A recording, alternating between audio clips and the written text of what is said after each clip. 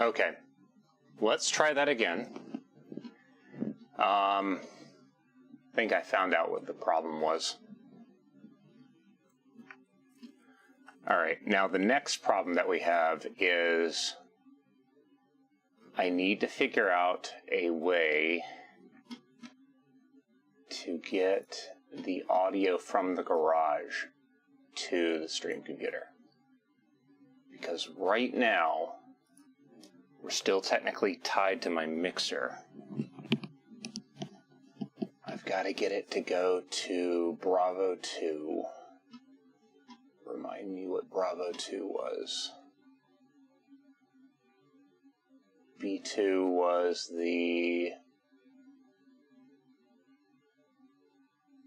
Ah, yeah, it was the virtual audio cable. Okay. All right.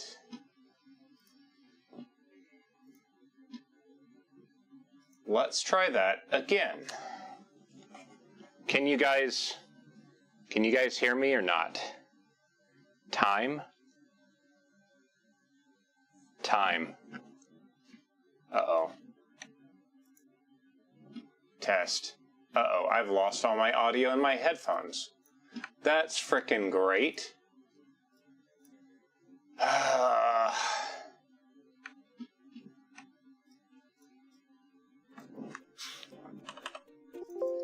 Now, sadly, yep, I can hear that. You guys can't. Or can you? I can't tell.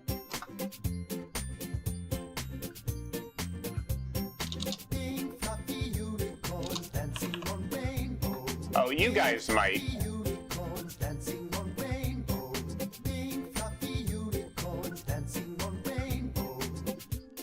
Okay, you guys can because that is still running from the game PC to the stream PC. And Happasack, welcome back, dude. Alright, so... time. 1300 hours.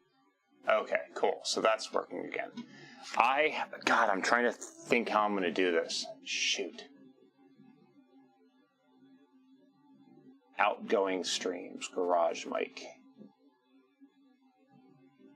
Gatorade. H2O. Gatorade. H2O. Water sucks. It really, really sucks.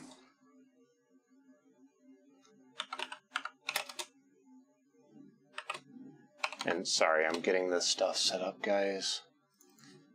192.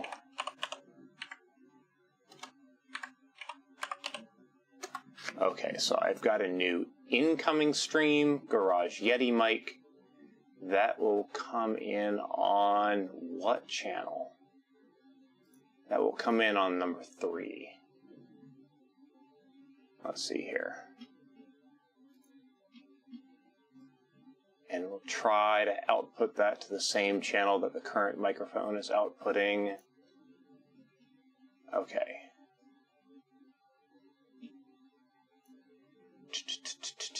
B2. Yeah, B2.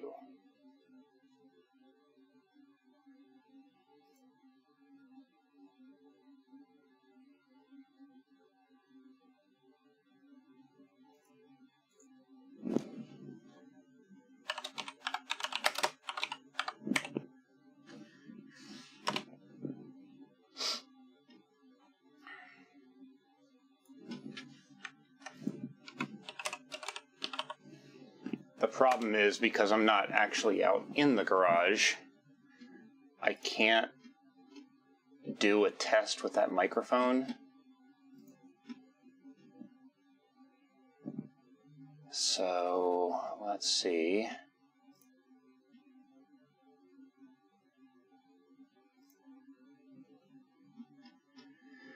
Oh, crap. Okay. Sounds. Recording.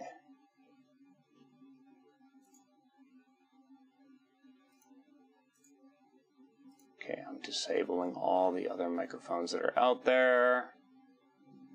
Okay, it sees that the blue microphone is current primary mic.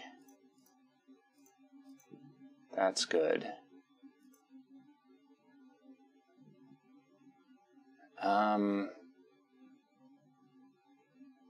Yeah, I'm not playing any audio out there. And sorry, guys, like, this is annoying. Like, I didn't think I thought this microphone was still working fine and I could actually use it. I really hope that this Yeti mic can pick up my voice actually in the garage.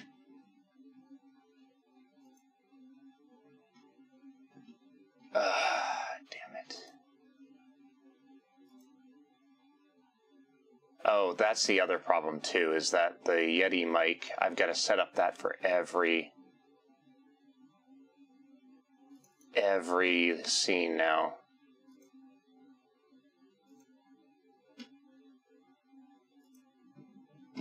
Voice meter, V-band.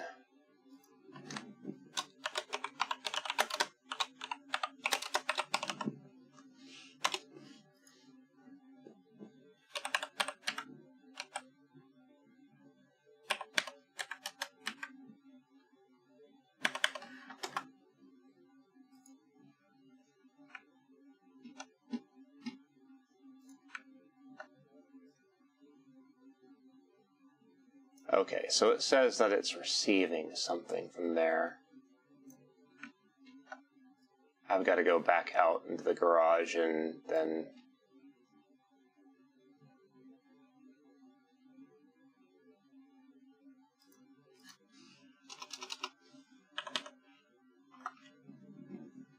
Camera 1. Camera 2. Camera 1. Why? Is it just getting a bunch of noise now? What was that? Sorry, guys. I'm trying to now figure out why this is... Something's looping now.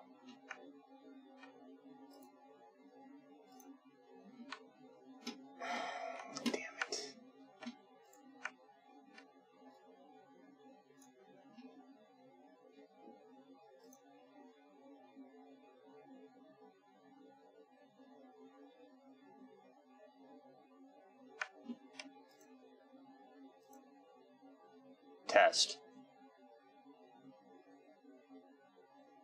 Test. All right.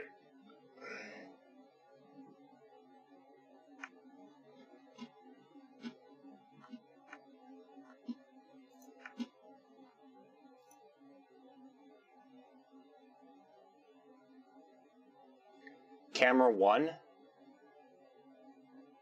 Camera 2. Okay, so that works fine.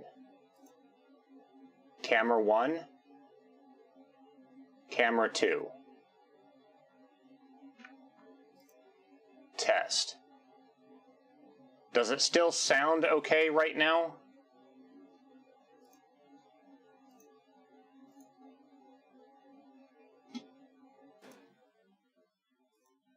Okay, because I've built a noise profile for my current wireless mic. Okay. So now the next issue that I got to do is I got to go out into the garage, and the difficult part is the remoting back into the stuff down here, which is annoying. Okay.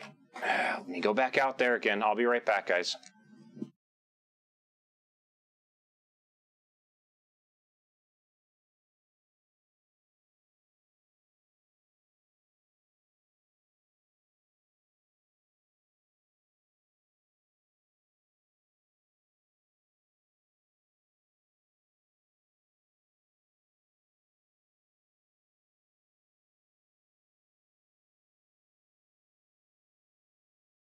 Okay, so we're back out in the garage, and I'm seeing the microphone pick up something. The catch now is we've got to see if it actually goes to the Stream PC.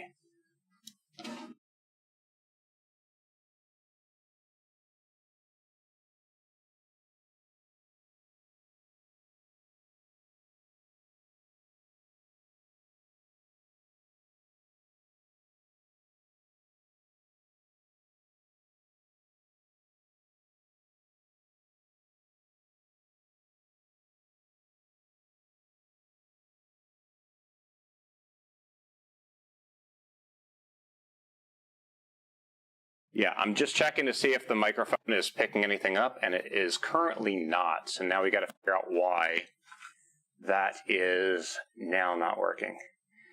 Because this is now tied to the garage version of OBS. That is supposed to be sending that through NDI, and I'm now wondering why it's not. Why is that not sending it through NDI? Go back to the stream PC.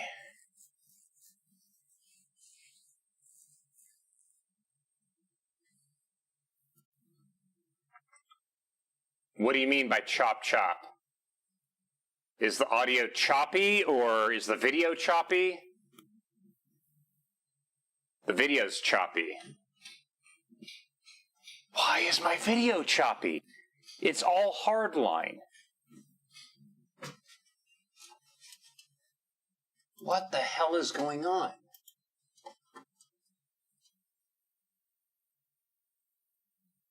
Quit that again. Okay. I've got voice meter. Voice meter is... Okay. Test, test, test. Test, test. Okay, so I've got the microphone. Oh, shit. Hold on. Remove. Test. Okay, so there. Microphone input 2 is it.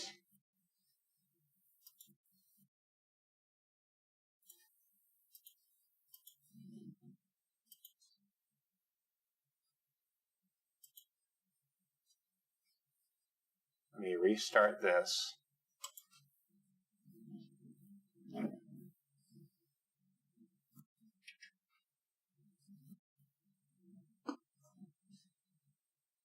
Camera 1.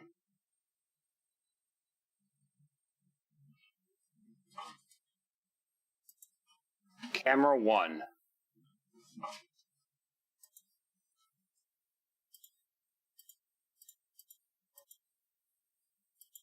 Camera 1. Camera 2. Okay, so we've got that.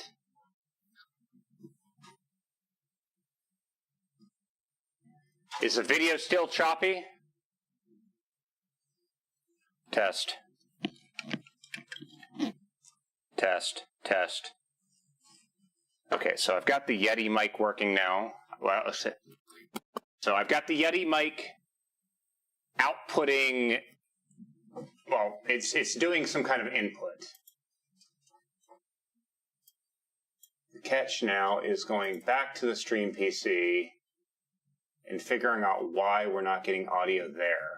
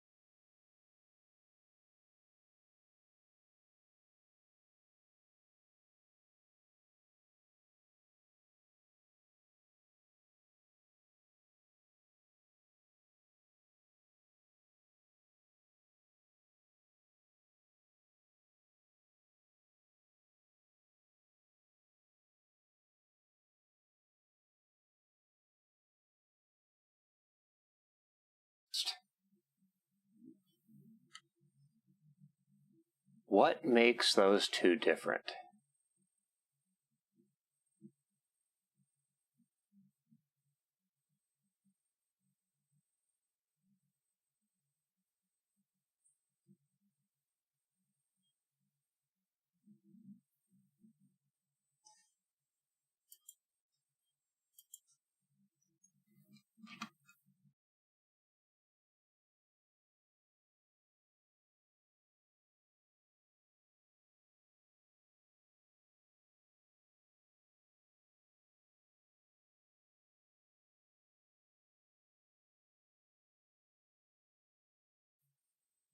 Test.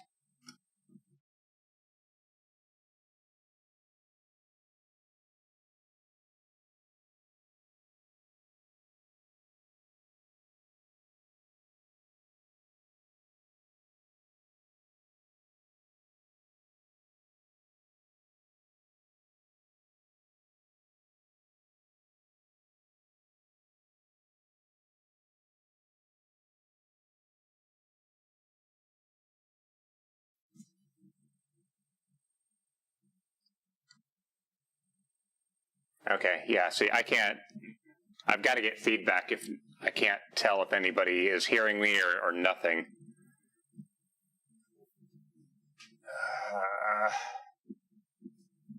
Why is this not working?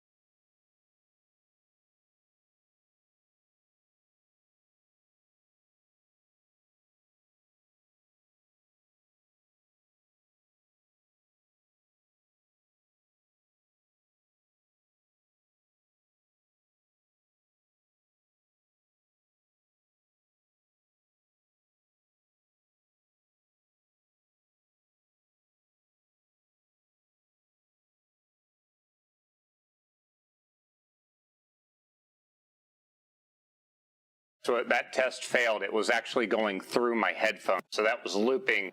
That was looping all the sounds through essentially the channel my music runs on. So I can't do that. So I've got to figure something else out here. I might need to completely redo the audio here. One moment.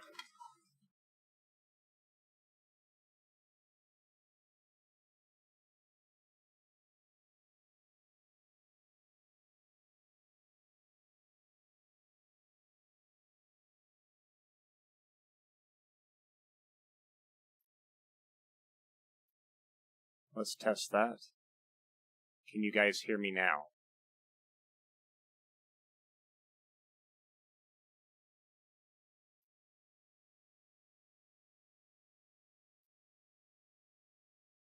Okay. So apparently I have had the wrong audio source for years set up. So let me do something real quick. So both of those should go to alpha 3. So now, so if I have the Yeti,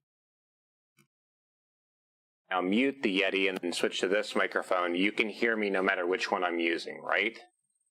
So if I take this one, turn it off, and unmute the Yeti, you can still hear me, correct? Sweet. Okay, so yeah, apparently the way that I thought I had the microphone set up is not the way I had it set up. So, we're using the Yeti now. Let's do some more tests.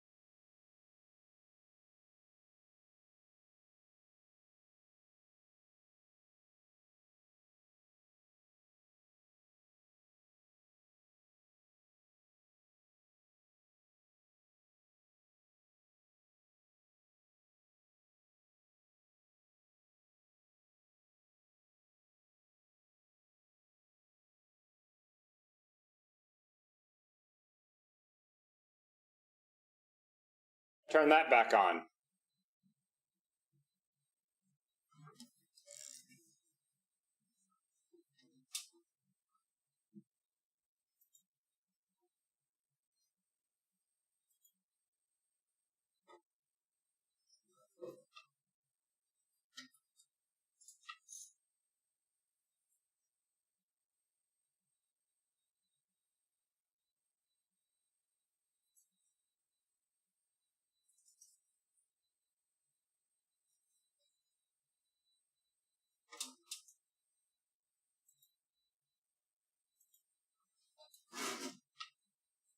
Okay, if I don't have Splashtop running right now, that's the remote software. Is it smooth now? Now both fine. Okay, so I think it might be Splashtop that's causing the stutters. We now just got to figure out why my microphone suddenly just cut out again, though. Why did that change?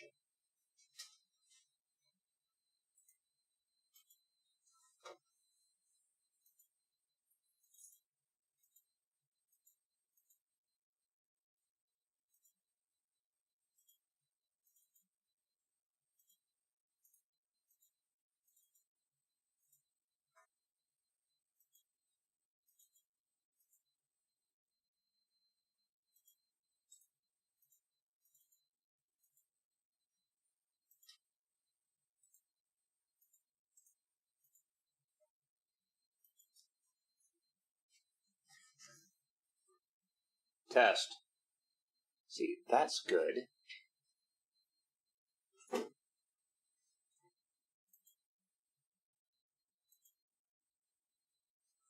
Test.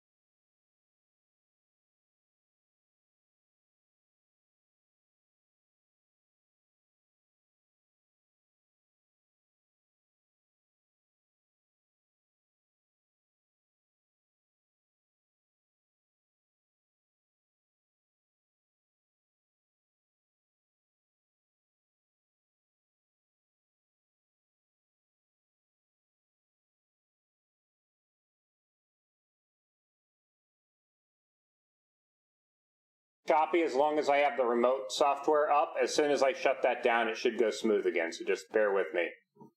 Right now, I'm just trying to get the Yeti mic to recognize and play again.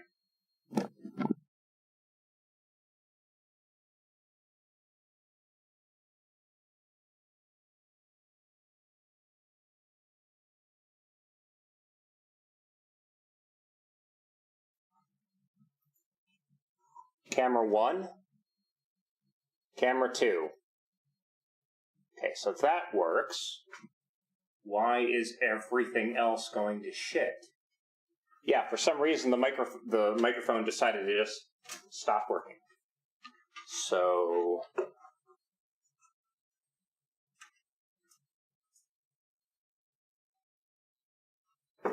and yeah, be aware the video is going to be very choppy as this figures out what the hell's wrong with it. Testing. Why is that now not listening to anything? That, hold on, what was that? Test, test, no. That was really weird. I saw a little bit of input. I saw a little bit of input from it the moment I unmuted it, but then it went to crap. Oh, there might be a bad solder joint inside of it still. Testing.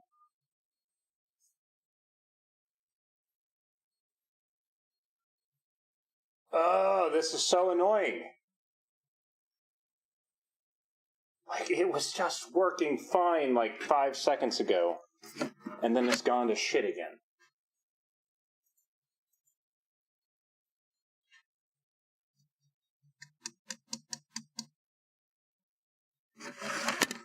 Testing. Yeah, I have a feeling, I think the capacitor burned out, is what I think happened. Okay, well, yeah, the only thing I can do is have this wireless mic, and I'm going to have to put it somewhere in the room where I can walk around, and it will pick everything up. I've wasted too much damn time doing this. I could be working on the car right now, but we haven't even started working on the damn garage to clean it up, so... Oh my god, I got so many damn bugs in here, too. Shit! Okay, let me turn this thing off. And hopefully the video goes back to smooth. Now the problem is, I can't remote into the stream computer without it getting all stuttery, so...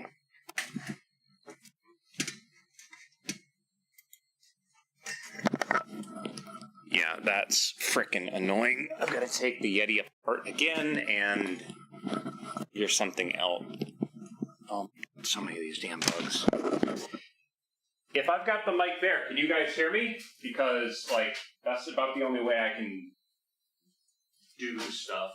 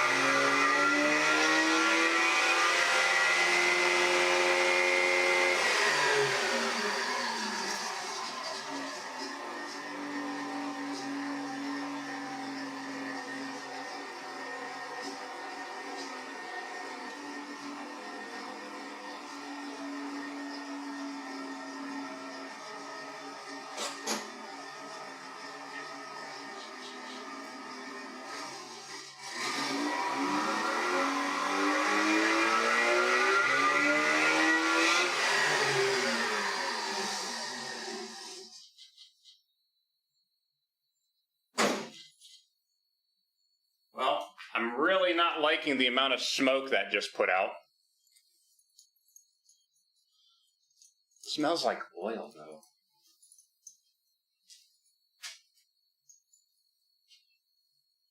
Okay, now I gotta figure out why my RX-7 is smoking like crazy.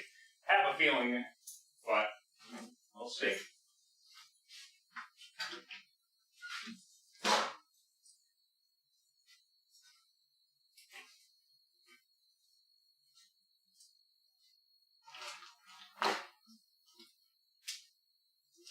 Yeah, I didn't even see the smoke screen till I stood up and turned around.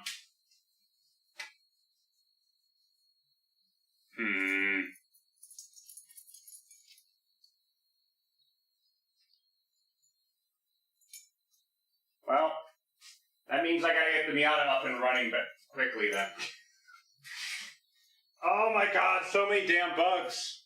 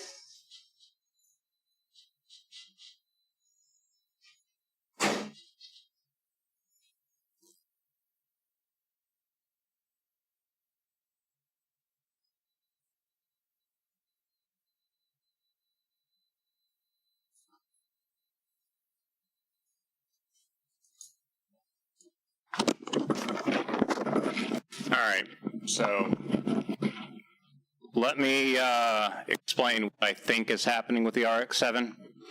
I think that one of the spark plugs is fouled, meaning it's caked over with gunk. I'm going to let it cool down a little bit, and then I'm going to take the plugs out and check them. But I think what's happening is one of the rotors is not currently igniting the fuel, so what you're seeing come out the back of the engine is literally unburnt fuel, just a lot of it. And the reason why I'm thinking that's happening is because my O2 sensor is reading extremely lean, like leaner than a rotary engine can even run, meaning most likely one rotor is just pumping pure unburnt air and fuel through the rotor. So I just need to change the spark plugs is essentially it. I just got to now let the engine cool down a little bit before I do it so I don't burn myself. But I think that's what's happening. I mean, the car is running fine. It's just, no, that car has no turbo right now. So, all right, let's see if we can get some other stuff cleaned up, though, while that cools down. Oh, also, don't know, I think I showed some pictures of this online a little while ago, but let me show you guys this, too. These are the new, well, you guys can't see because the camera's so damn dark. Camera 1. We've got some new battery cables that we're going to be putting onto the RX-7 at some point because I am upgrading the alternator on that car.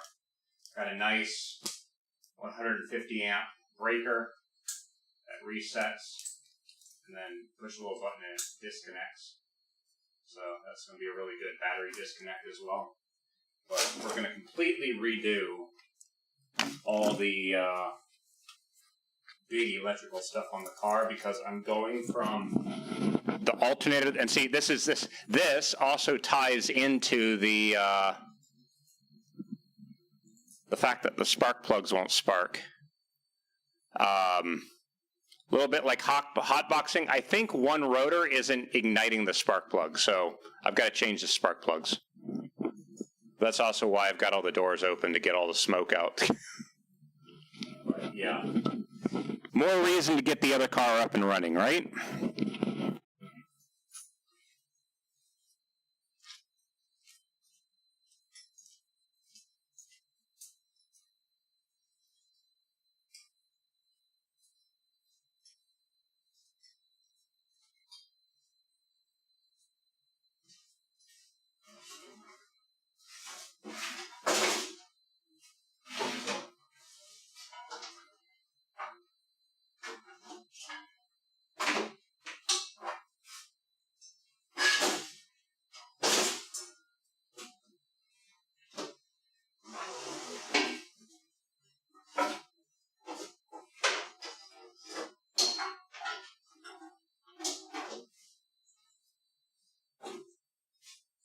These are all big tools I need to get off of the ground.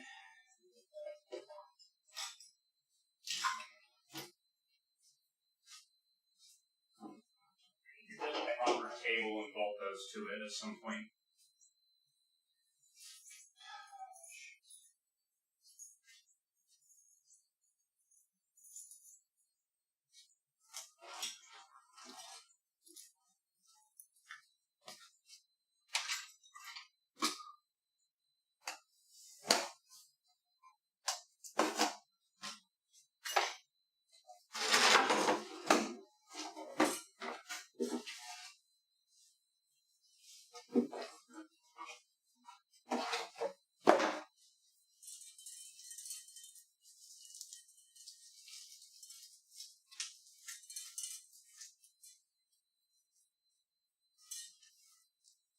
Next track. Can't tell if the music's playing or not now.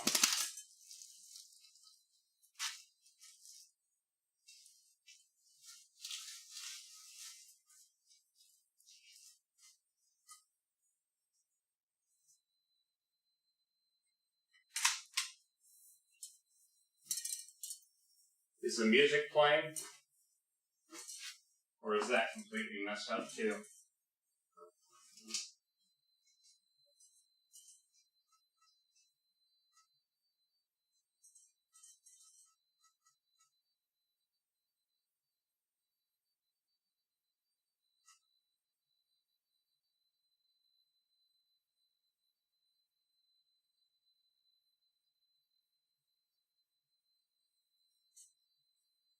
Oh, that's awesome, because I can't hear it.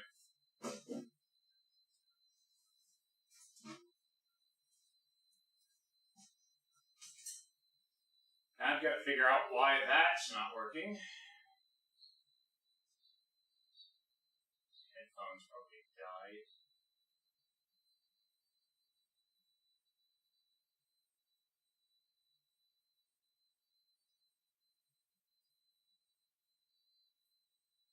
There they are. Volume 20.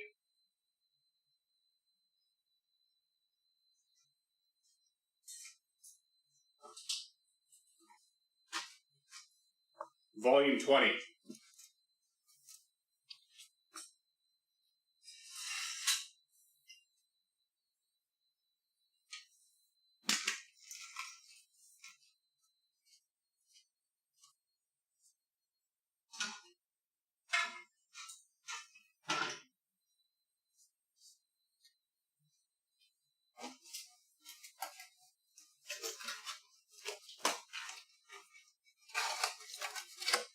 Smells more like oil. No, it actually smells like unburned fuel, which is why I'm thinking that's what it is. Rotary engine spark plugs also look really weird. Get off my damn camera, you piece of shit.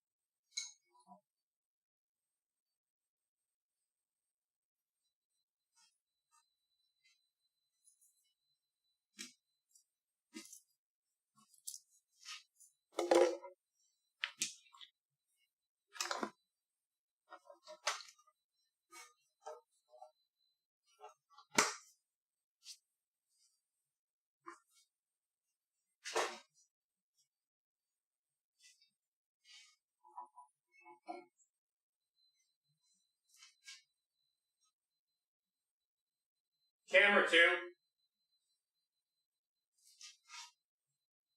Camera 2.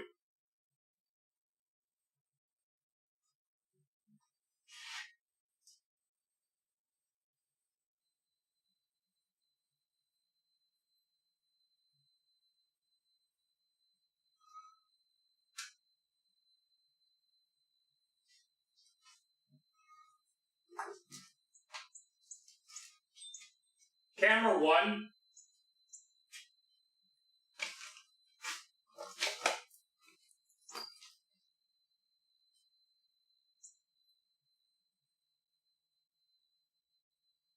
Volume 10. That's a rotary engine spark plug. A little bit different design than what people are used to.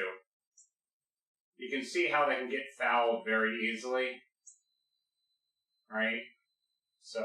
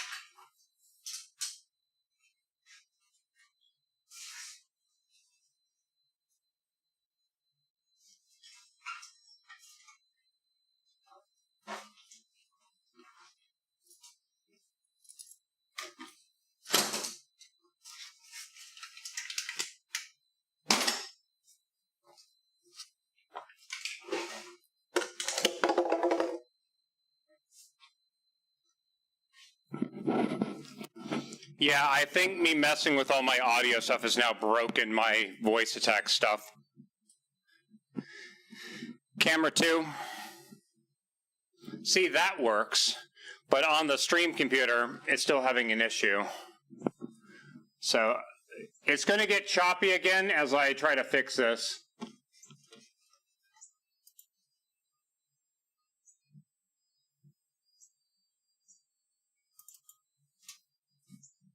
So just bear with me as I fix this thing.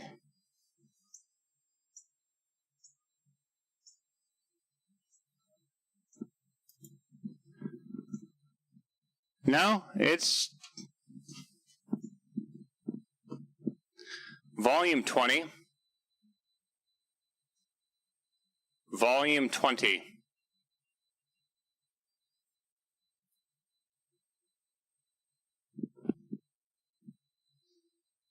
It's seeing a lot of noise for some reason.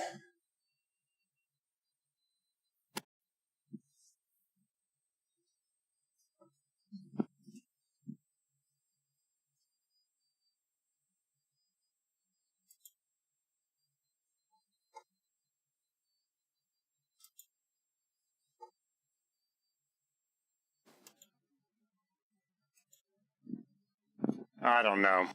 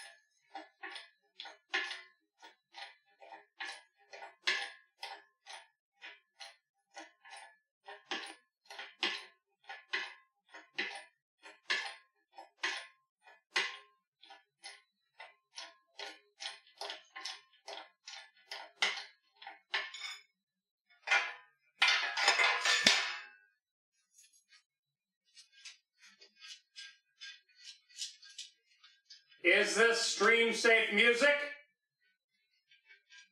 Go and check my VOD and let me know. This doesn't get saved to the VOD.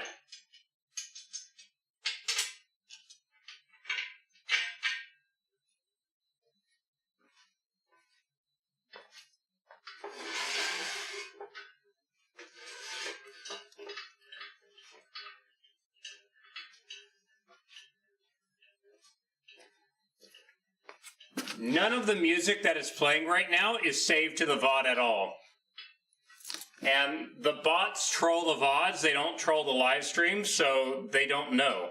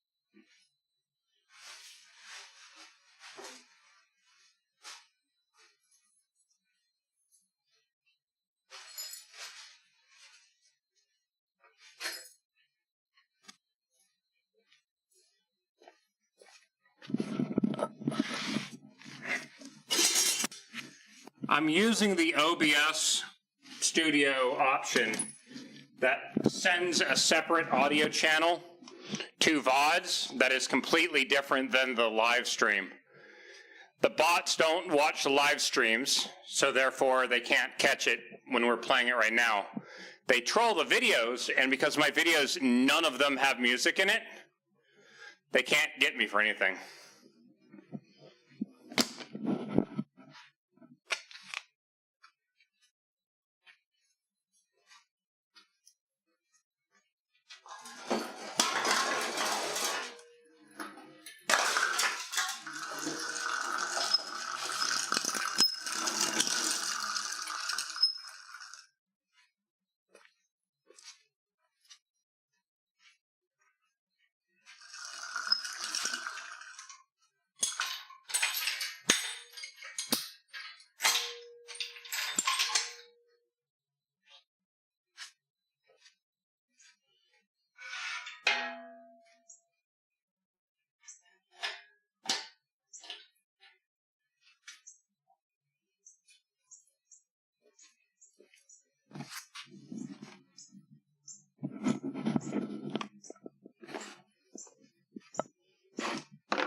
No rules have been changed at all. If they make a bot that can troll the live streams, I'll be screwed. But until then,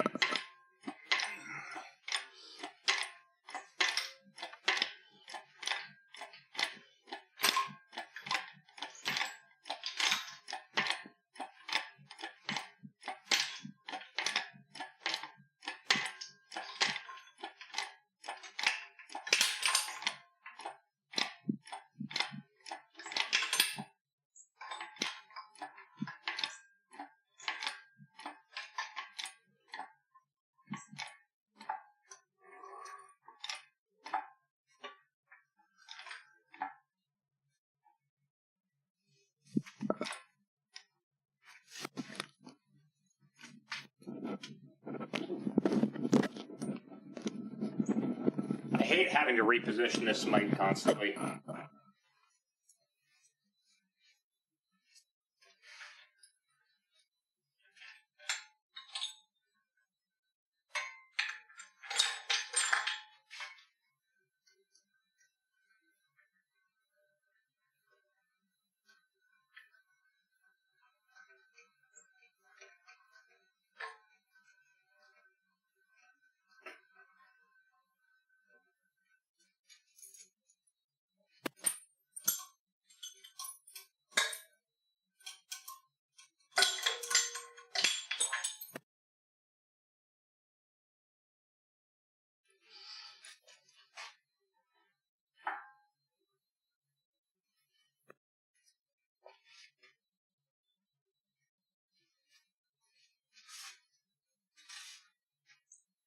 What do you mean auto tracking?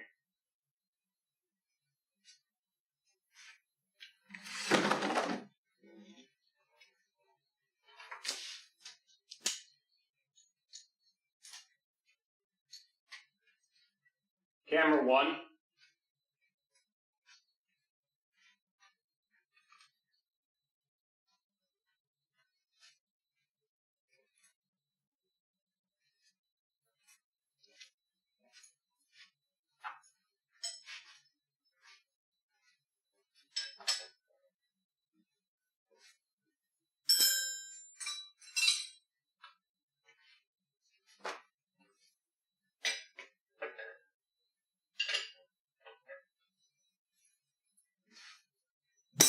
Little cam and motor. They make cameras that are designed to do that, so I'd rather get one that's actually designed to track.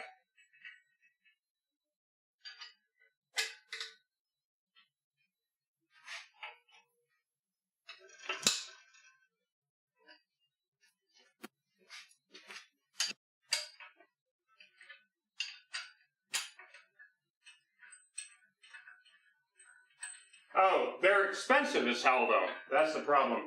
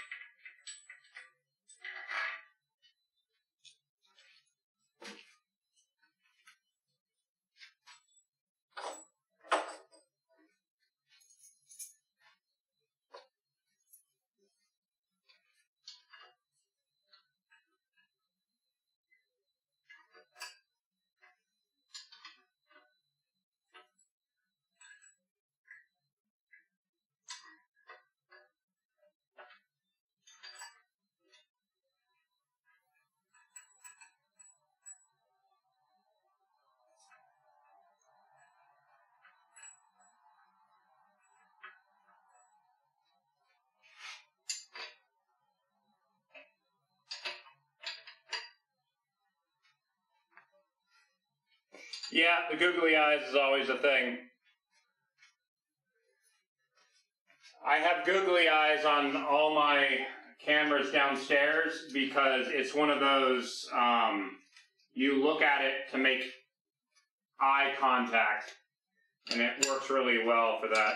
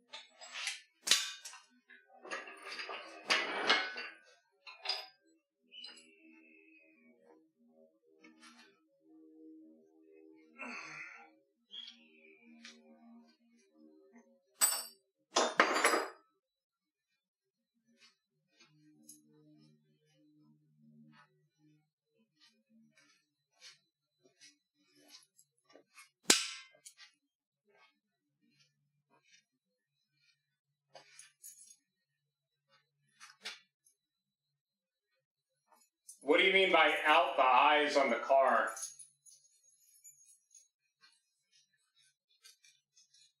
Oh, to put them on it?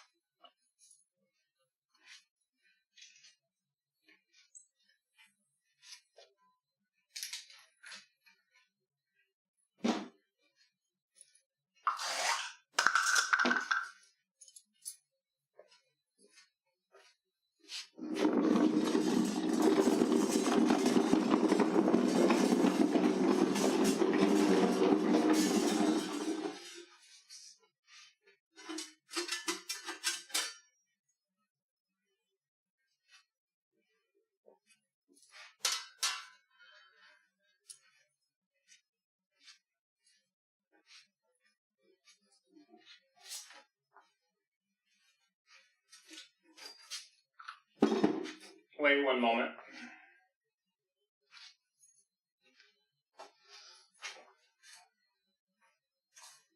I've got to find something here.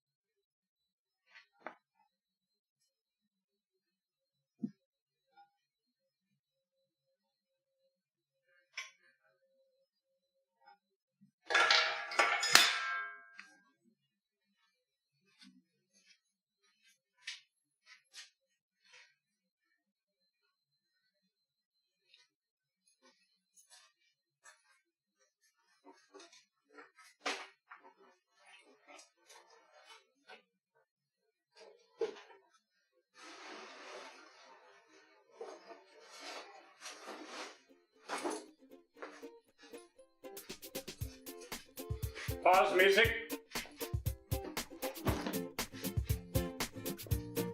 Pause music.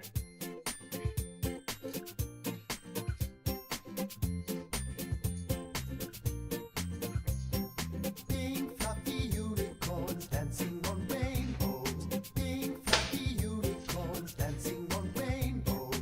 Pink fluffy unicorns dancing on rainbows. Okay, bunker.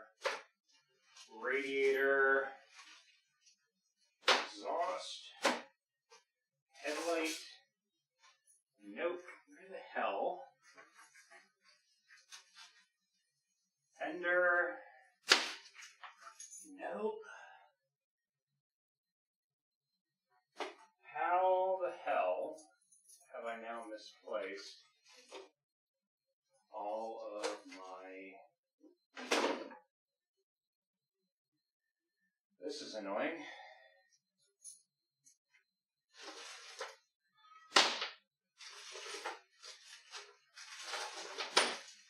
Bumper, radiator.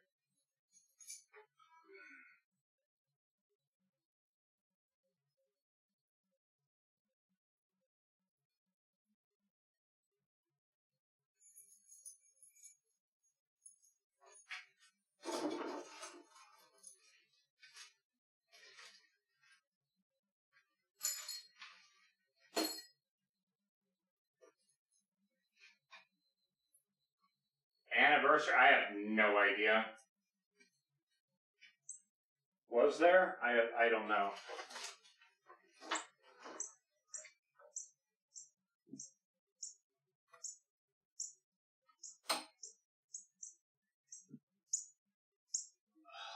Man. So now, the next issue that I have is somewhere I had the flywheel and pressure plate bolts, and now I have no idea where they are. I think the pressure plate.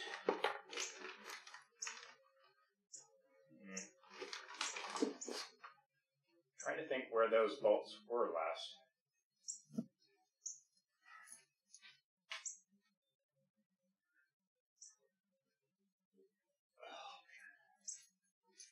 Wait, what is this on the ground?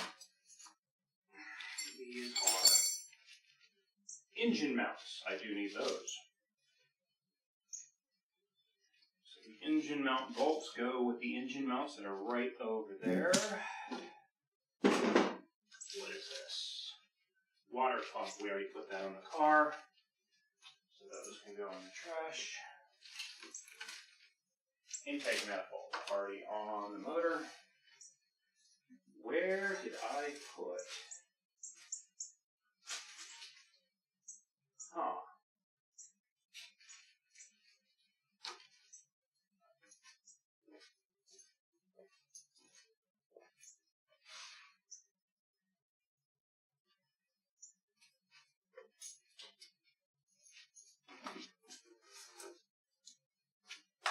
Okay, those are the bolts that bolt the transmission to the engine. But now, where did my pressure plate bolts go?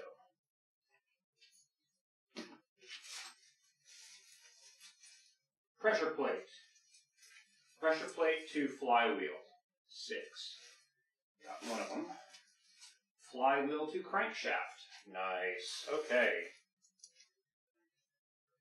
So these, we're going to have to clean up a little bit before I put them on.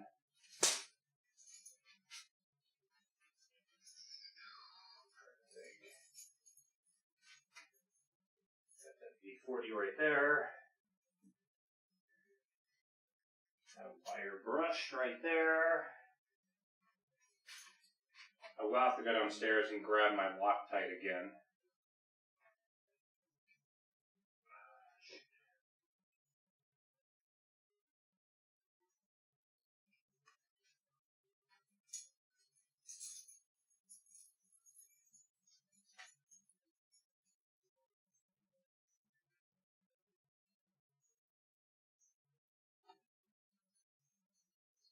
Julian, thank you very much for the resub, dude. Appreciate that. Hope you're doing well today.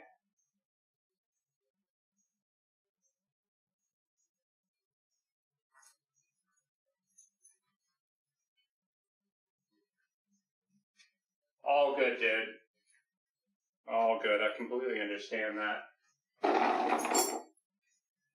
All right, I'm going to grab this microphone again. Move the chair so it's in the shade. I need to work on cleaning these lights up a little bit. Set the mic. Mic is here on the floor now. Because apparently the wire does not like to be moved around. It crackles and pops. which is not a good thing. All right, so there should be 6 of these, and there is.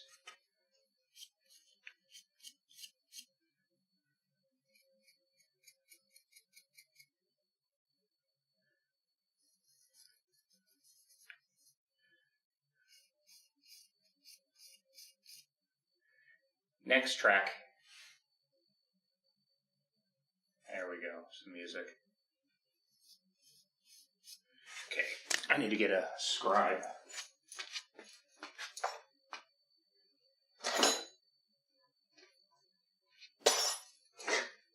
Of course this plays.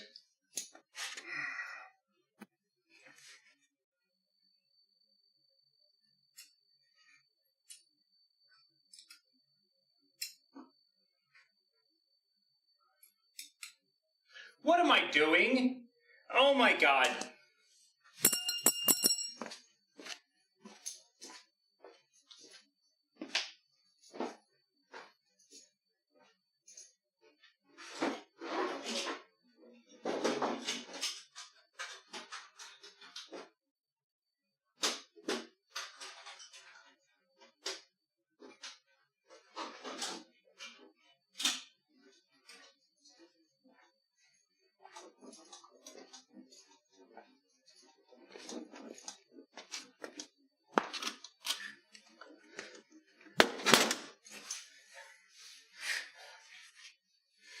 I'm trying to wire brush to clean the threads out.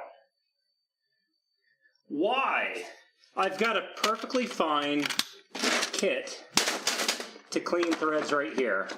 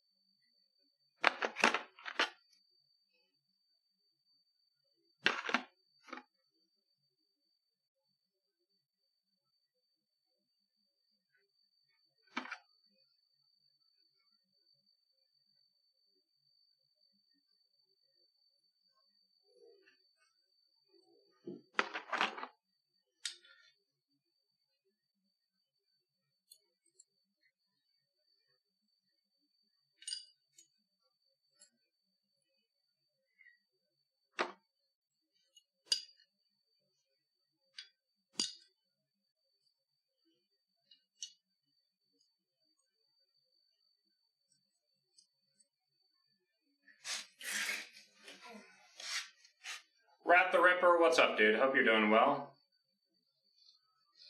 So these bolts are M12 1.0 thread pitch. So I can now run them through this and clean them out.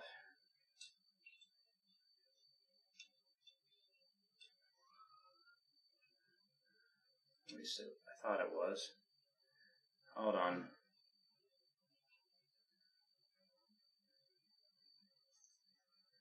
Yeah, they are. It's just these threads are so caked with red Loctite. I need to crank on them a little bit. So let me find a proper size socket.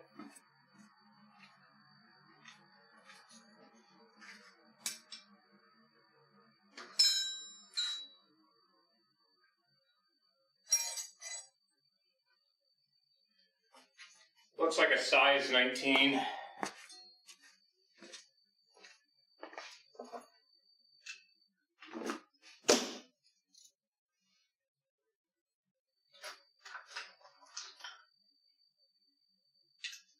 Yep.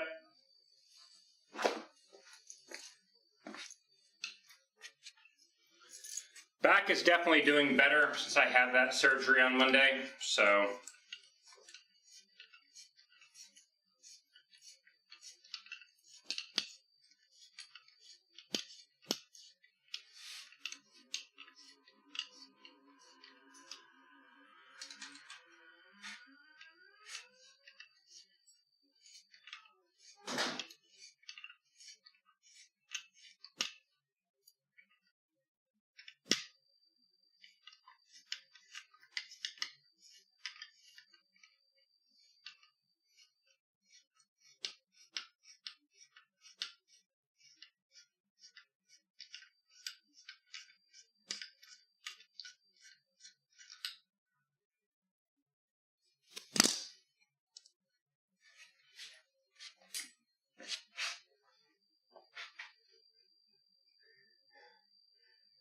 That's what it should look like once you clean all the threads out.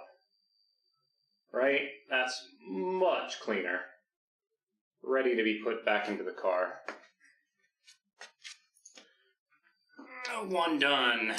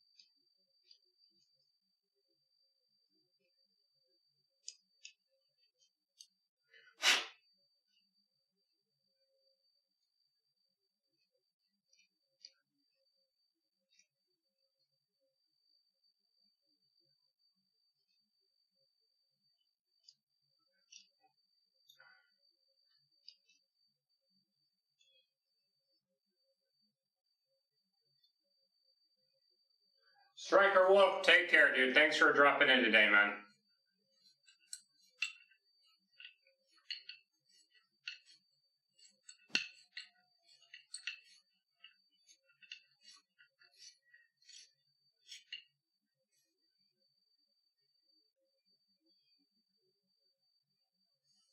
One moment.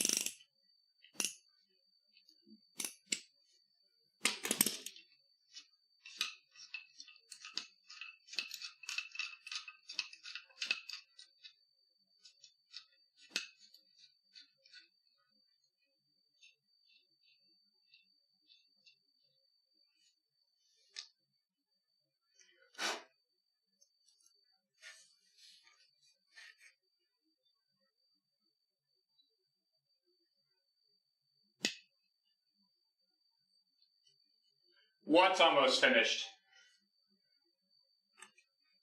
The car?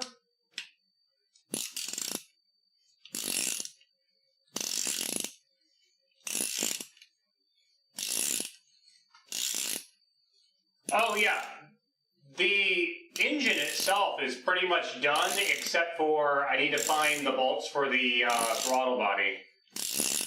But the engine's done. I'm getting ready to put the flywheel and the clutch and pressure plate on, and then possibly bolt the transmission to it. But yeah. The engine's been done for the last few months. It's just my back has been absolutely shit.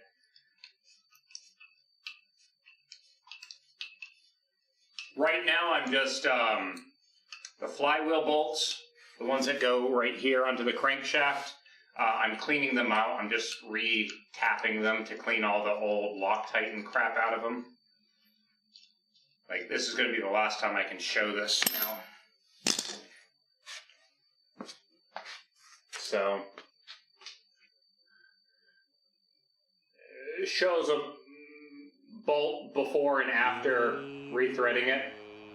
H2O. Gatorade. So you can see, Water sucks. It really, really sucks.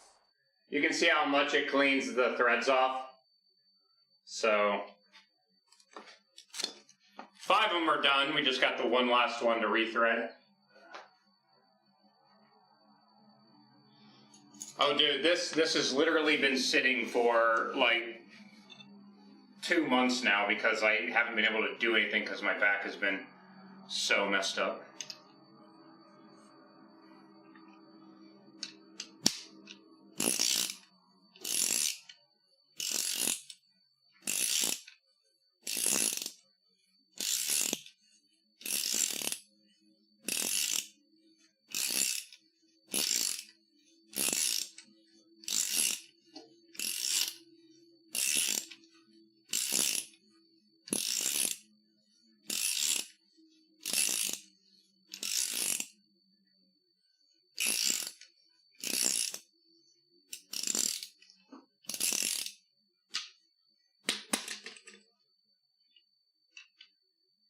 Aren't these bolts stretch bolts? Not these ones, no. Stock Miata ones, yes. The ones that I have, no.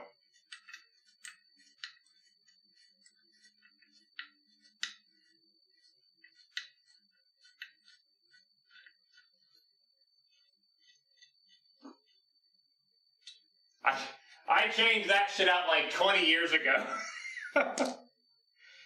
The first time I changed the flywheel. Alright, clean all this crap up.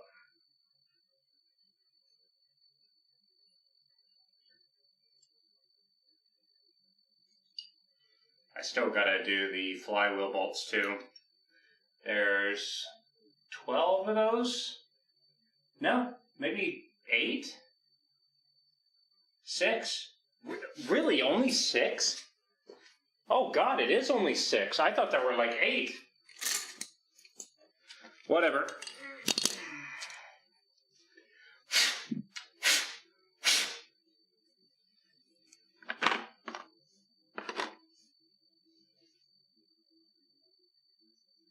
Okay, I'm gonna go downstairs. I need to grab my red Loctite.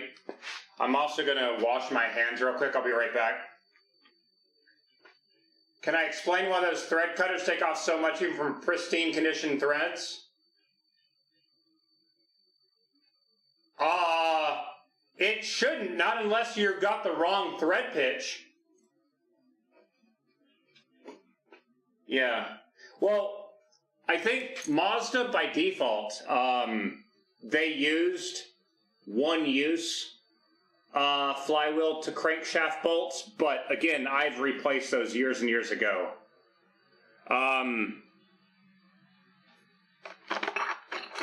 So here, let me try to...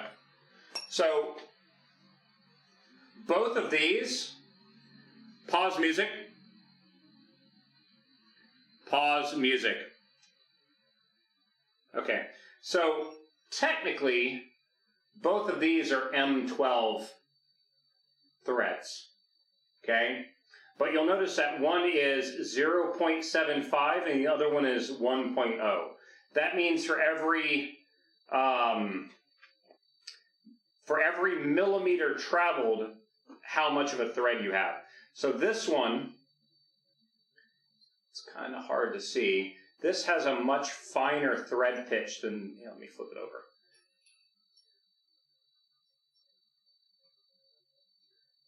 .75, 1.0.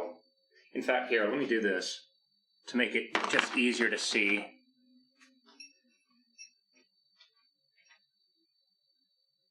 So 75, 1.25. If you look at that, you can see how the one on the left, the threads are a lot larger. Like there's a larger gap between peaks and valleys, right?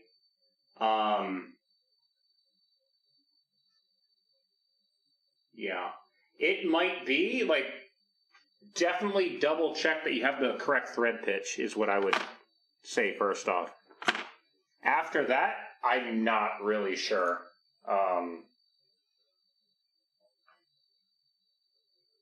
Like start it, make sure it's just cleaning the threads and not cutting new ones, and then finish the thing. Like don't just go all in and cut them all the way down. I'm not really sure why it would be cutting so much. Like it should be like, I could have done that by hand and tighten it down. I just took the thing out to just not work my wrist as bad. If you're having to like really crank on it and you're cutting threads, then yeah, there's something else going on. I don't know why I would be doing that. I'll be right back, guys.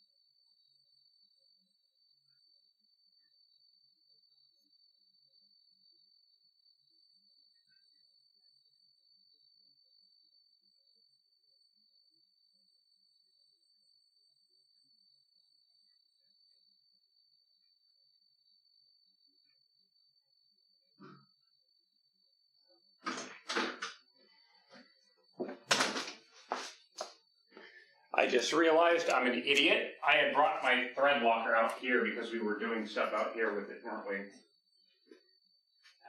Where is it now?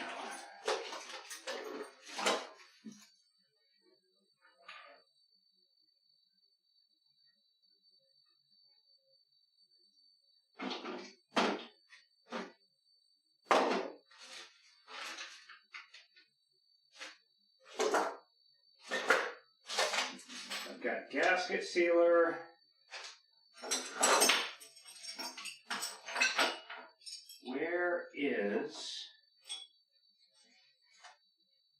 Where's my thread locker?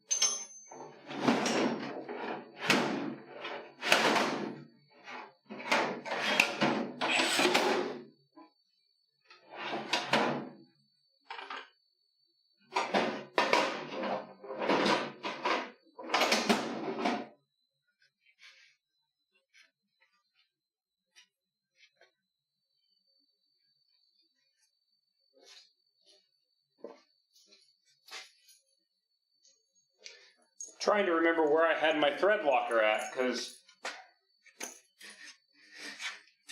Okay, I'm standing right here. Thread locker's right there. Frickin' snake, it would have bit me. Whatever, we got the thread locker. Alright, so next, gotta do a little bit of Googling.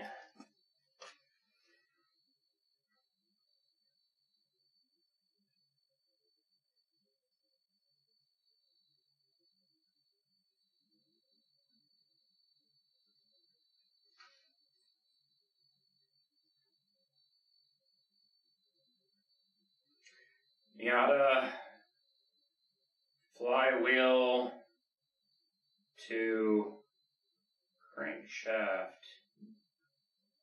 torque specs 71 to 76 foot-pounds.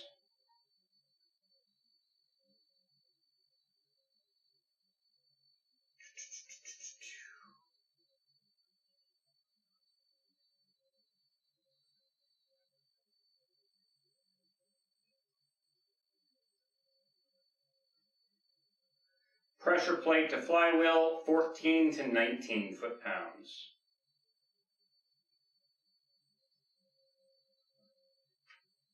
Okay. Okay, good.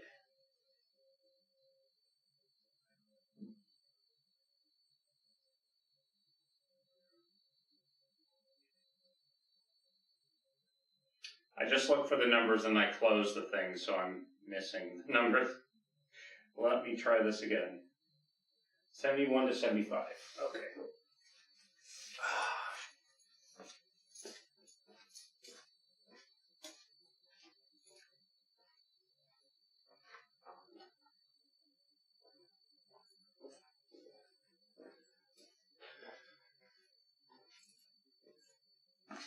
Well, the me placing the Loctite down was like a 2-month-old stream, so I'm pretty sure that I've set shit down since. Or the garage has been moved around, essentially.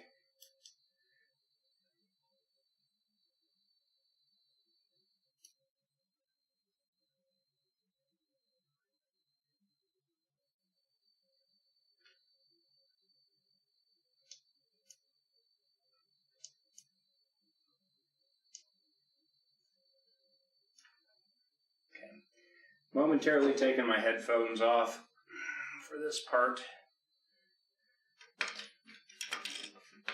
Set that down right there.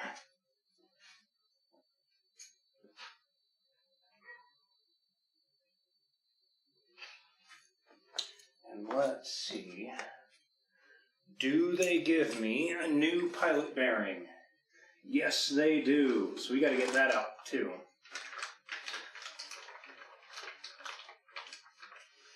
Surprised I haven't got a Haynes manual for the Miata. I have 2 of them for this car.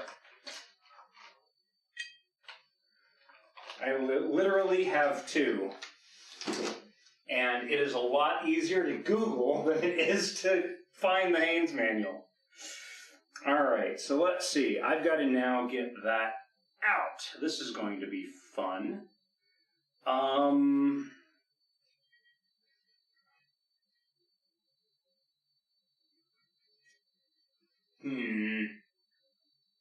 Okay, hold on a minute, guys. I've now got to hit some shit with a hammer.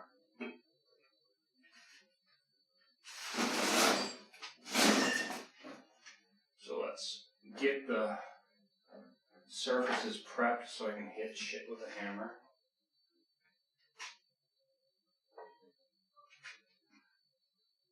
Okay. And when I say hammer, I mean mallet. But whatever, close enough.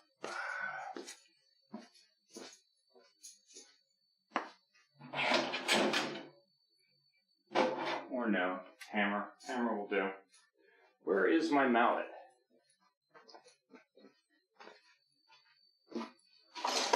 Oh, there's my mallet. I was like, I know I have one. All right.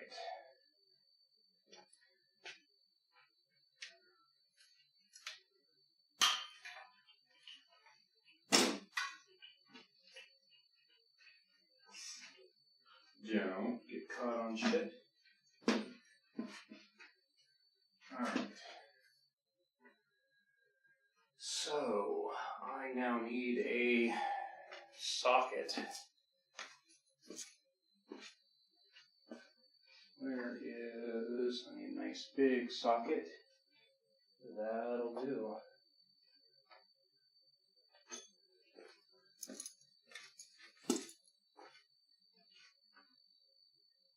Okay, so the socket I just placed down, that is what it looks like on the bottom. Pretty damn flat. And as you can see, it is larger than the bearing. So this will be really good for driving the new one in and making sure that when it hits the top surface, it stops, okay? But right now, we gotta get that one out. I've got that wide open. There's a big enough gap in there. Can you guys hear me?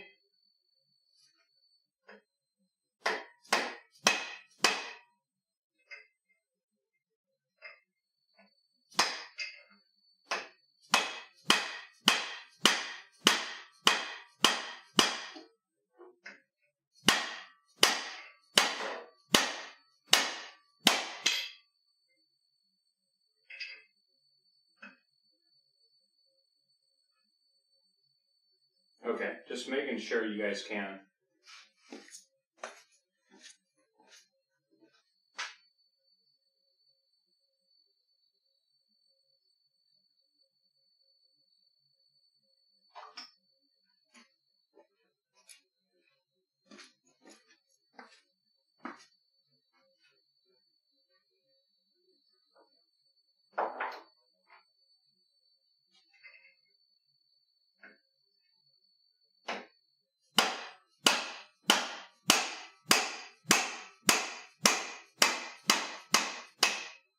So as you can see, it's driving it out. And there we go. Smash your thumb a little bit. Ow. Where the hell did that thing go? Oh, there goes my thumb though. Ouch. So this is called a pilot bearing. This is what the, sorry, I crushed my thumb pretty damn good doing that. The transmission input shaft sits inside of this. So when you're pushing the clutch in and the pressure plate releases the pressure off of the clutch, this is what's supporting. What turbo size am I running on the Miata? 2560R, Garrett.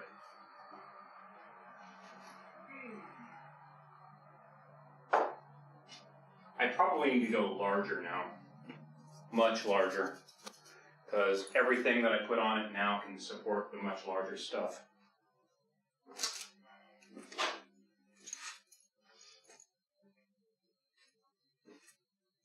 Alright. So this rotates nice and smooth. That is now going to go right in there. And very carefully.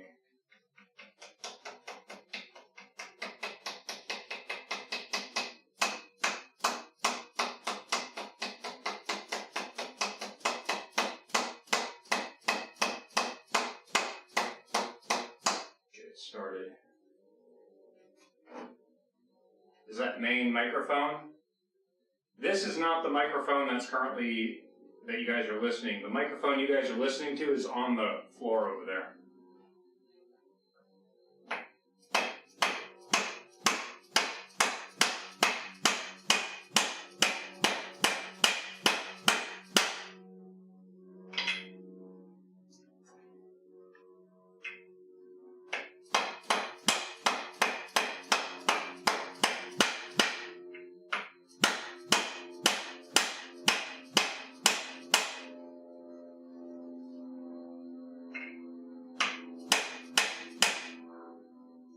to pinch my fingers.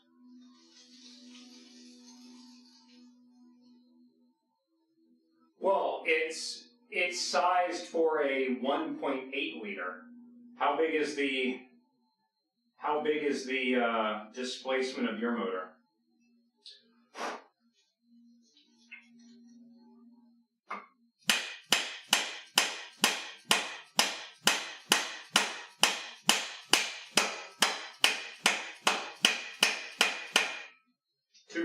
Yeah, that's an extra liter of displacement that I don't have. So see, that still spins nice and freely, and now I just got to get it in there is all. Now this is also a dead blow hammer. There's a hollow space inside of it and like metal shot. So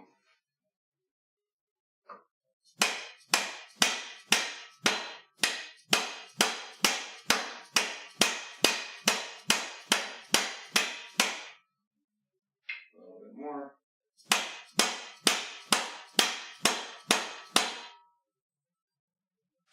A little bit more.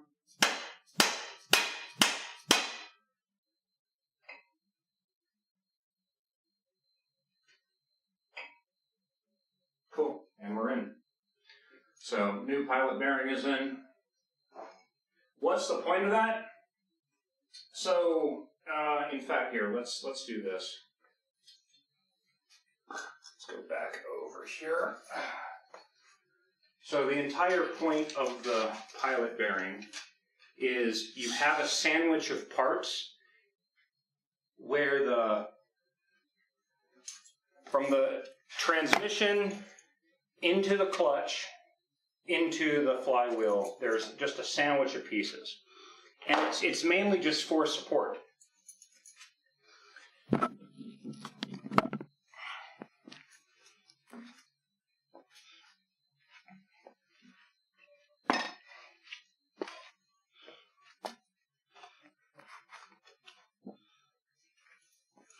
So that's the input shaft right there, okay? If you have all this stuff in it, and like the bearing that's holding that shaft is way back here, like 6 to 8 inches back here. So from here forward, that entire shaft is unsupported, okay? That pilot bearing, I'm going to grab the old one. That pilot bearing, all it does is that part of the, you guys can't see shit.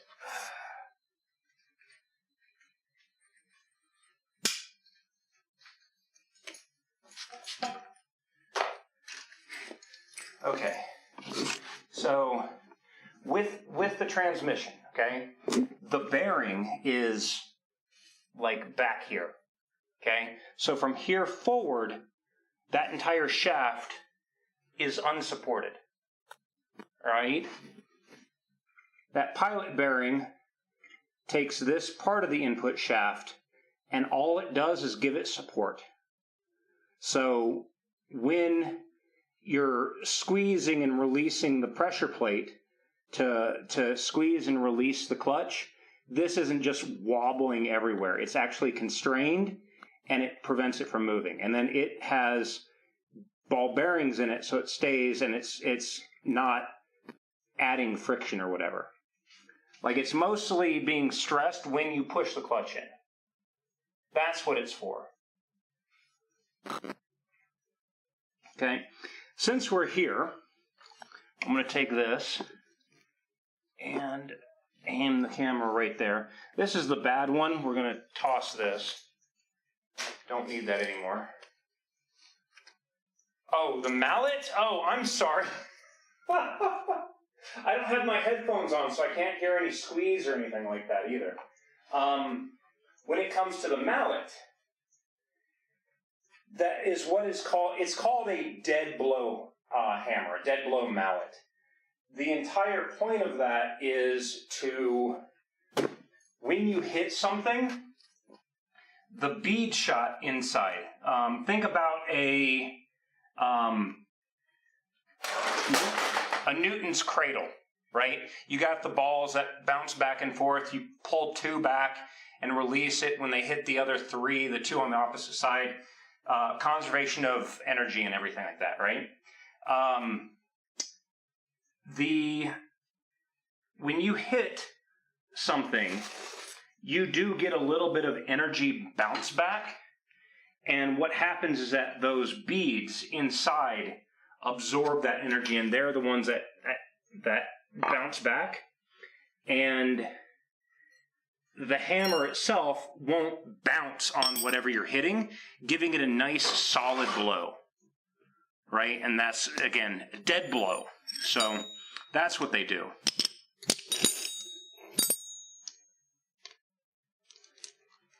Okay, I'm gonna, okay, hold on. Gotta get the next part here. So this next piece is what is on the transmission itself. You can see how this one is a little bit rusty and nasty. Give me one moment, I need to find a broom.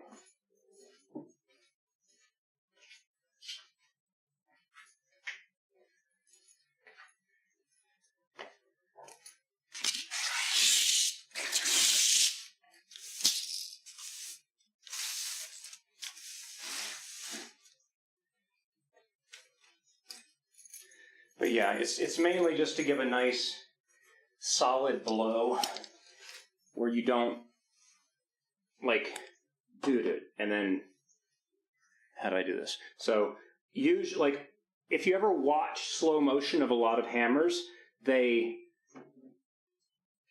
kind of do that, right? There's like a little bit of bounce back. Dead blow hammers, they just go down and they just stick it. And it prevents that bouncing action. All right, so for this is where this gets a little bit irritating. This piece out here, let's see, I'm trying to get camera wire routing here. Oh, of course we get the frickin' ads now.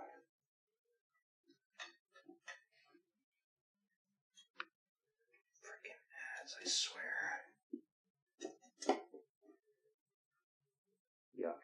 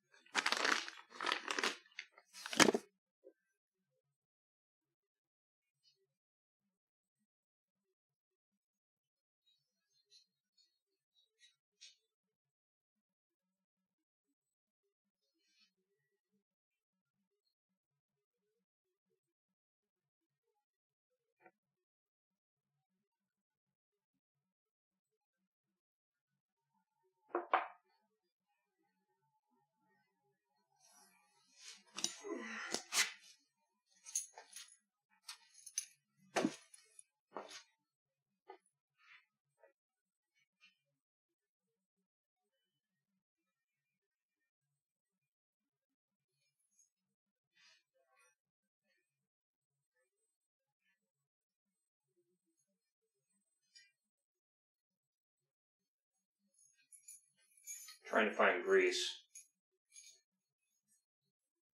Yeah, that's why I'm not doing anything, Dittrich. Trying to make sure that the ads playing don't interrupt anything. I'm looking for grease. I had some brake grease somewhere. I'm trying to remember where.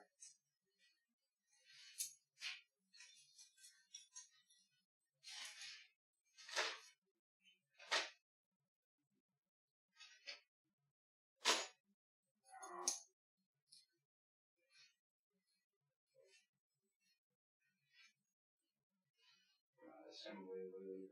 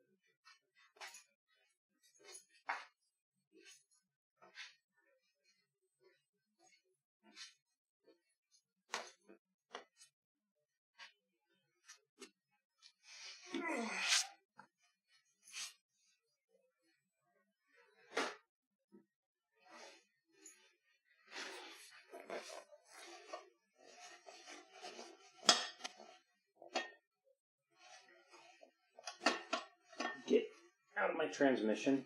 Go away, bug.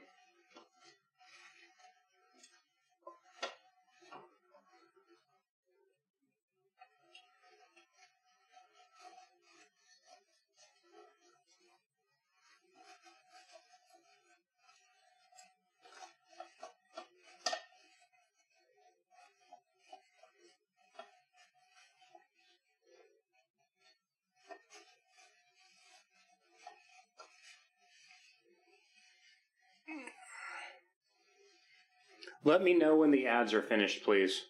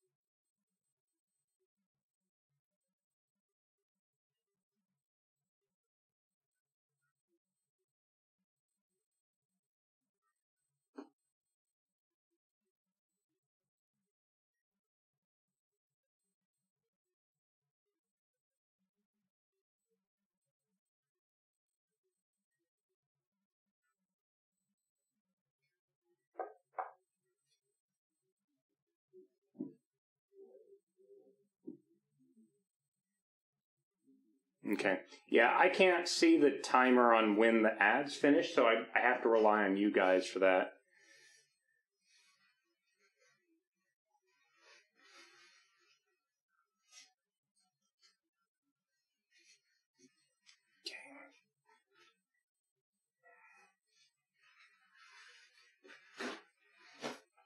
Get off my shit, bugs, I swear.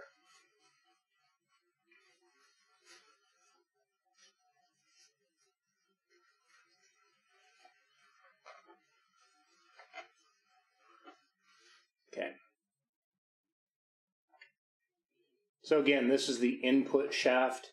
This is what transmits power into the transmission.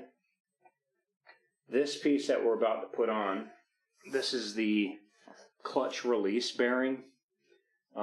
This is what pushes against the tongs of the pressure plate to release it.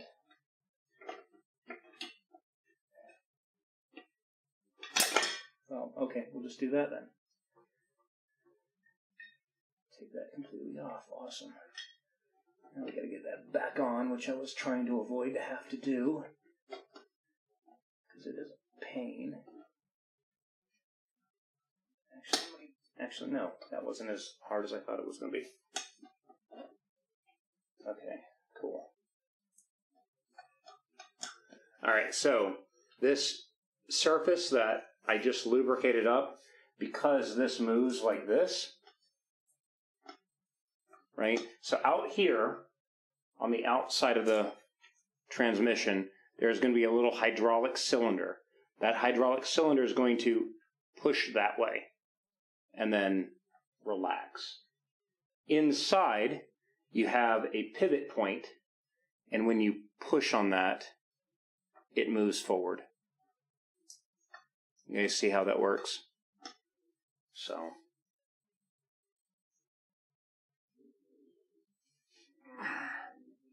it's like damn bugs trying to drink my blood. Like, you're just gonna get, you might as well just drink out of my Mountain Dew. All right, so that's ready to go. Let's change back over here to the back of the motor. Okay. Now, this next part, really want to make sure that this is really clean. So I need, trying to get as much of this crap off of my fingers as possible, because I don't want to get anything anywhere. Where is my alcohol? I saw alcohol in here earlier. Where did I put it?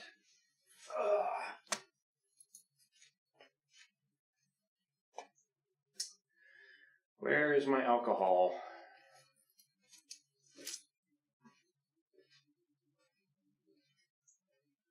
There it is.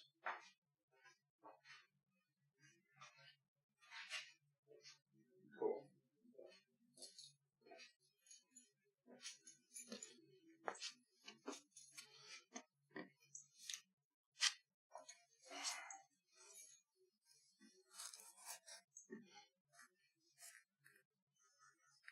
Well, not that kind of alcohol. This kind of alcohol.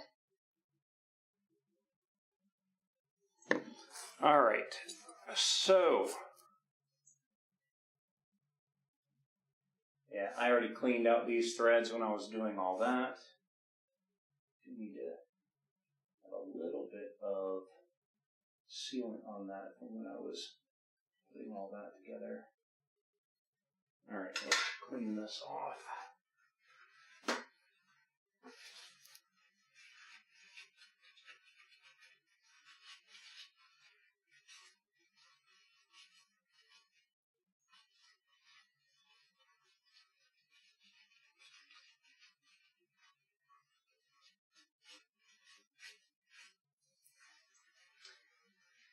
I just about made a huge, horrible mistake. I am so glad I noticed that.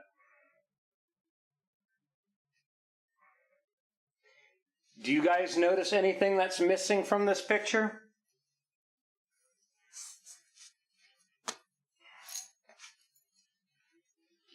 That would have been one of the biggest mistakes you could have ever made right there. Holy shit.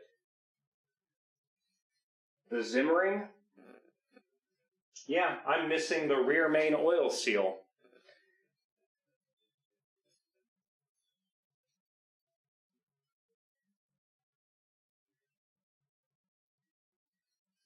All right.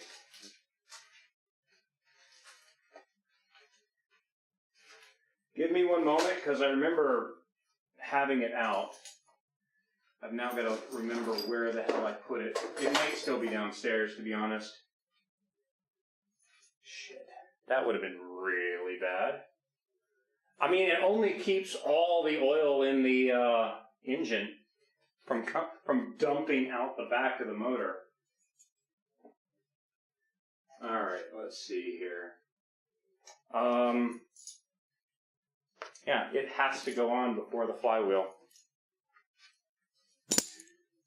I'll be right back, guys. I'm going to go downstairs and check again, because I'm pretty sure I know I have like 3 of them.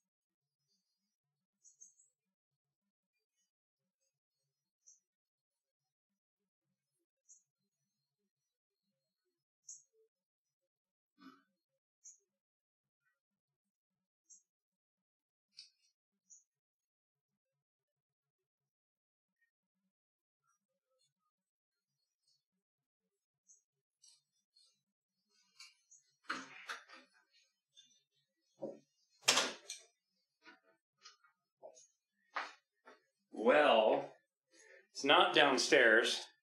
That being said, I did find something else. I needed these. These are the collars that go to my helicopter cyclic stuff. Where's my engine rebuild checklist? Mine is literally on tape that I have on the window of the car.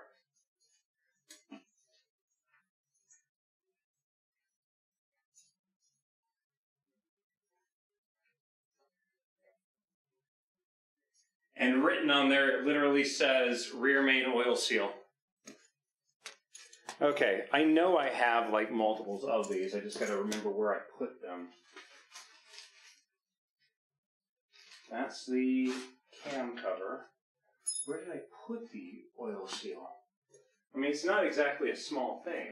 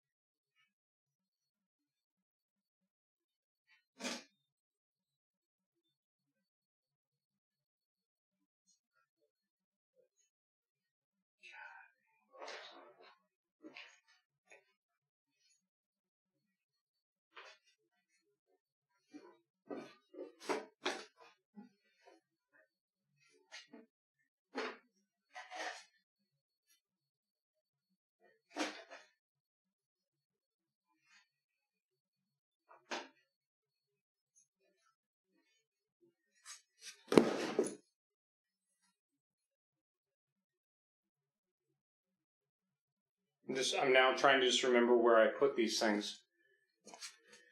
Oh, just shit moving. When I moved from the basement into the garage, that was like, what, 2 months ago? So, trying to remember where the stuff was 2 months ago.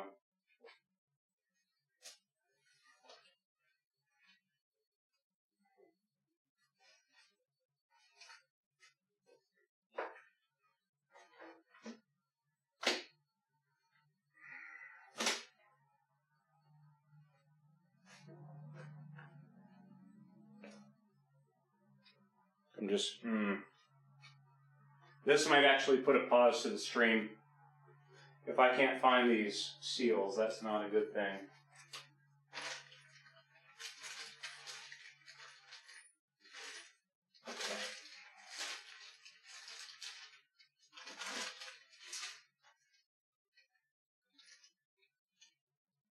Interesting.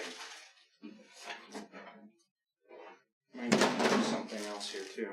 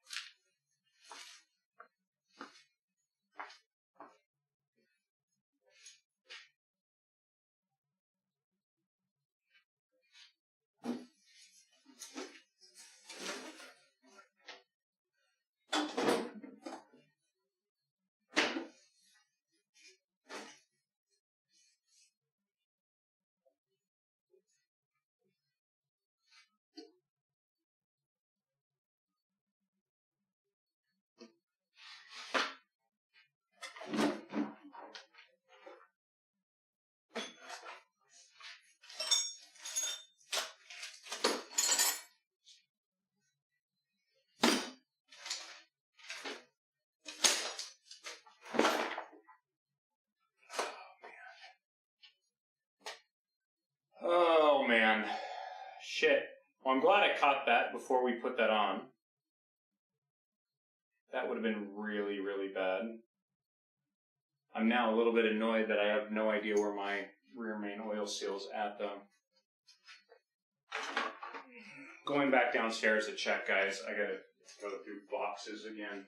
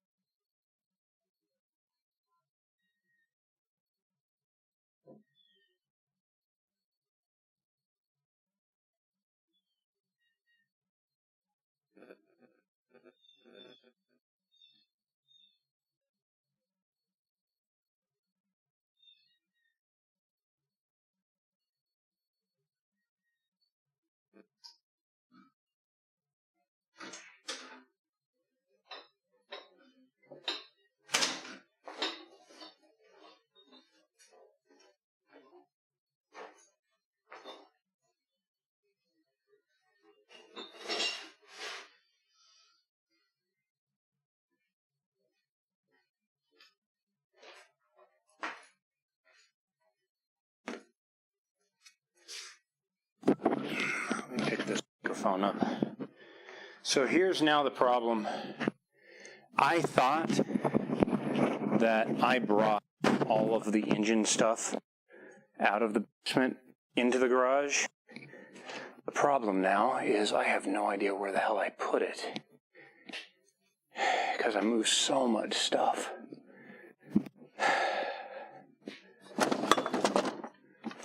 I don't think that... Oh, let me try this. Let's look into the MX-5 box to see, did I just throw it in here by chance?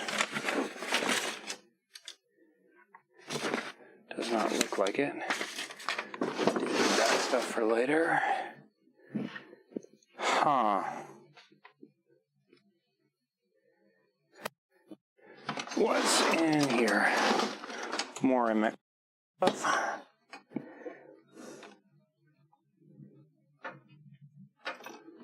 Nope.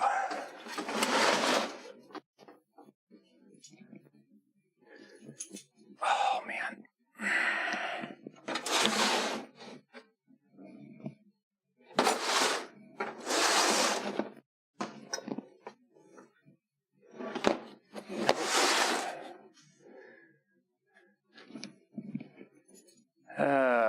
Crap. The thing is, like, I know that I had 3 of them. The problem is, where did I put them?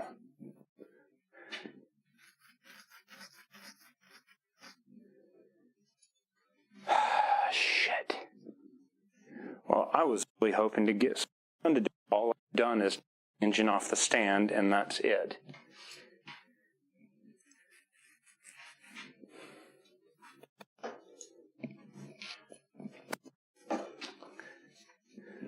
Let's see.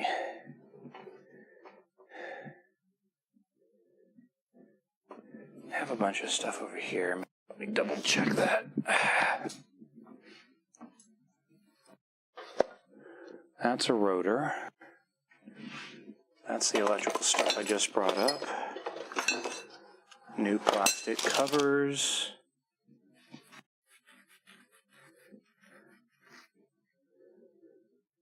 Oh, man.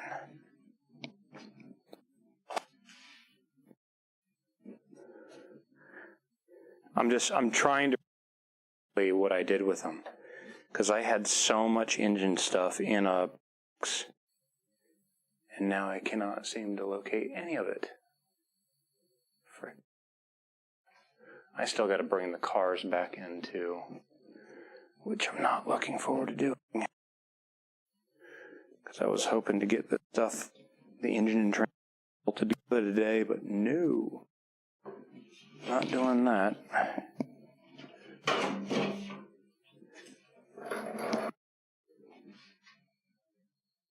Camera 2. Camera 2. Is my stream dead? Camera 2.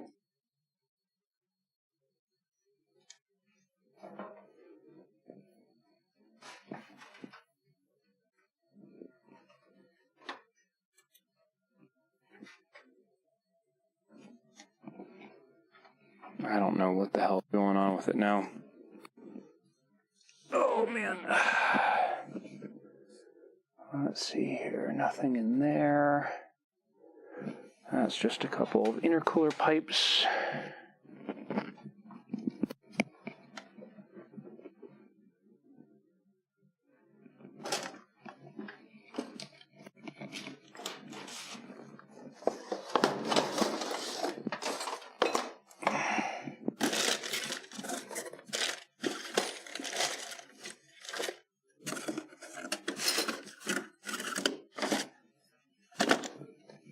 Nope.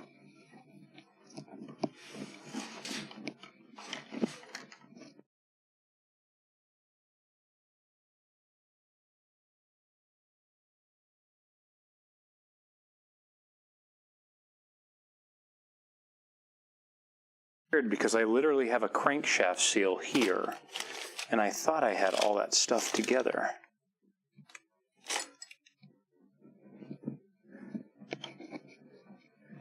Those are stock pistons. That's not them.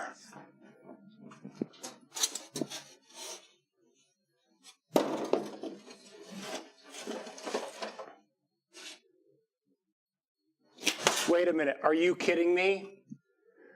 Guys, you are not going to believe this.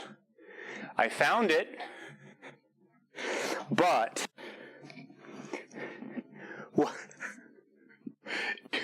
you all are seriously not going to believe this, okay? So check this out. I found it, but as so many of you are here because... Did my mic die?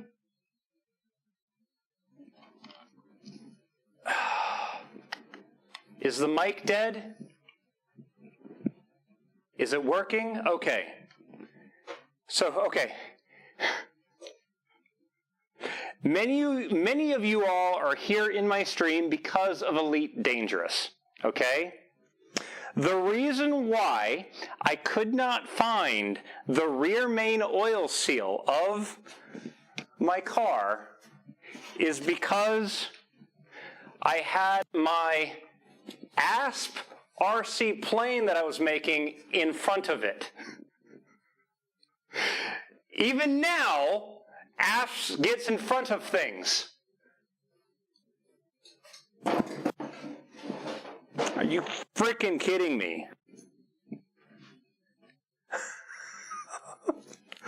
Frickin' wow.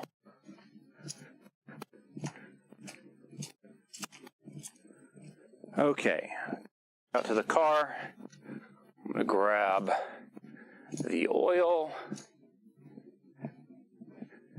ASP in front of things all the time.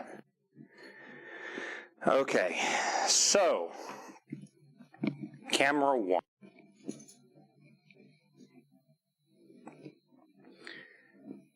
Camera one.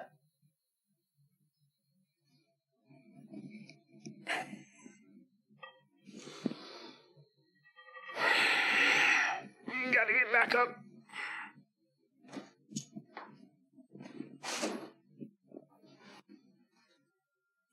Okay. So we're back there.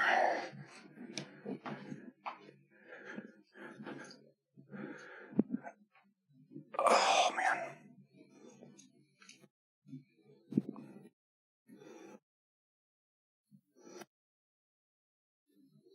Essentially goes over all of this, and you've got to put it in evenly so it doesn't get pinched by the crankshaft.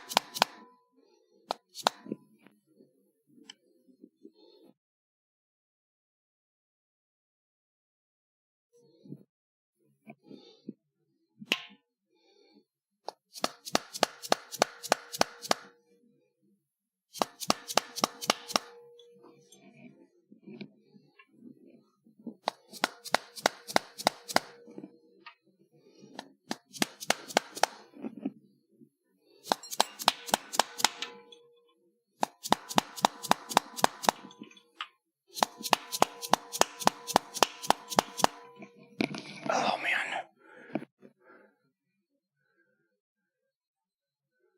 Where is tool to install it? that. You spread the load out using that.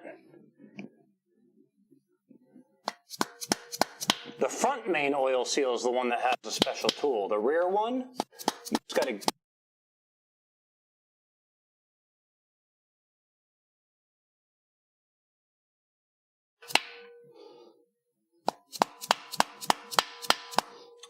one that has a special one. And I put that one in a while back. That one I know is on. Make sure that's that. Okay. Oh man. I'm going to sit down here on the ground.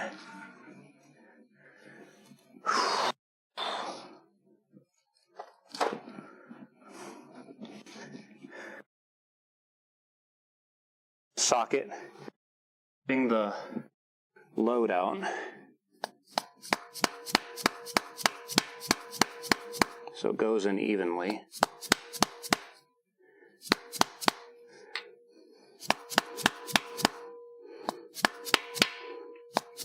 And doesn't pinch anything.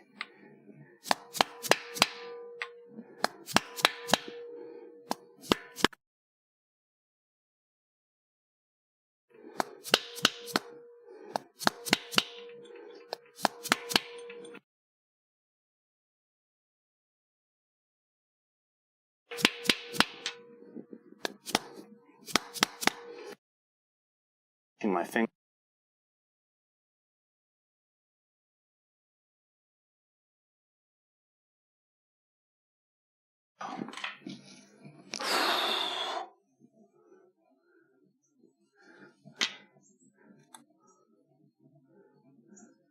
A little bit more on that side.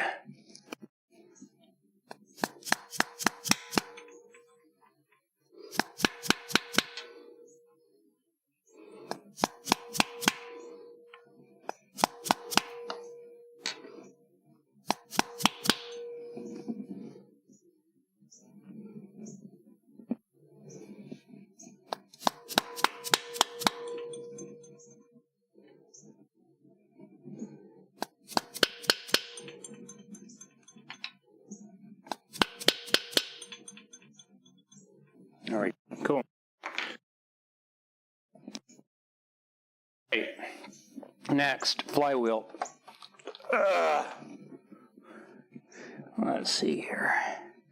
Yeah, this one was nothing dynamically balanced on it. So that will go on just like that. I need to get a bolt ready with Loctite.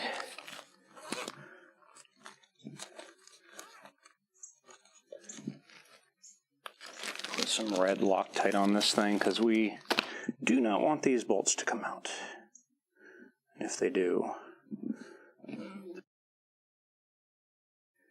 what is the word?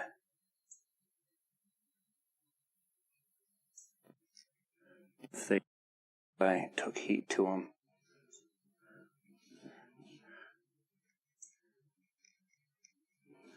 Okay.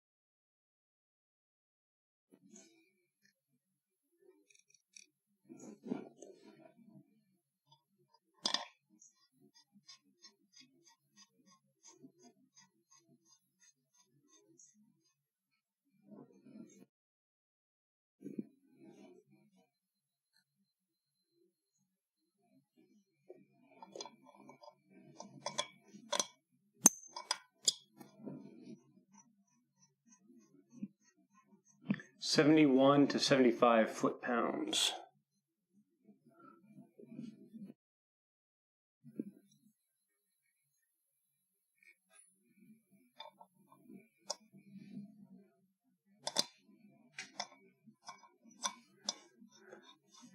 You know what I probably should have done? Yeah, never mind. I'm good. Actually, no, I'm not. Shit. Still need to find the adapter. Damn it. Where did I put that? Problem. Shit. One moment, guys. I'm going to have to move fast, so I'm going to be unplugging the microphone again. I'm trying to find this shit.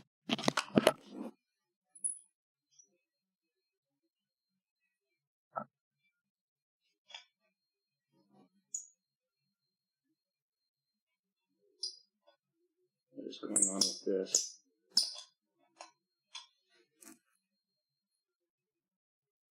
What's going on with that? There it goes. Okay. Cross thread that one. That would have been bad. Okay. One moment, guys. Not that one.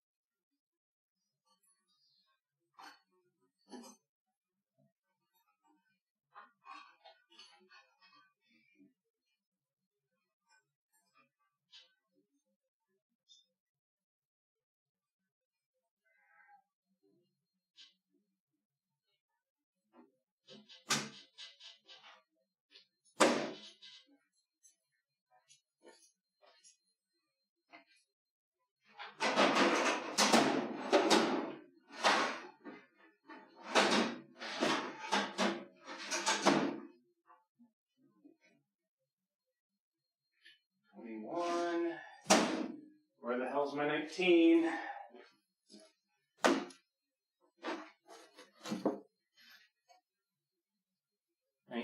Okay.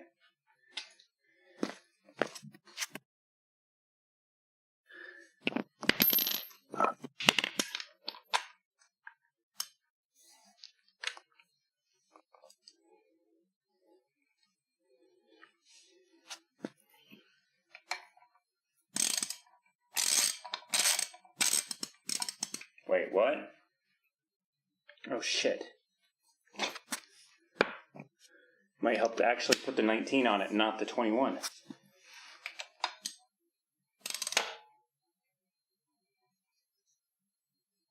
this is where it's going to be a pain in the ass. Okay, shit. Damn it.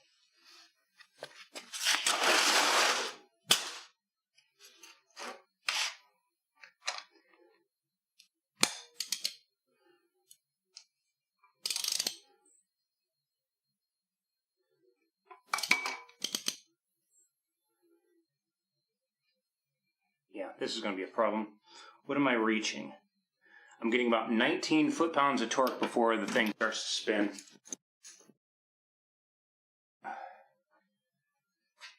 Jam it so it doesn't move.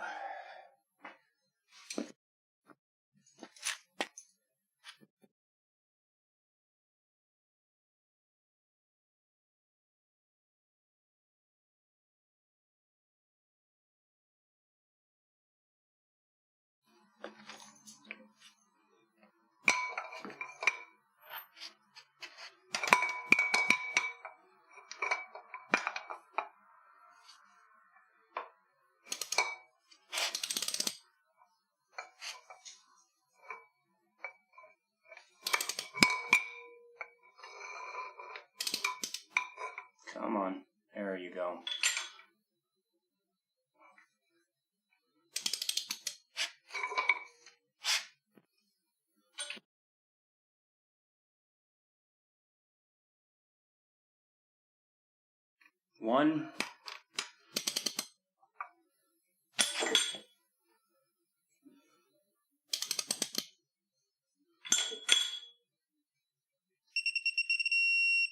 2.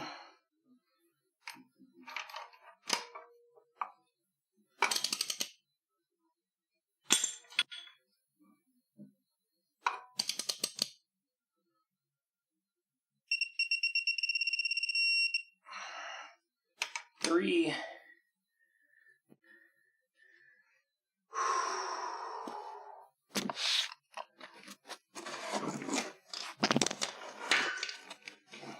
Please move you all out of the fucking way.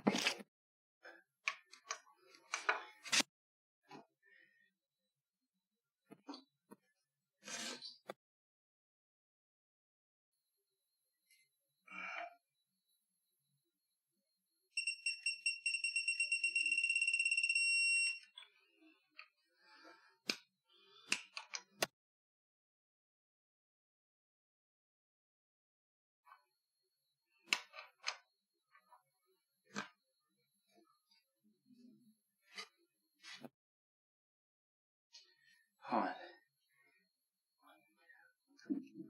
Yeah, it should have been these two, right?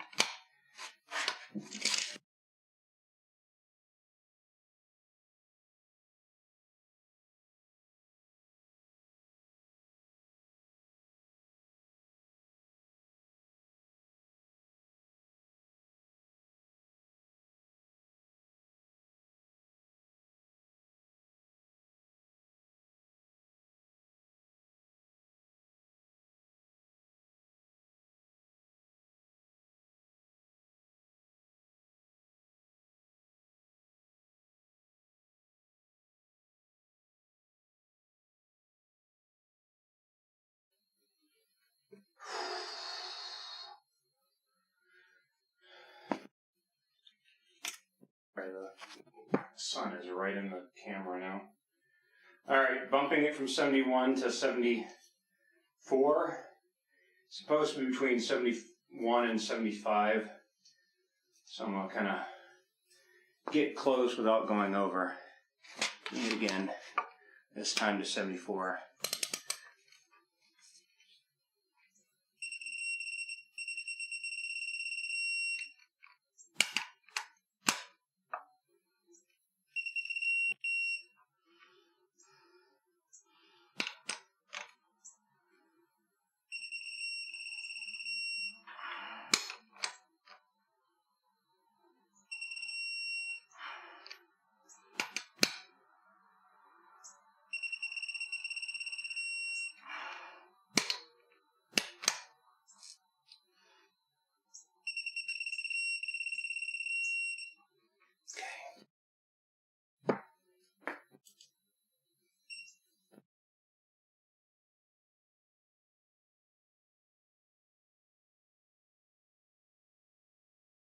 Flywheels on.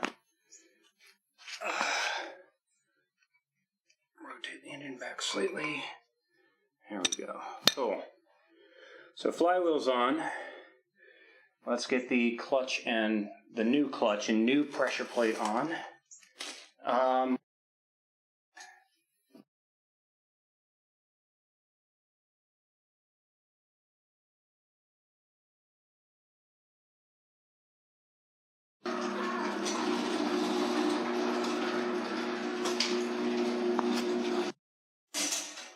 This is going to be a little bit.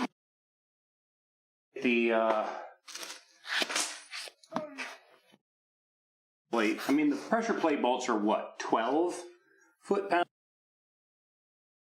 So nothing near as high as the 75 for the one that I just put on. However, we do need to make sure that we've got, go behind the back there, we've got all our stuff here. Okay. There we go. Awesome. Okay. So now,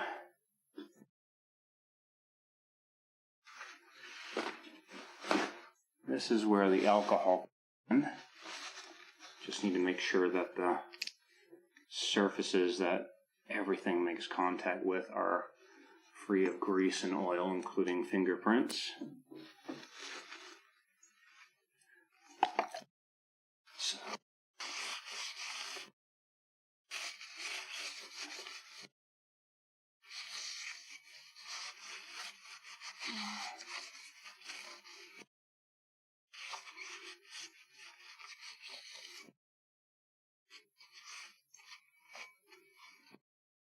This purple Miata their clutch, so the car is fast, power,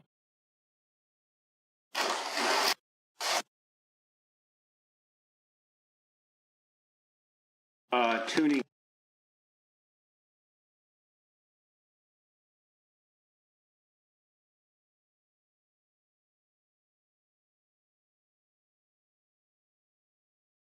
All right, so here's our new pressure plate. And if you've never seen a pressure plate,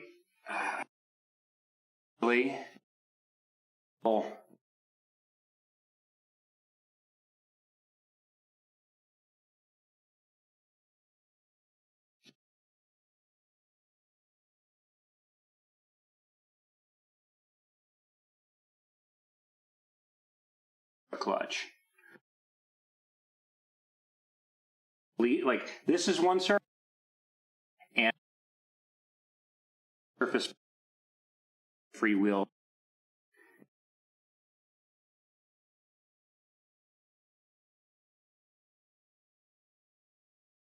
Actually squeezes back.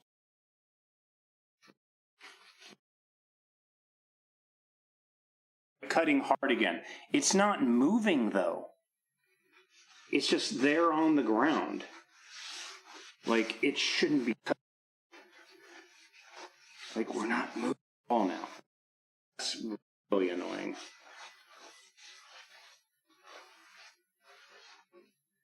Okay. Let me rearrange the mic here. Hold on.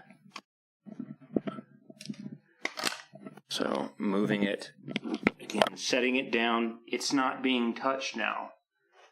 All right, and this is the actual clutch. Okay, so this is the clutch disc.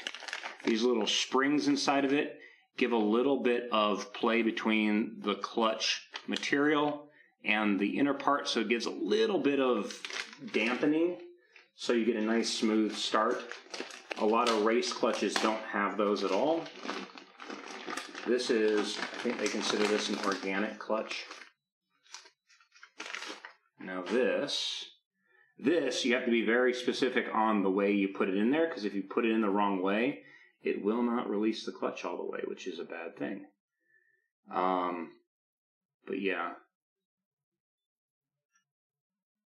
So, and again, I'm trying to avoid touching this part because that's the friction surface. This, where the input shaft, you can kind of see that matches what's on the transmission. This is what the transmission attaches to. This will sit right in here, floating in between. Now, this is where we also get a special dedicated tool to help center that piece, which is right here, is that. So this will go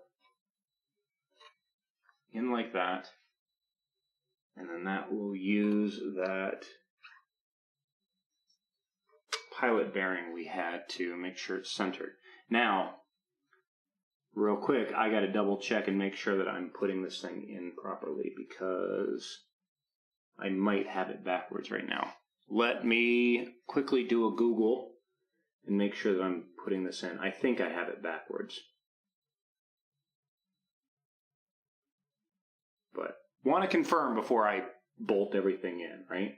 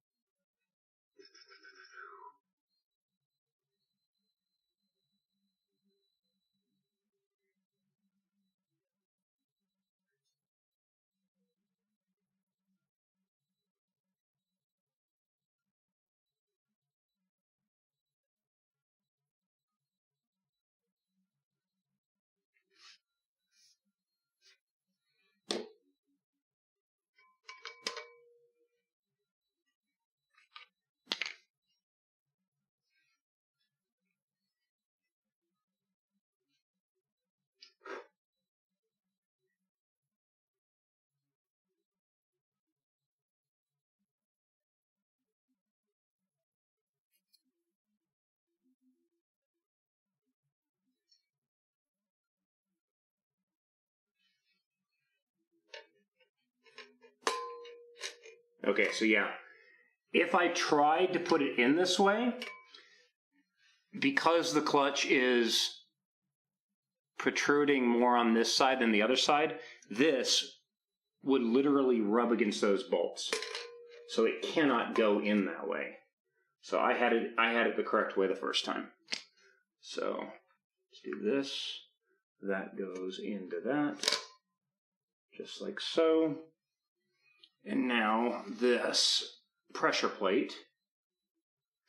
So if you look at these, there's 1, 2, 3 of them. In the middle of each one, there's a support pin or alignment pin. And all I'm going to do is take this and put that on there just like so. And this. Come on. Oh, damn it.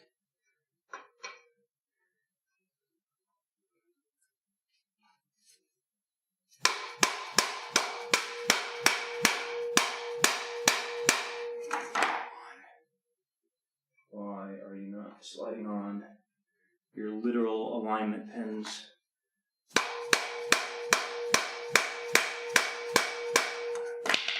Why are you not lining up?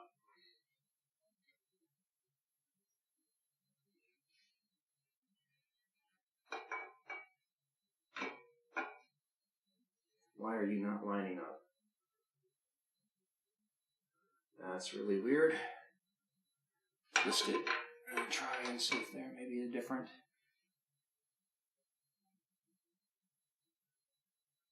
No.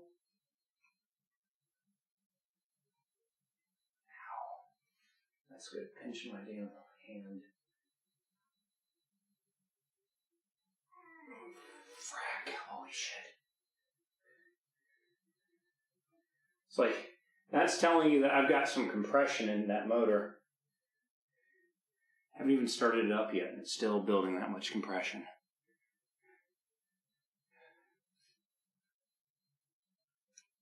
No, it's not to do with the clutch. It's something with the... Oh, wait, no. Holy shit. No, it's already engaged. It's already freaking engaged. That's why it won't go on because it's literally pushing itself away. Okay. Stay.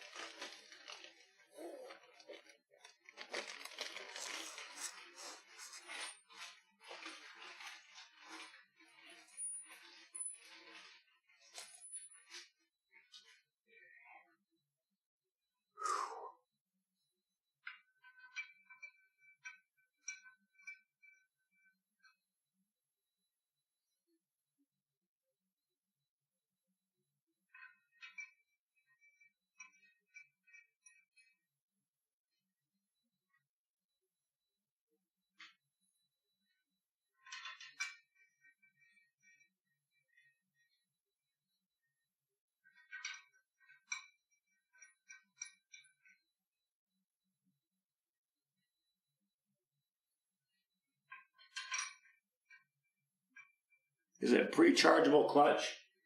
It is a lot stiffer than stock, yes. I wouldn't know if it was I've never heard the term pre-chargeable clutch. It's supposed to be able to hold 550 foot-pounds of torque, which is a lot more than the stock 200 pounds of torque that I think the stock clutch starts to slip at. All right, so they're started. Clutch isn't going to fall off. The key now is I want to make sure that this thing goes in and out without any binding, which it does, meaning that the clutch is actually centered. Now I got to check the pressure plate torque.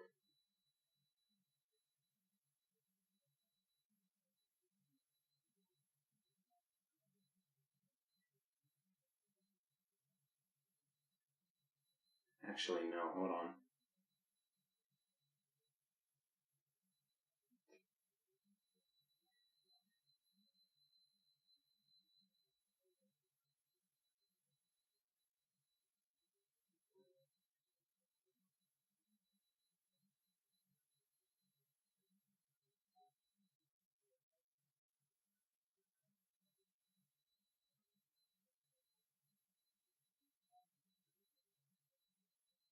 $14 to $18. Okay.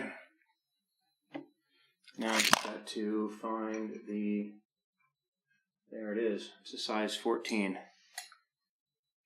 I now need to find. I gotta find the adapter for this size 14.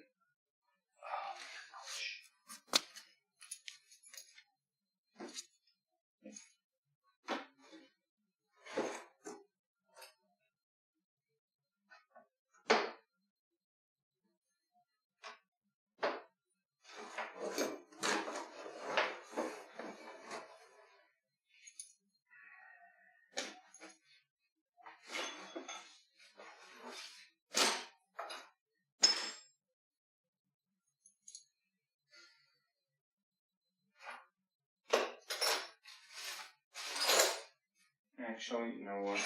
Hold on. Oh, man. It's a gate clutch, right? It's very happy. Funny you even call it that. They actually call this the Flying Miata Happy Meal. It's the entire clutch and flywheel combo. So I'm looking for a size 14 socket. Of course, it's always the one that I'm missing. Actually, I know where a 14 would be, if I can remember where the hell I put that socket set. I was literally holding it earlier. Where did I put it? Shit. I've lost that now.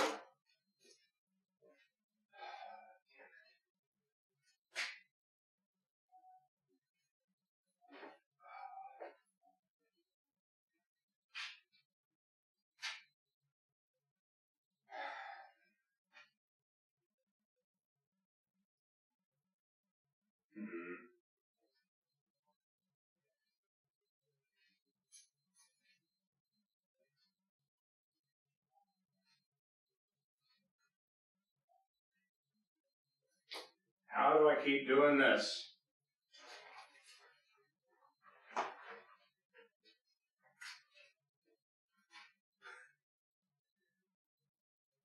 I literally had a socket set earlier and now I have no idea where I put it.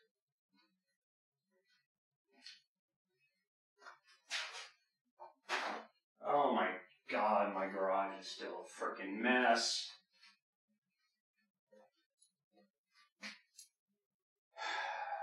Is that it? No, it is not.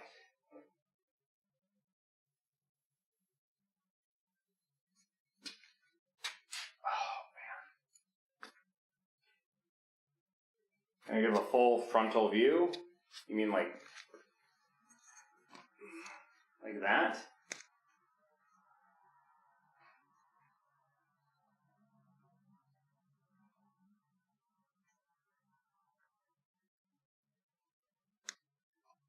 Sorry, I'm trying to remember where I put my sockets.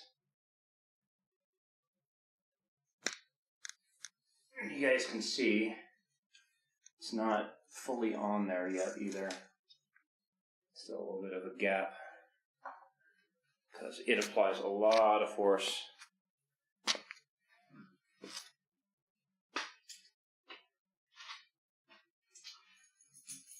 No, literally right there, staring at it.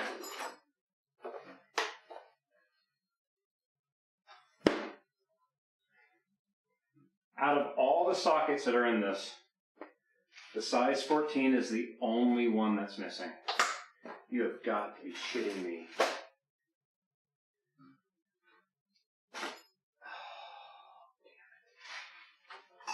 So I am missing a size 14 impact socket. Is probably floating around in here somewhere. That's in there, so when I find it, it'll go back in. How? It's the one that I need. Why? The only one that's frickin' missing. Of course it is.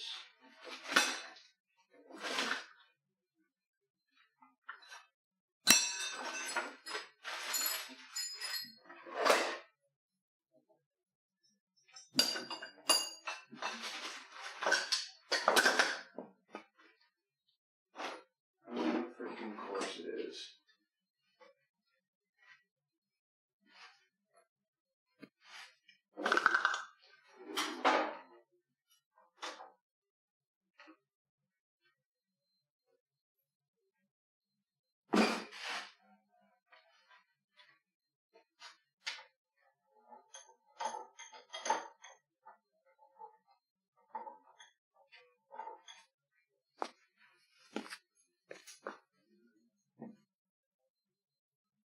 So that's a 16.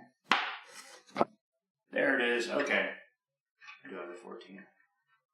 Wait, is that 14 or a 13? Give me the 13. No, it is a 13. I didn't even need the 4. I found it, but I didn't need it now. Alright. So 13. Alright, and what did I say the torque value was?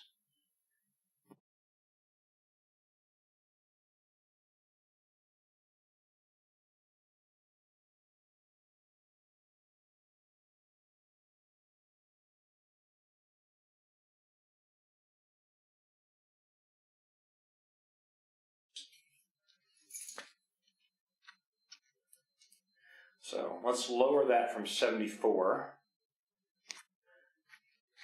14 to 19.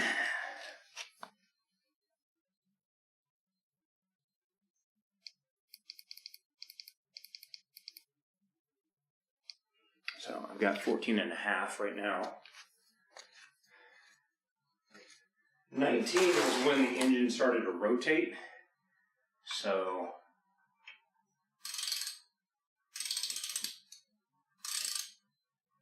actually, before I do anything, pop this back off. I'm not torquing it yet. Right now, I just got to get the pressure plate to go down first.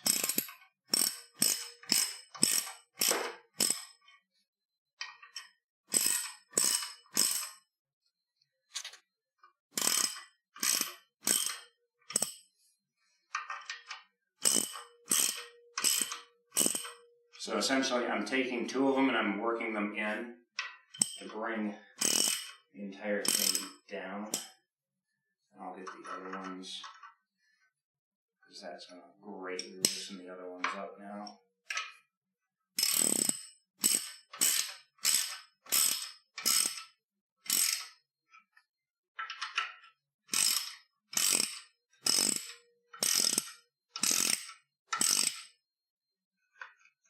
That still moves freely.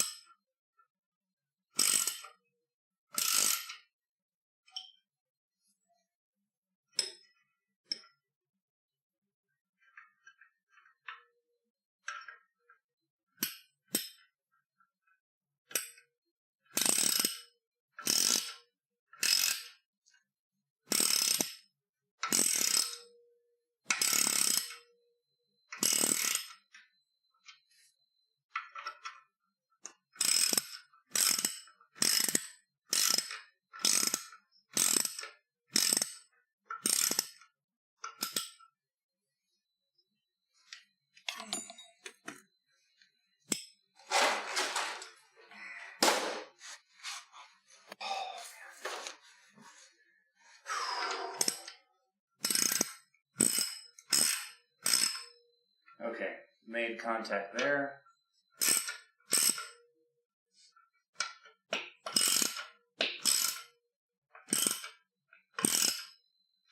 Contact there.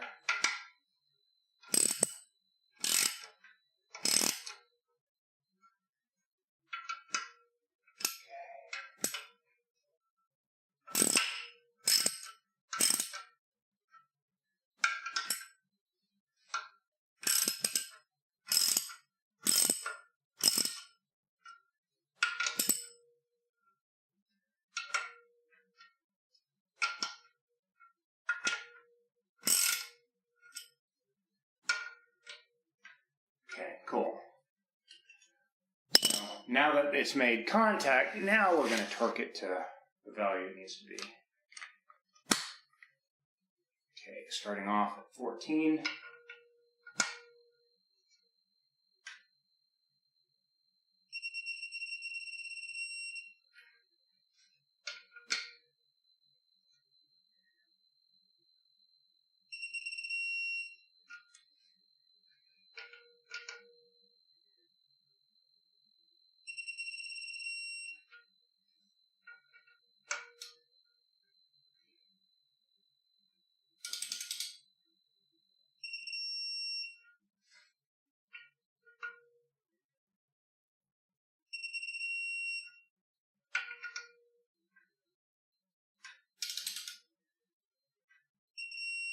It's amazing how little actual torque is needed for that. So that was 14. We're going to bump it up to 19. Not 20. Goes a little bit too fast there. 19. All right, do it again.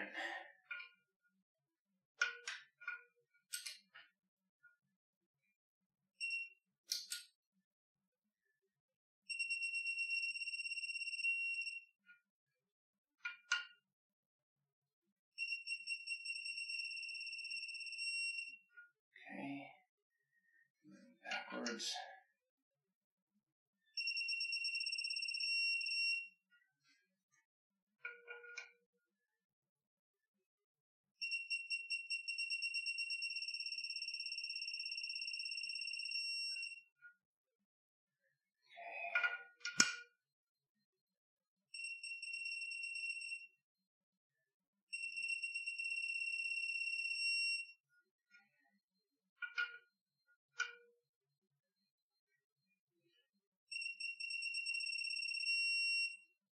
Cool.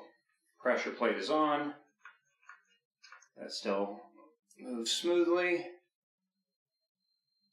What's the remaining to-do list for the Miata to be completed? Transmission being bolted on, which we should be doing here in a moment. Engine and transmission get slid back into the car. Actually, no. I've got to put the new engine mounts in because the old ones are cracked. The rubber dampener is actually cracked. So I've got to replace that with the new competition ones that I got. I need to... a lot of the stuff we should be able to do tonight.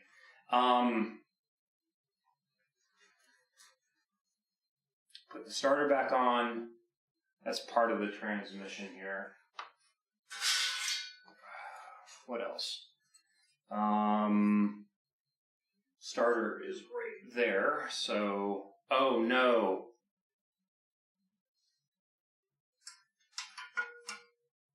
Oh no.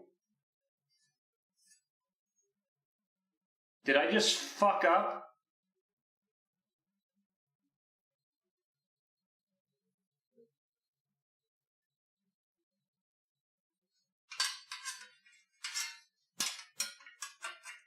Oh no. Hold on.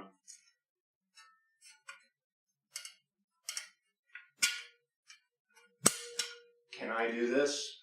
Please let me do this. Oh no.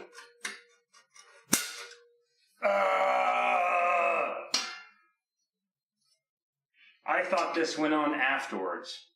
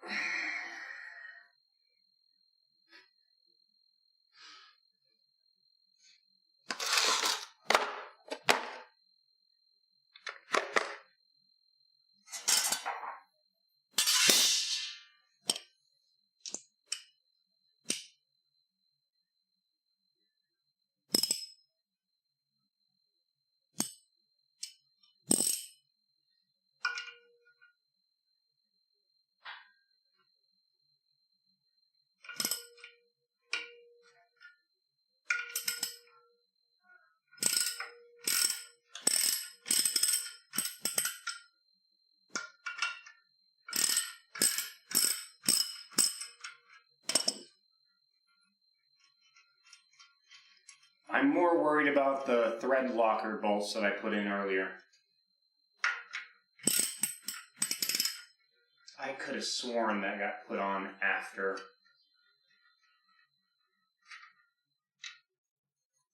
Oh, shit.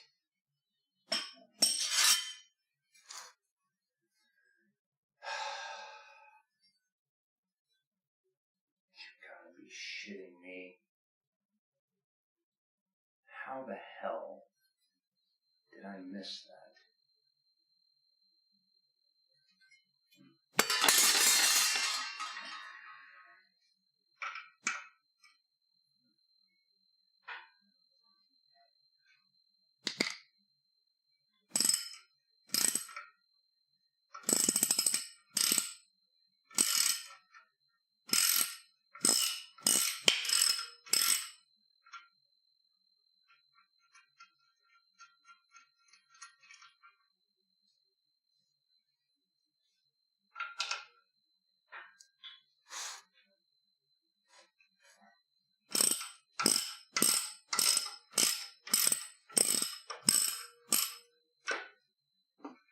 No, it's just they have red Loctite on them. That's what I'm worried about. Is the red Loctite part.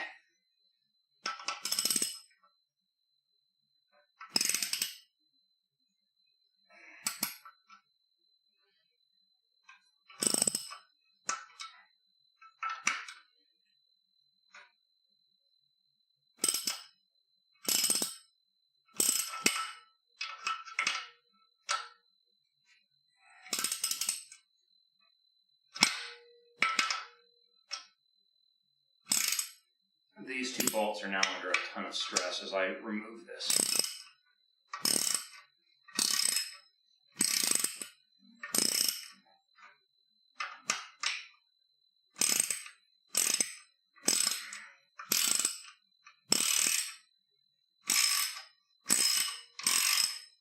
Slowly come up.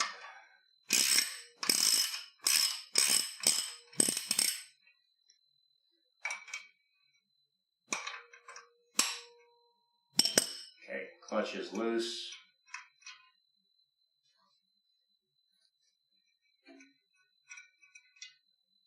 Better be fast, right? Yeah, me and my broken ass trying to do this quickly.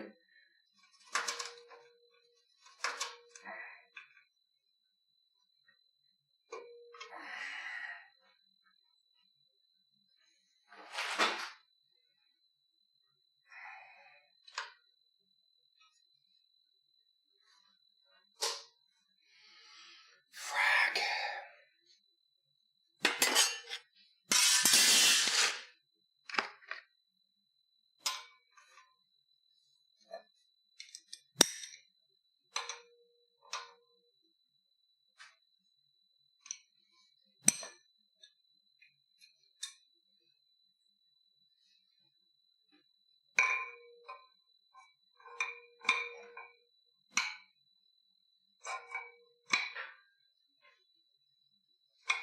Please stay right there.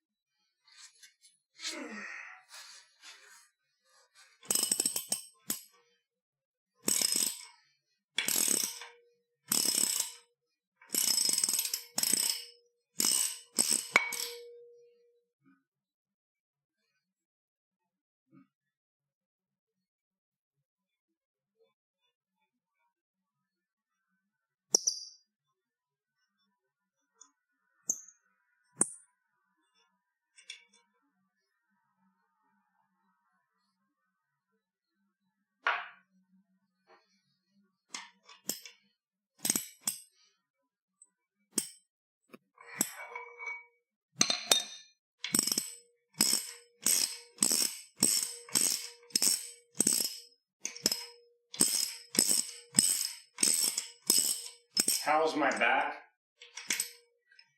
When I started the stream, I was like, oh, I'm not feeling any back pain. Now, no, I'm probably gonna get the transmission on and then we're done.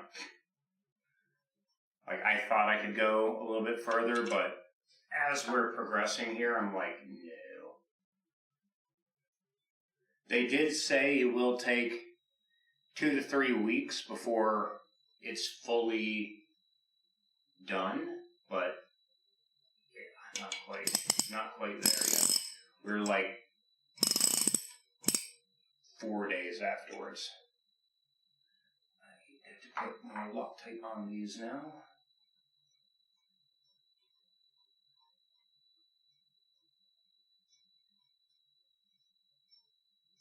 I cannot believe I forgot to put that. I could have sworn that went on with the transmission, but whatever.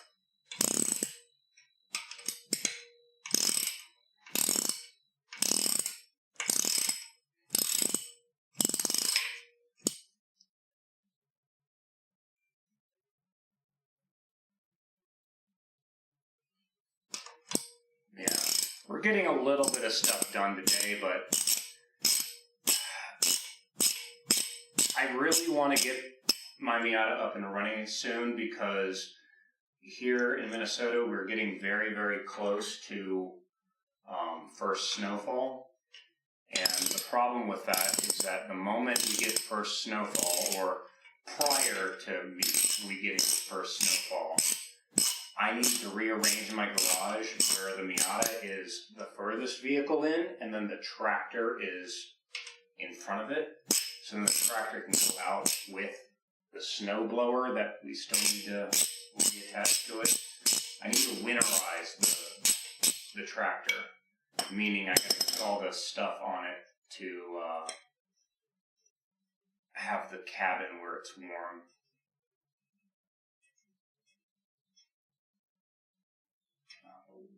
I frickin' did that. Okay. All that so I can do... Where'd I put it? There it is. This. That was it. Now we can put it all back on again. Holy shit.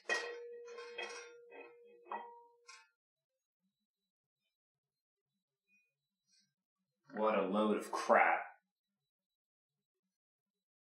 Take 2.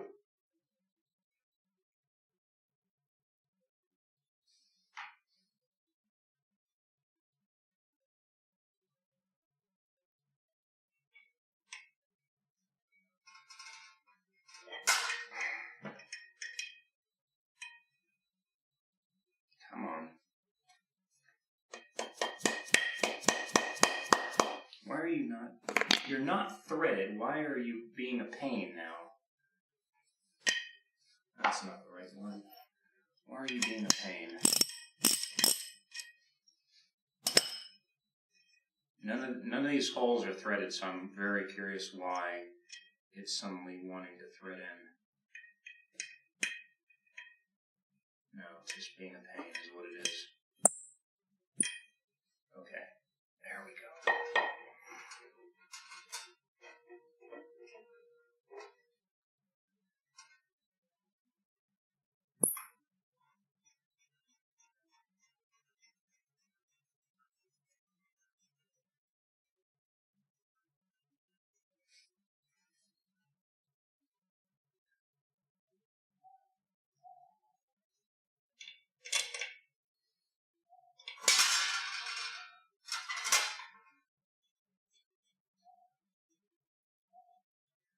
Can I put the RX-7 outside under a folding garage or something? No, I don't. I literally have a garage that can hold, if I wanted to, I could probably fit 6 cars in here. I do not want to put the RX-7 outside. Rotaries are also not exactly known for starting well in the cold either, so I want to keep it in the heated garage.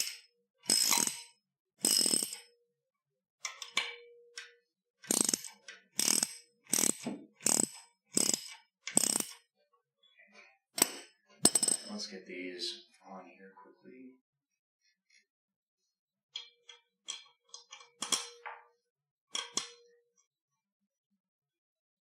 Currently, yeah, the RX-7 is the daily, yes.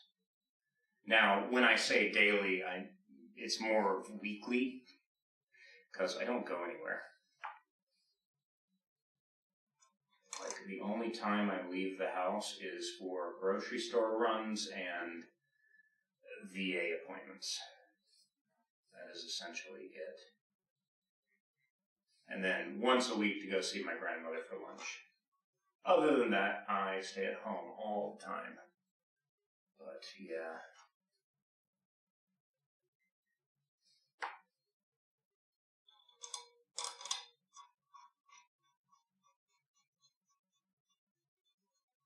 Okay, let's get these at least tightened down.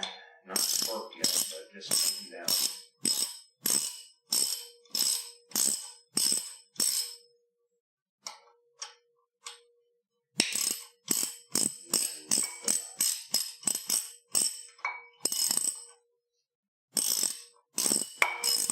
Stop hitting my alignment pin.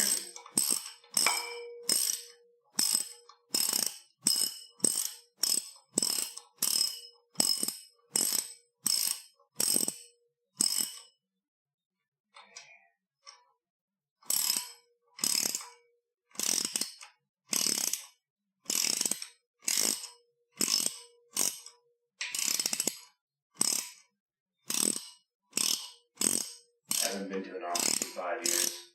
For me, I am a disabled veteran, so I sit at home and I play video games and work on my cars.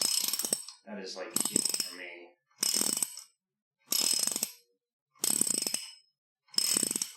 Which I just realized I don't know if I have replacement studs for the turbo manifold. I need to order those. Okay, so take 2. Back to, what was it, 71 to 75 foot-pounds for the flywheel? Fine what I had before. Flywheel bolt, yeah, 71 to 75.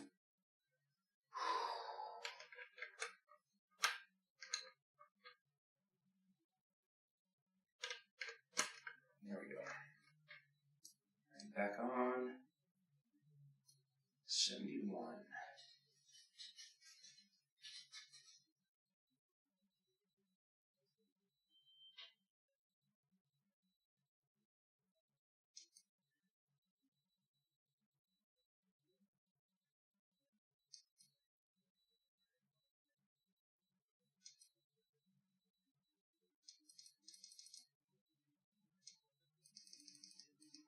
71. All right, let's do this again. I'm going to take you. Go back just a little bit. All right. So this is just to keep the flywheels from spinning. It takes about 19 pounds of torque. And one moment, guys.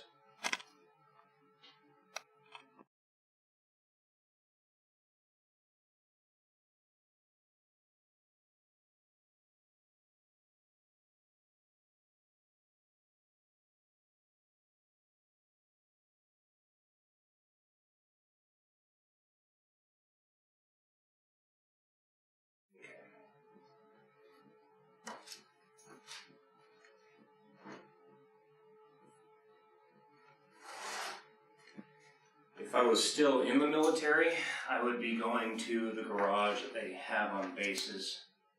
Hell, if I lived somewhere where I had access to a military base, I would just go there and use the garage on base to do this.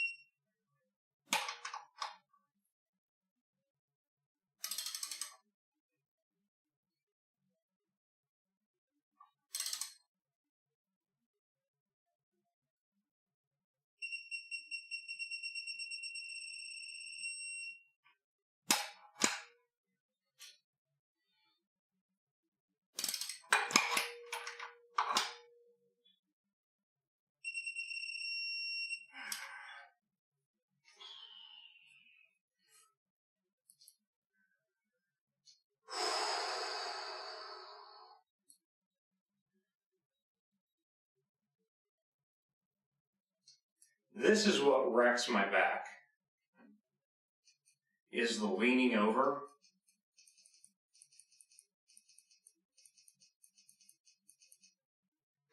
All right, 75.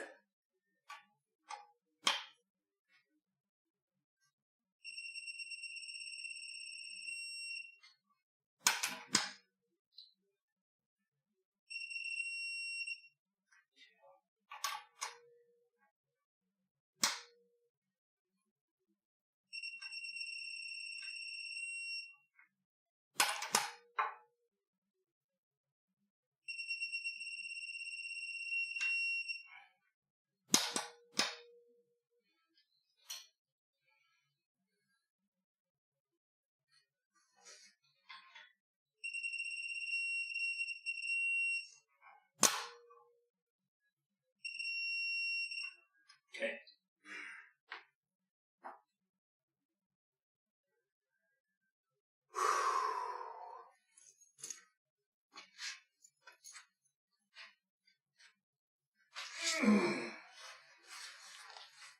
All right. There's that. Let's get these size 13. Get it ready. And we are...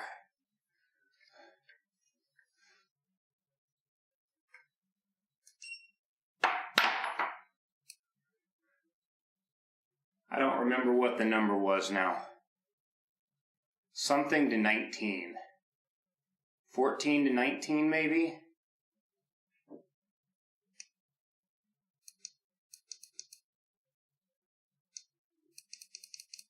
$14 foot-pounds to 19 foot-pounds for this next part.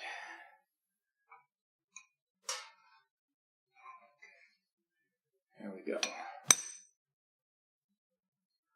All right, so let's do this again. Get my paper towels again, because I want to make sure this again does not have any oils on it. So need a tiny stool. That's not going to do me any good when the thing's sitting on the ground though. Still, like the engine hoist attaches on the back, which means you have no access to this side of the motor. So that's why I've got it on the on the cherry picker, the engine hoist right now. I'm sorry, not what am I talking about? The engine stand bolts to the back, and I can't do anything with the flywheel and clutch unless it's out of the way.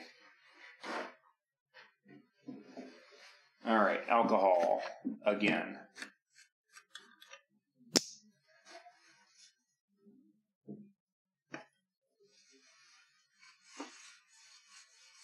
Sure, this is free of oils.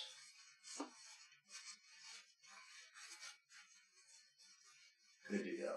Cool. There we go. All right. Here we go again. Center you. You go on. So there's that. Here's our pressure plate again.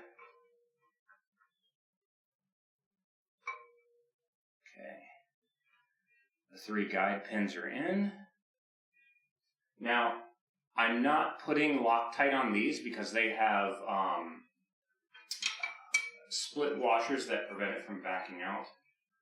So you don't need to put them on those ones.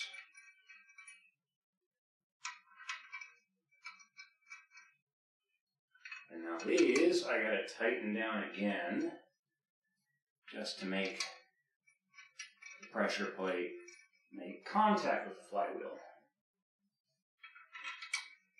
to apply that preload. Oh man. Okay, so do the 13.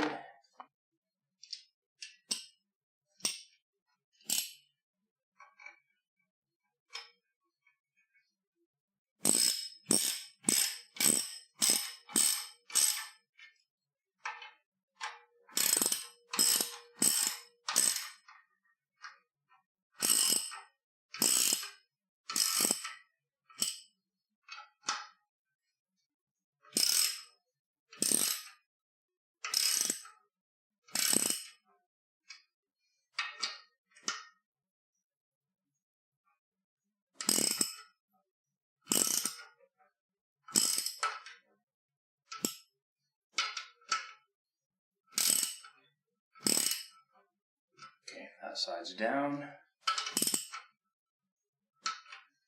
And that side's down. Cool. That should.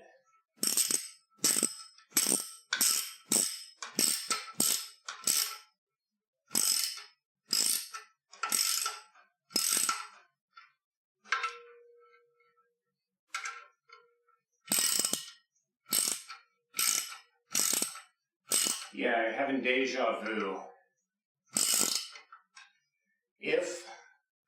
If I did edited YouTube videos, what you would have seen would have just been me putting this on and then this last part and nothing else to make it look like I did it right the first time. But no, you get to see all the mistakes.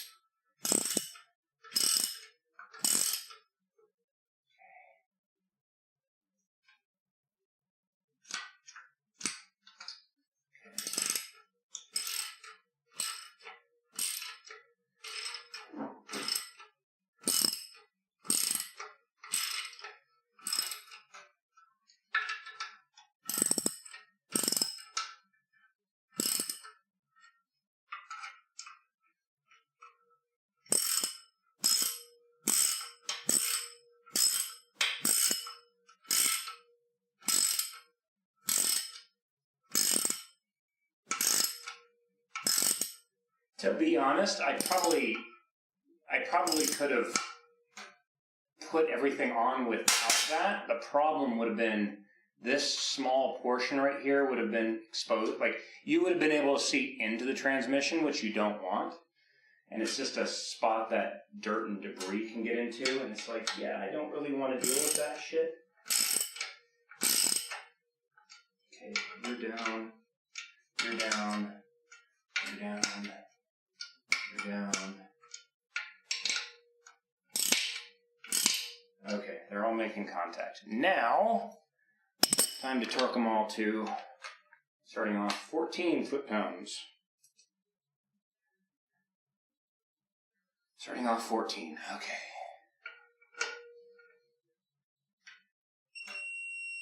Yep, these do not need much.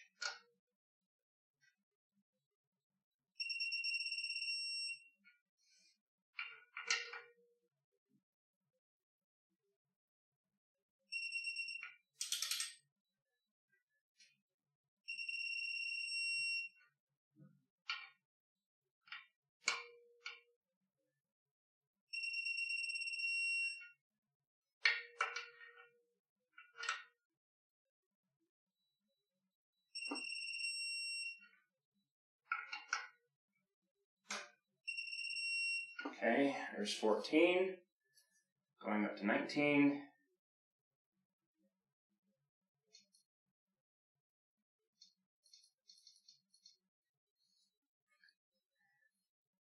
All right.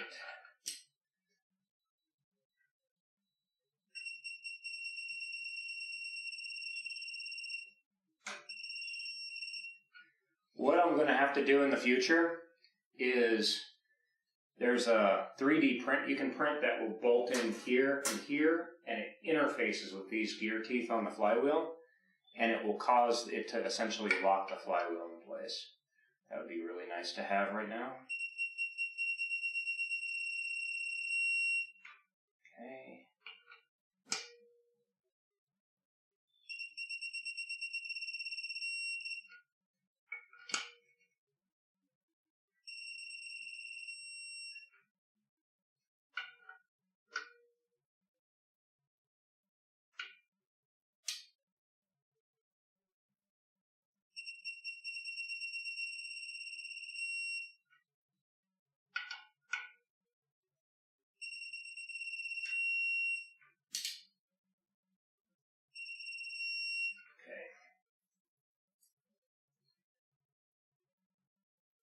Turn that off.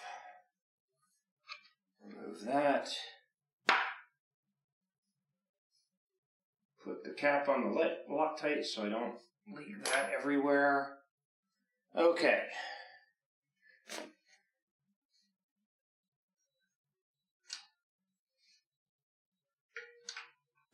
A little bit of force needed for that, though. Not sure if I got it perfectly centered. Oh, I think I have to remove it and redo that. Shit. Because, see, now I'm in a rush, and it's like, fuck.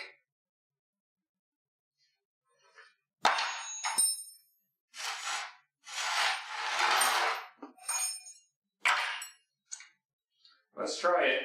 Let's see if it goes in, we're fine. First time the clutch is pressed, it will auto-center.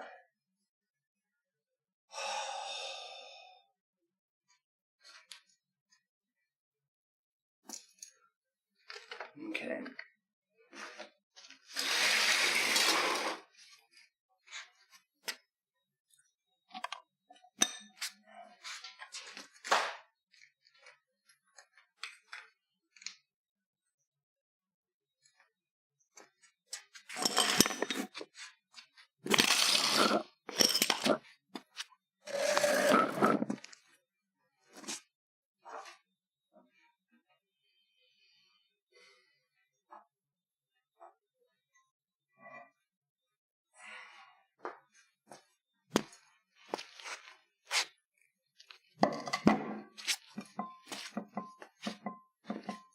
I'll be right back.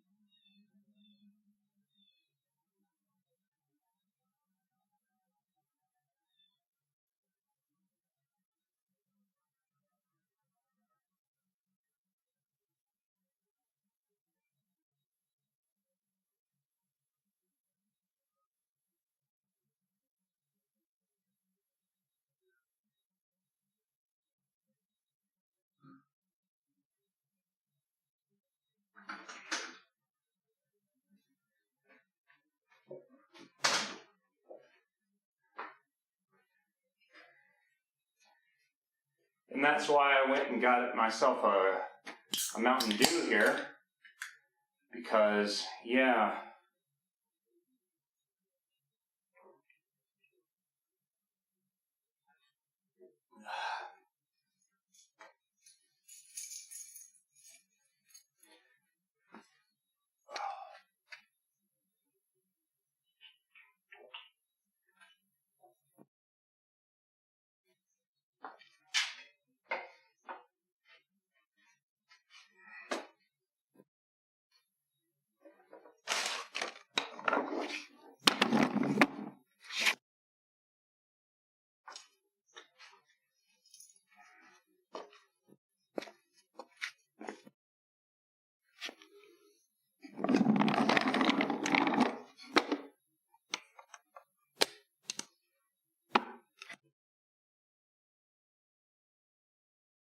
Oh.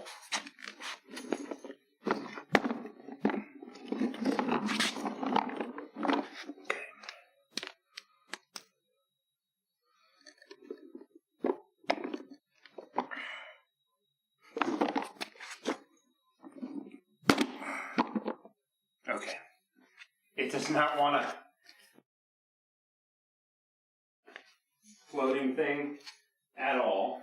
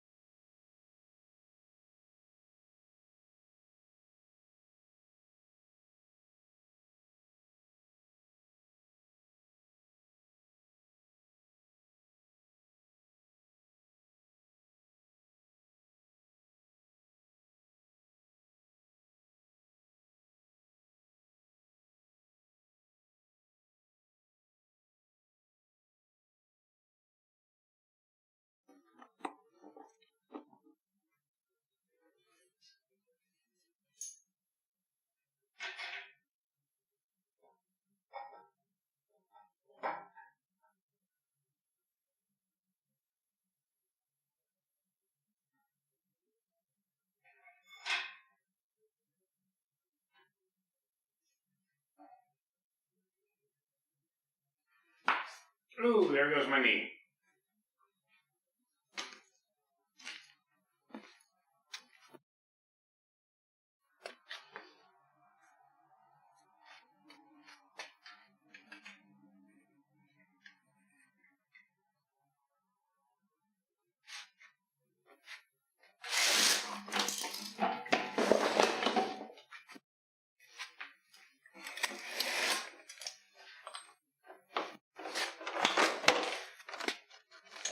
losing some cable length here.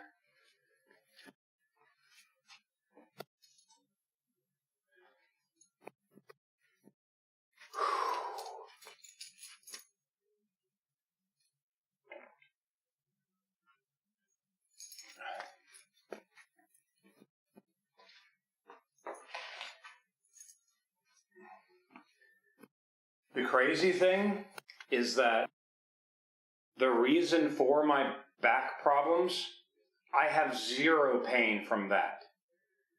The issues on my of the injection sites. That's why it hurts right now.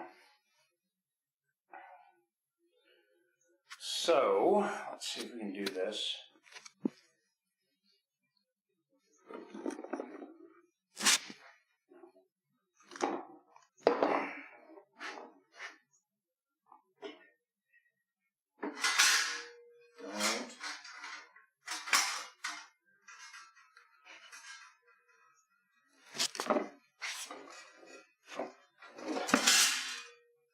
Don't fall down, you piece of shit.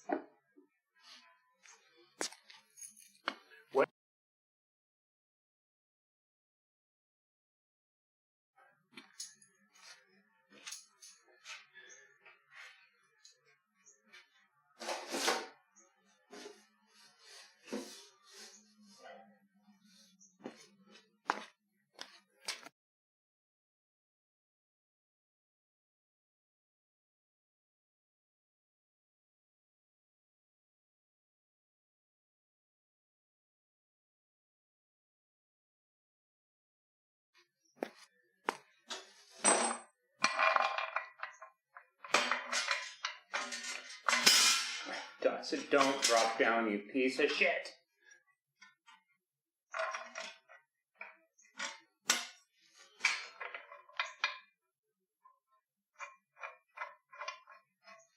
Okay, bolt started.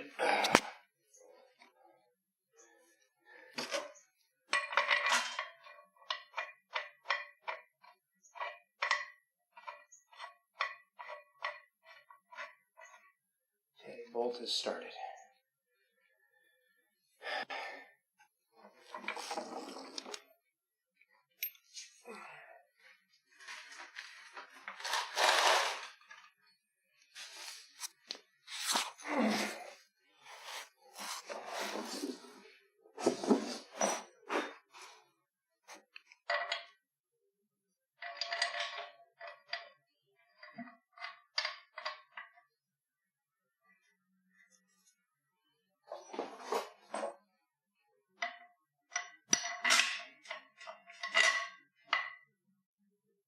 Trying to remember why that one was longer. I think another thing bolts onto it on the outside.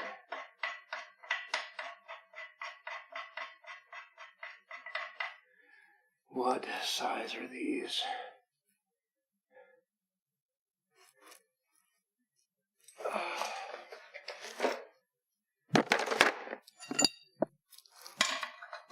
Not a 19.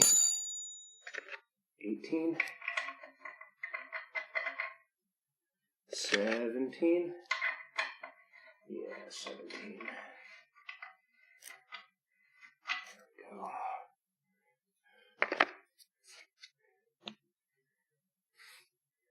That's a 14. Where's my 17? Oh, 17. There we go.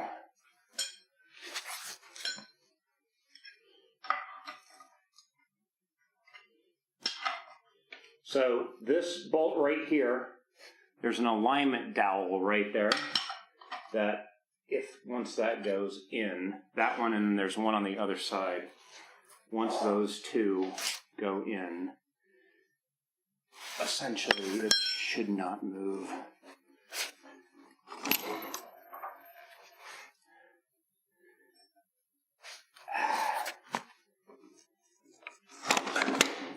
Okay, you're just gonna nice. Rotate just like that. So it's on there enough that it doesn't fall off right there, so that's good, I guess.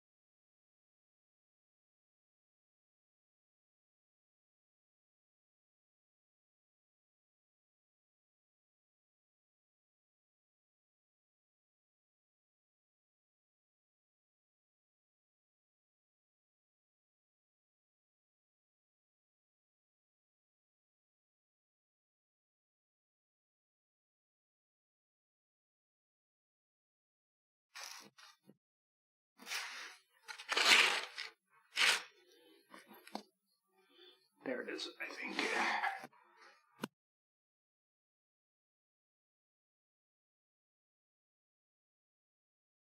But the damn 17. Again, I frickin' lost it. There it is.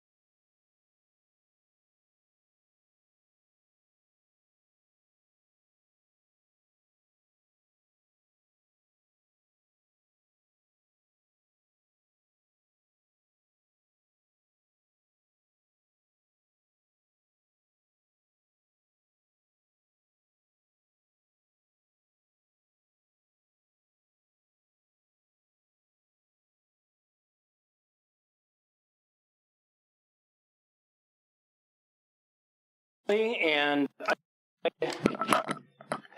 shit. I tried to connect the Yeti mic up here in the garage, but I've got to completely go through my audio stuff and figure out what's going on with it.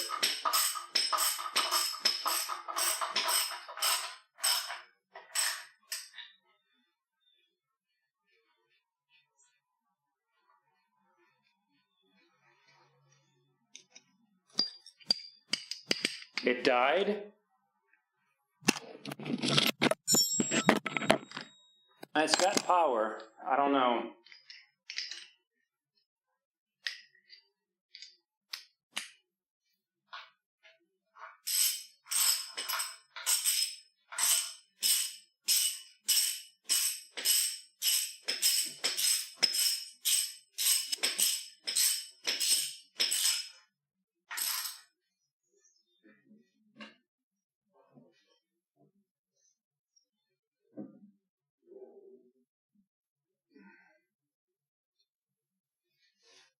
It's good again. Yeah, the wire's bad. I bought new mics to replace it, but the ones they sent me were bad. They were 3-pin instead of the 4-pin that I need. So yeah, I have to get a refund from Amazon or something. Oh yes.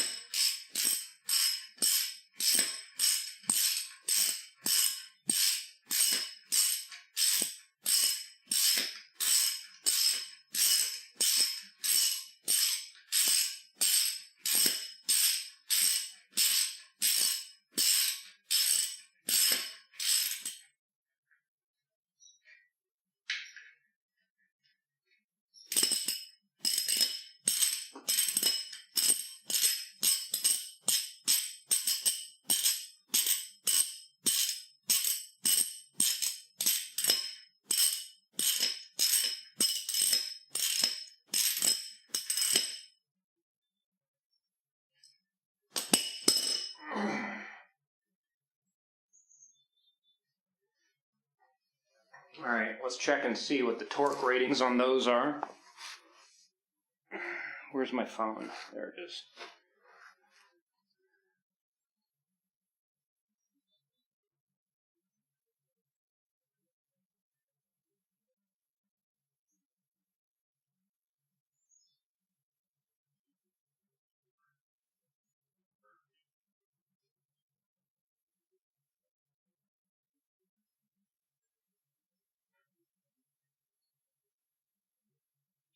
Transmission case to engine, 48 to 65 foot-pounds. 48 to 65.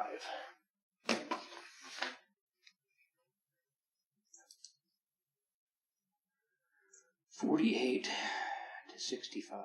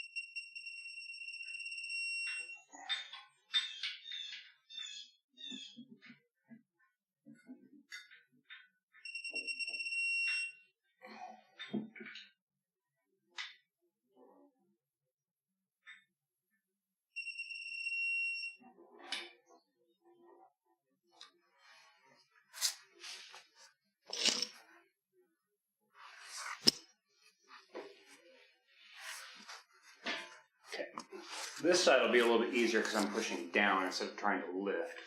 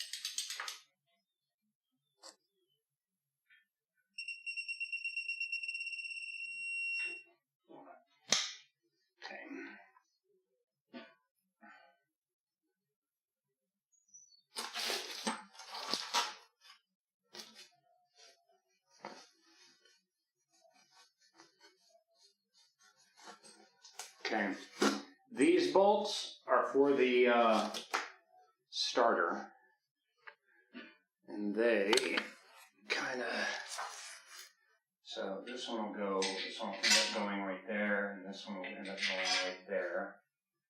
The bottom one gets an extra nut on the back. So let me go get the starter.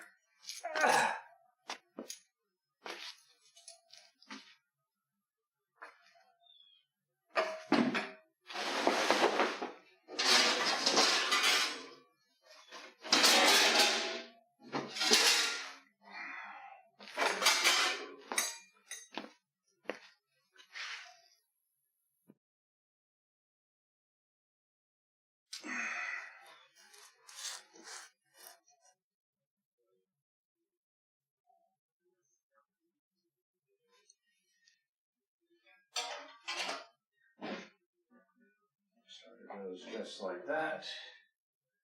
And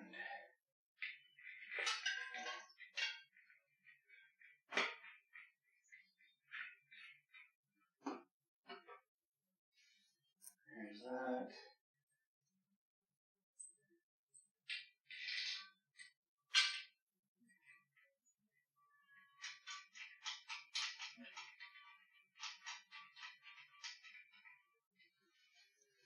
Alright, so what size are these?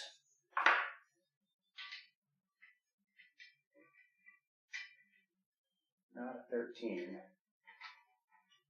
Probably 14 on the back.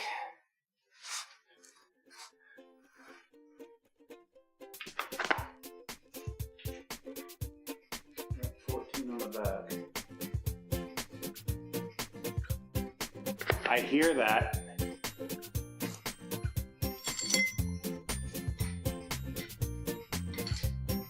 Pink fluffy unicorns dancing on rainbows. Pink fluffy unicorns dancing on rainbows. Pink Not even 13. unicorns dancing on How big are these? 12s? Yep, they're 12s.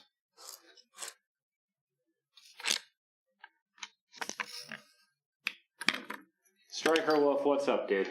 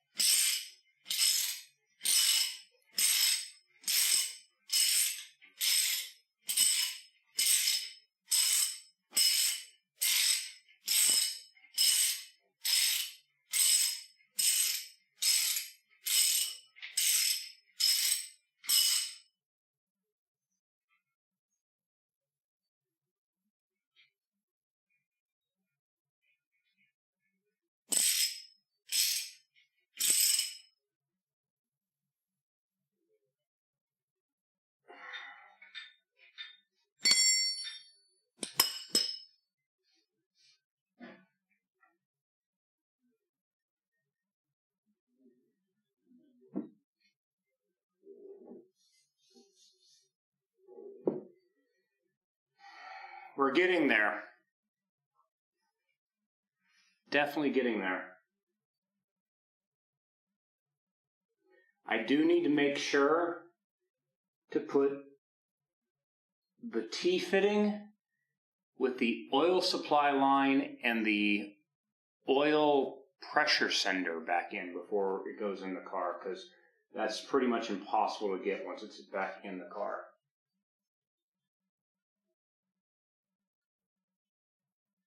Yeah, definitely getting there. Oh, man. Play Cyberpunk 2077 or something else? Nice. Oh, let me quickly talk about something I was reading about. I have to test this, but I was reading an article about the stutters in Microsoft Flight Sim, and it turns out that one of the main reasons why it happens is the pop-out windows. Meaning, any of the windows that you use to display the big map in the game, like when I push the button and the big map pops up, or landing near a fuel bowser and the fuel weight and balance pops up. Apparently those are one of the reasons why it starts to stutter afterwards. So as long as you don't open those in VR, it should be good. I don't know. We'll have to test that and see if the stutters still happen or not. Okay, so I'm trying to think what else. Right here, this is where the slave cylinder for the clutch goes. You've got the master over there, the slave over here. That presses against that, and that's what disengages and releases the clutch. This is the reverse. I think this is no. What is this? This is the reverse. So this, when you put it into reverse, there's a thing in there that gets engaged, and that's what lets the car know to turn the rear white lights on. This, I believe, is the are you in neutral? I think that's what this is. Oh, yeah, that's exactly, this is for cruise control. This is the, if you pull it out of gear, it disengages the cruise control. That's what that is. Which I think both of them, that will have to be tightened down, but I think that's how that goes. So we'll figure that out once we get it in the car. I do need to keep this clear because that's where the power plant frame bolts onto. Right there. I don't know if you can see that. No, you can't. Right here is the part where the speedometer cable bolts into, and that snakes its way up to the front of the vehicle. This is fuel supply in, fuel return. I'll have to double check and make sure that I've got those marked in the car itself. To be honest, the big thing that's wrong with the motor is I need to find the bolts for the throttle body. But this is a big thing right here, getting this all together.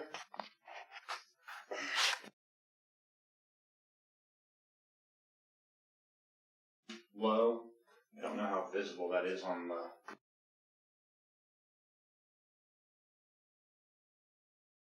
lower than the engine is. That's what this does. I can change the center of gravity, and I can actually level the entire thing out. Just like that. So there, now the engine and transmission are flat. Or, no, I made a mistake.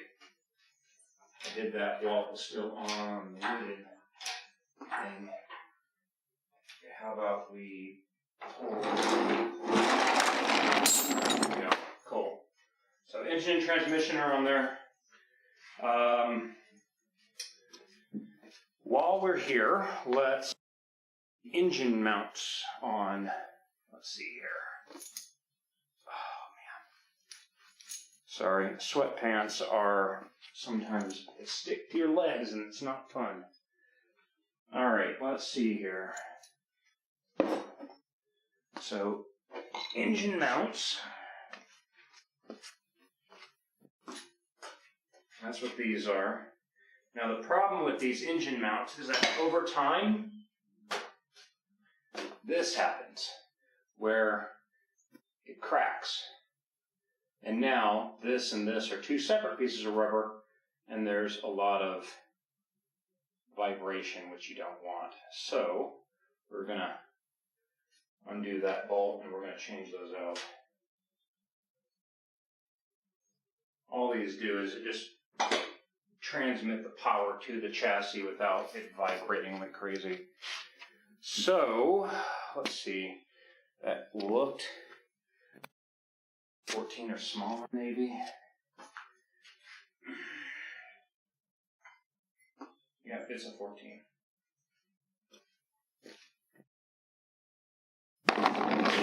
Sometimes put that underneath there. 14.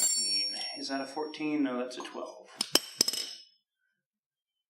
16, 17, 19.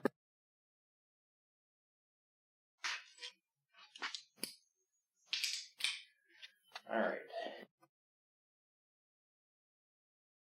Other half of this is in the car.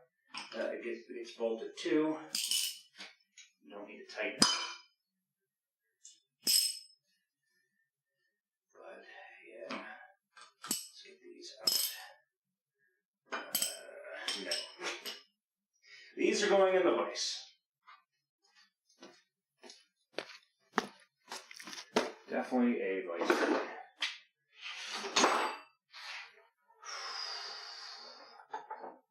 Camera 2.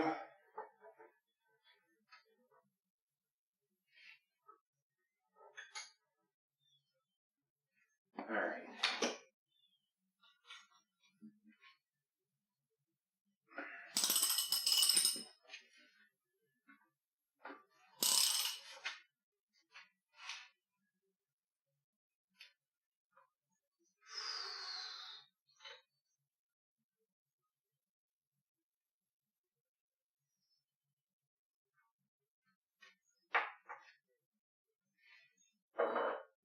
All right. So first engine mount is off. And that's the entire engine mount, is that thing. Right? So again, right now. They're two separate pieces. That's no good. That is now trash. One in the trash. Awesome. Get the other one out.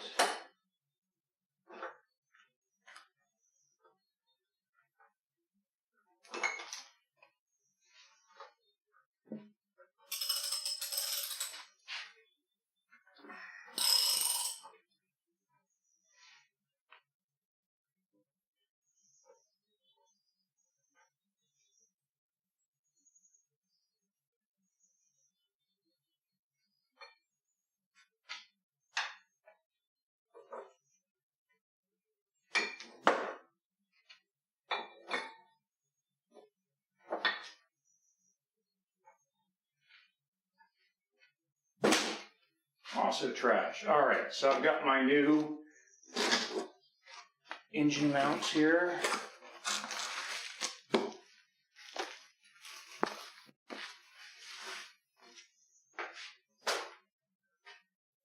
Brand new, one piece. So they're ready to go. This side that has this little locator thing is the one that goes into what I just took out. So, let's see here. Put that back in the vise.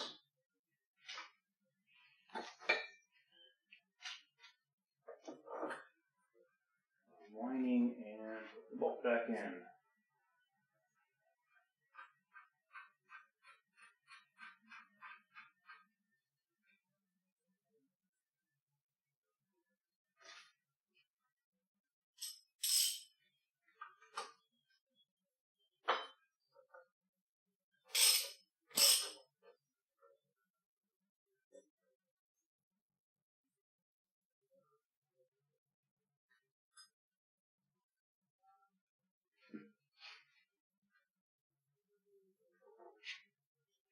Okay, one good to go.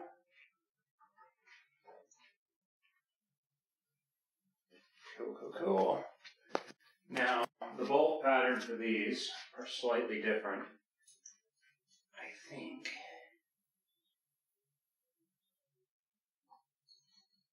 Yeah, that's the one for the driver's side. That will end up going right there. And the other one is for the passenger side.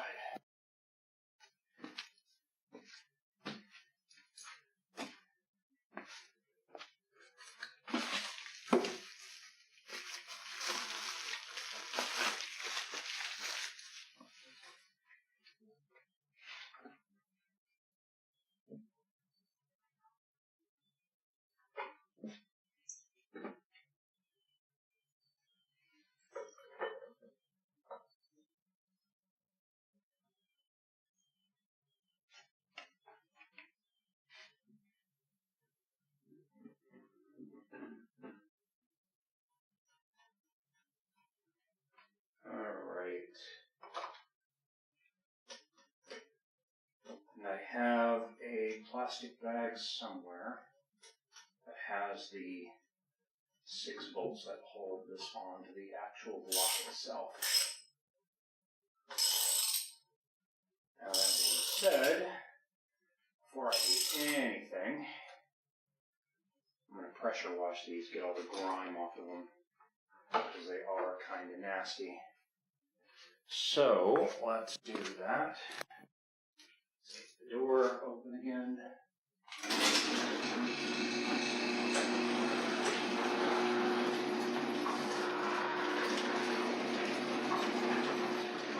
Throw out right there.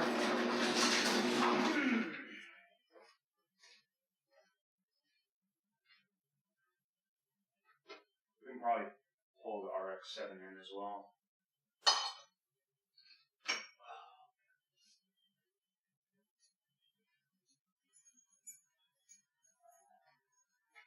No, we can't, because I've got stuff in the way.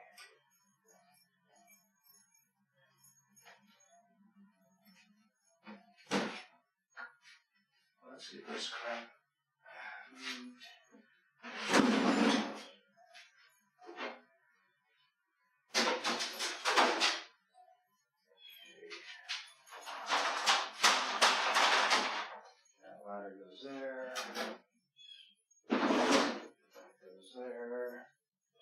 be enough room though.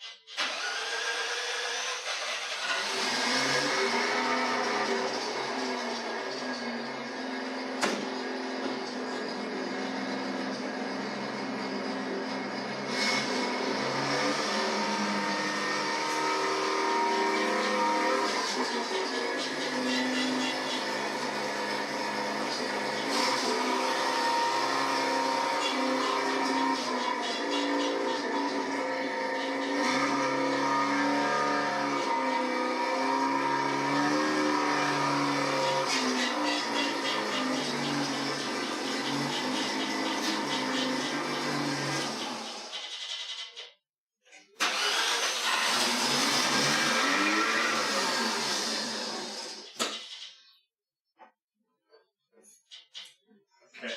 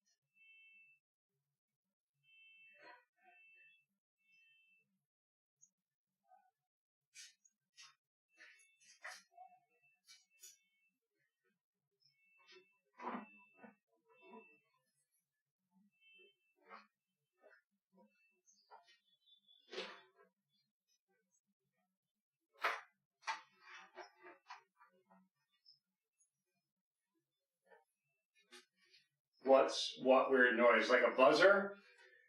Neighbor's car down the street is going off. I don't know.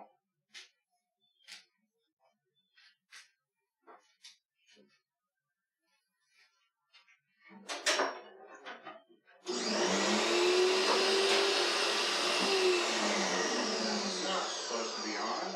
I gotta purge the water out of it first.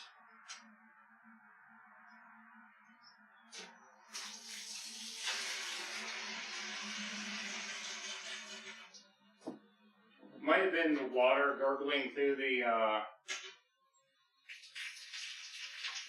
thing. I don't know. Maybe.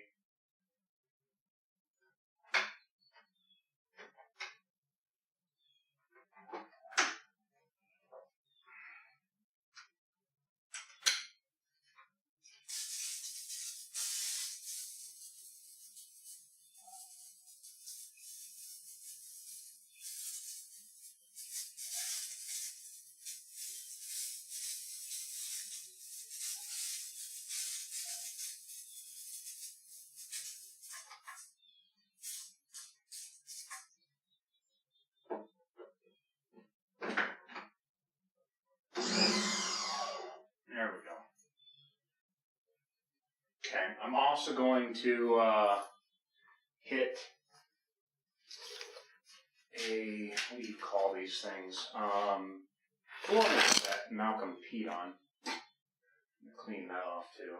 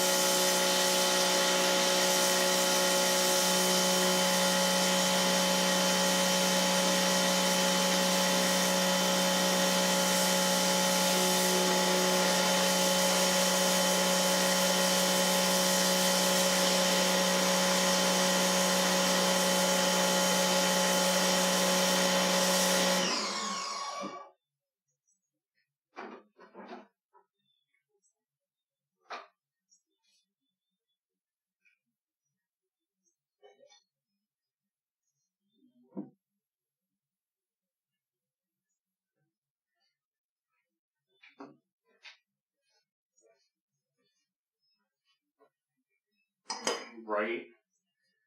I don't think I've cut my hair in like 2 years now. It's been growing for a bit. Alright, let's see if we can get these bolted on.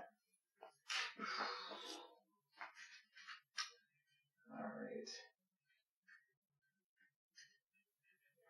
Let me see if I can locate the engine bolts are.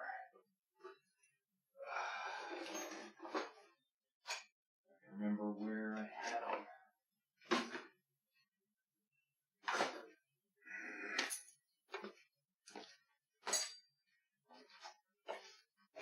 Oh man.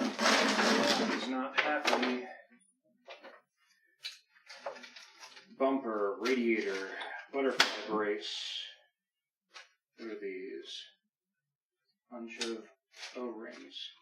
Air conditioning, front roll bar, fender, bumper bolts, intercooler bolts, intake manifold, okay, headlight, exhaust downpipe, under tray, fender, AC condenser. What the frack? Where are my dang bolts?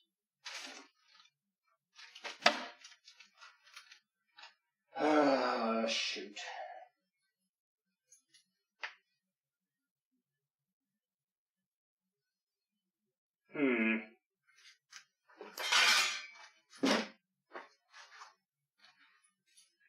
Yeah, now the problem is finding these ones. Oh, man.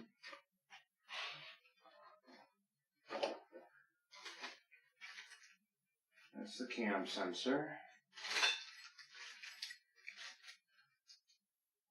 Throttle cable, adapter, or hold, whatever you want to call that thing. Where the hell did I have those stupid bolts? Oh, man.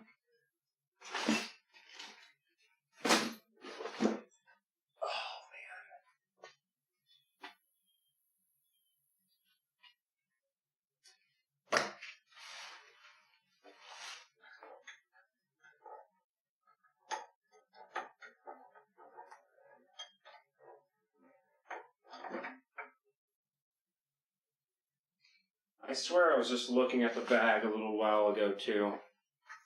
Oh. Literally right here on the ground. Engine mount.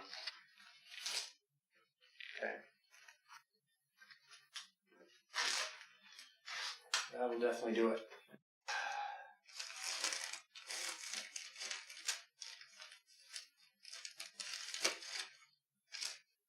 Alright, so we've got, let's see here. 3 extreme short, 2 medium, 1 long. And I've got to remember which one's which. Alright, so the side. How do they fit on this side? This one has 4 possible holes, but only 3 bolts. So, gotta remember how this goes.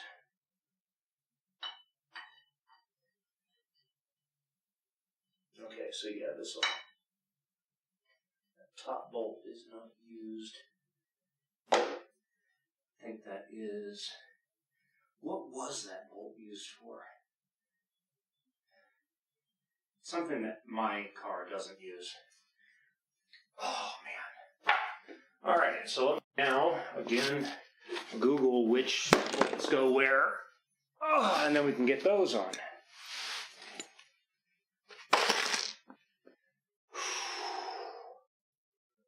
Alright. Miata. Engine mount. Bolt sizes.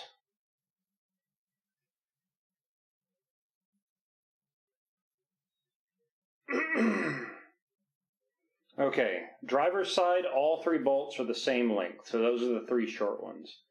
On the passenger side, 1 bolt was missing of the 3. The remaining 2 were different lengths. Now I'm wondering what the mystery bolt length was. Okay. 10 by 25. And then what else? So I'm looking at a really poorly sized diagram that makes it really, really hard to see. 1, 2, 1025, 1025.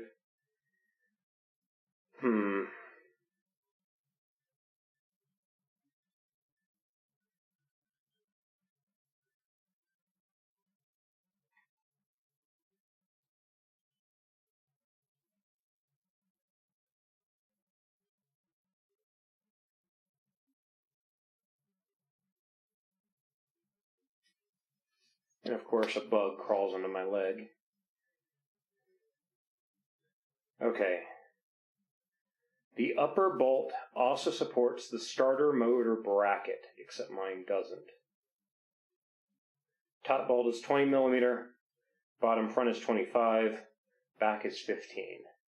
So they're all slightly different sizes. Okay.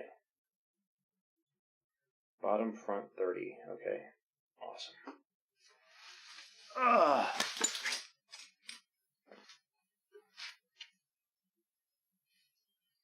So those 3 go on the passenger side, or the intake side of the motor.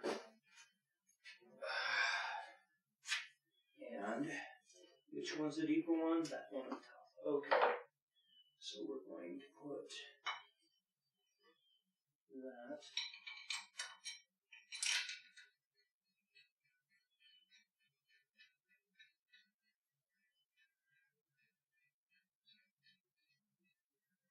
Cool. There's one.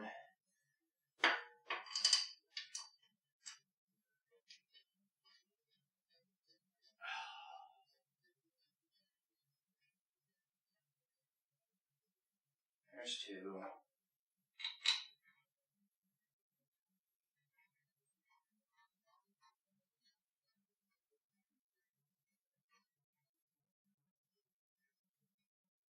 And there's 3. Okay, awesome.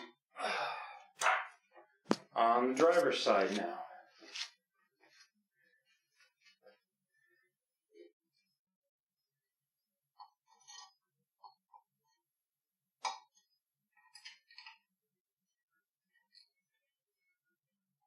Hold on. Now that does not fit. So there's this one.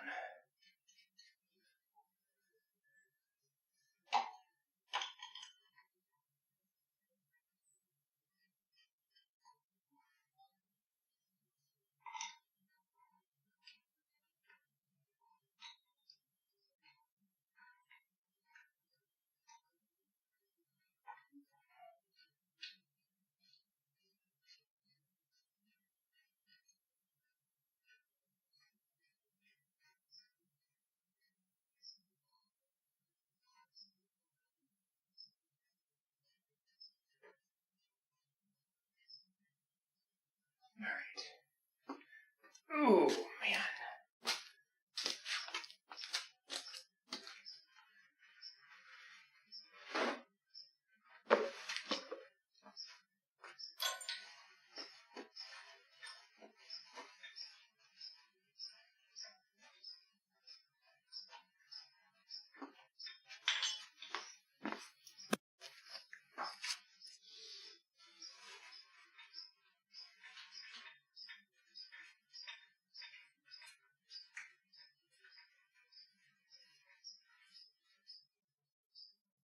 Alright, so what size are those?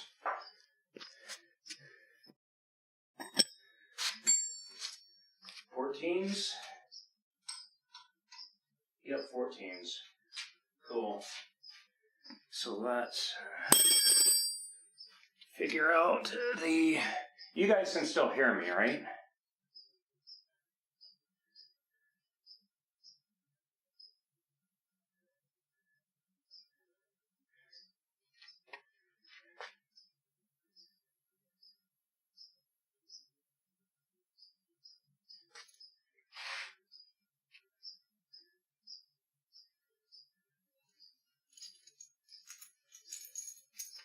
Okay, good. Just making sure. Oh, man. This microphone is not wanting to... Microphone's being a piece of junk right now.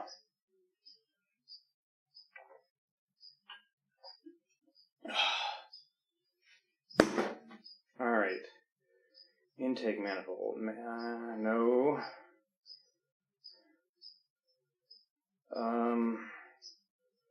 Engine mount bracket to block. 27 to 38 foot-pounds. 27 to 38.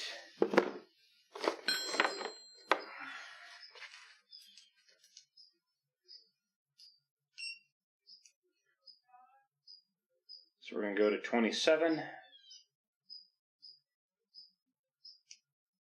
27.8. That's close enough. Where is my 14? It is up here where I was just putting the engine mount stuff on, wasn't it? There you are. 14.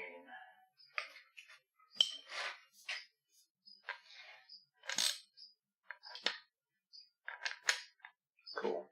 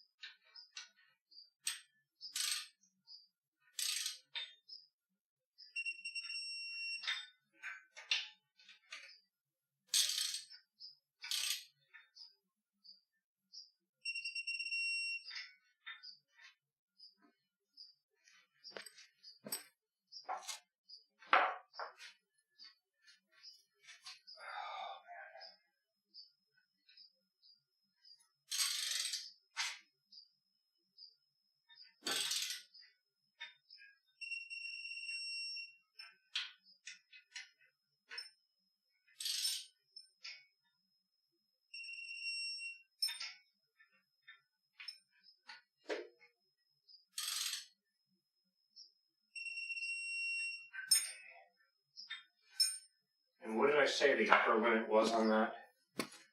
27 to 38. Okay. Bump it up to, I don't know, 37. Close enough.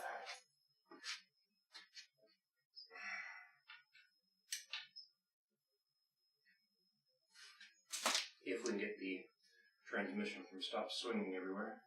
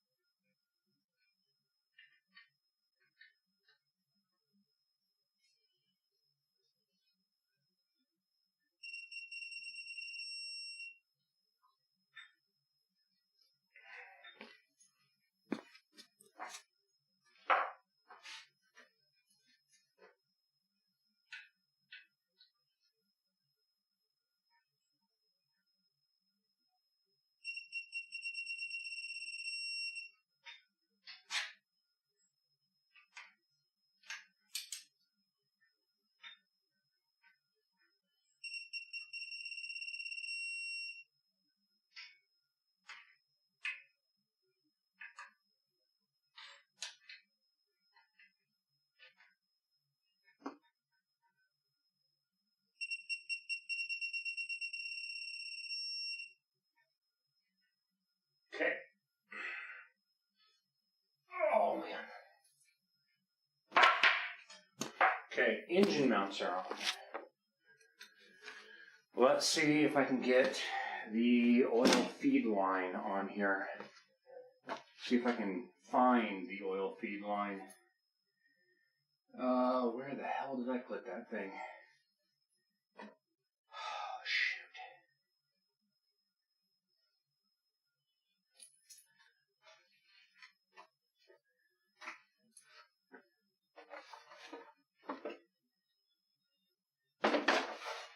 There it is. Alright, come here, please. Oh wait, no, that's not it. Shit. That's the manifold. Where's my actual oil feed line? That's part of it. Actually, you know what? No, the oil feed line was inside of a rubber tube, wasn't it? It's braided, but it's protected by a rubber tube so it didn't rub on everything else. That's what it was. So now the problem is, where did I put it?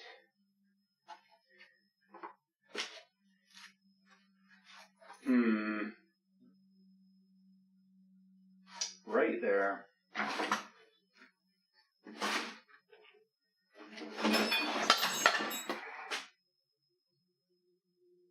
Okay, so I've got the oil feed tube, but I'm now missing the splitter.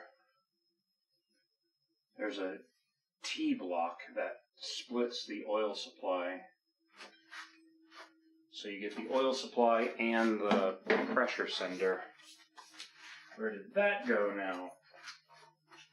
And this thing, like, I have to get this on the car before I even attempt to put the engine in, because once you get it in, you are not getting this little block in, because you gotta take the entire intake manifold back off to get to it.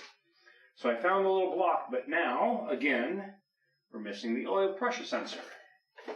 So one more piece. I can put this on in the meantime, though. Clean it off a little bit. It's a little bit grimy.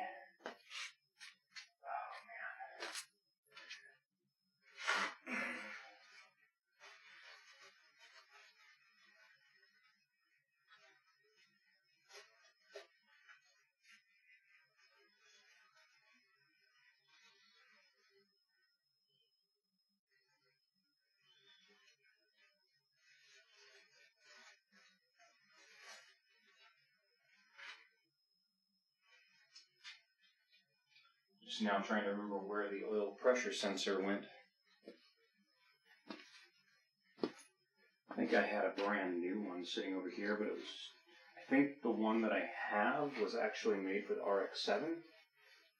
And I'm not sure if it outputs the same pressure ratio as the Miata one did. I'd rather find the original Miata one. Probably in this pile of junk over here. It's only been sitting over here for 2 years.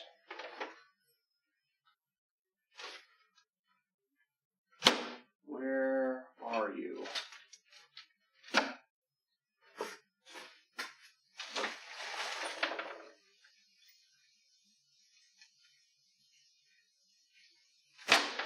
An O2 sensor right here. I've got a horn. That horn does me no good right now. I need a frickin' horn. I need the damn oil pressure sensor. Where the hell is it?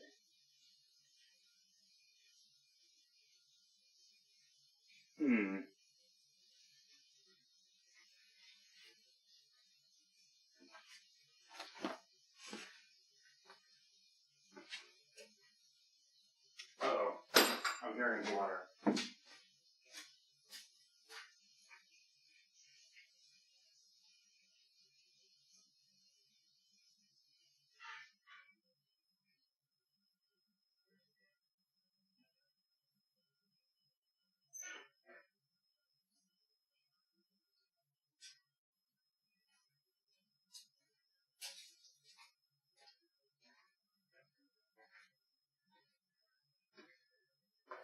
I have quick release fittings on my water hoses, and it just popped out. Apparently I didn't put it in all the way. Oh well, it's on there now. I need to put this thing on. Let's see what size. Not 10, not 15. I need probably a 15. So 14 is just barely too small. I need to find a 15 wrench, which, oh, look at that, found a 15. Nice.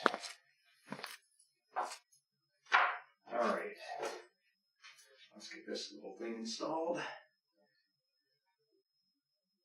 Make sure it's actually plugged into the thing that, oil comes out of. That's important.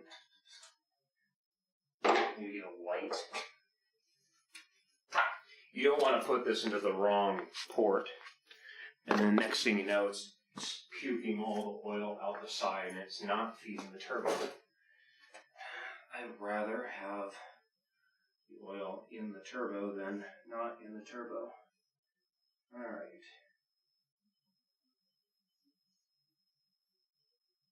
Where are you?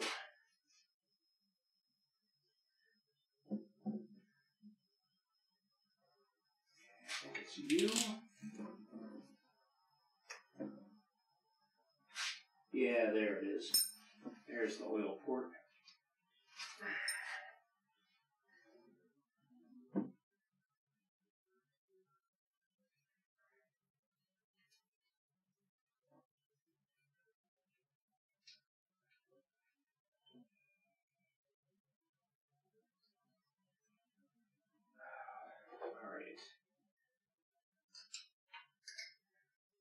Oh my god, this is in a really awkward spot here. Gotta get a couple of rotations out of this.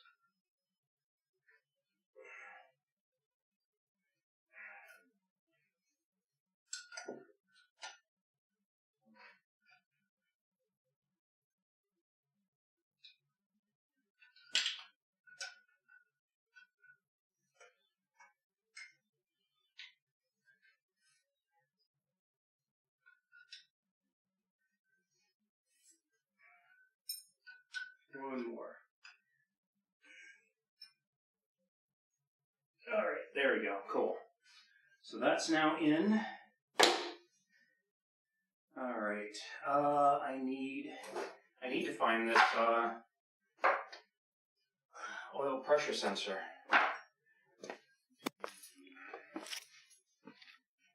Make sure I didn't put it up here on the desk.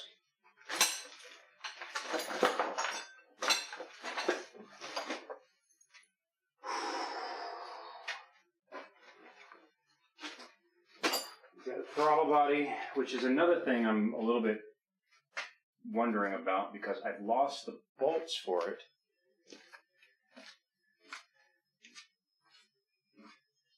Like, that's kind of the stuff you don't want to lose. That's going to go on like that. But I've got 2 nuts and then 2 bolts. I have no idea where they've gone. Alright, let's see. Just making sure I put the pressure sensor over somewhere else. Oh man. Oh man. Yeah. I'm going to be ending soon because I can't do any more here. Oh man, I'm starting to hurt all over the place.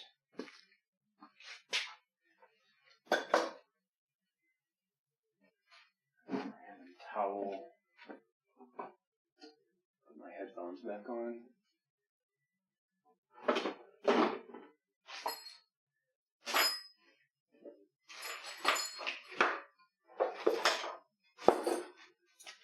See, like this is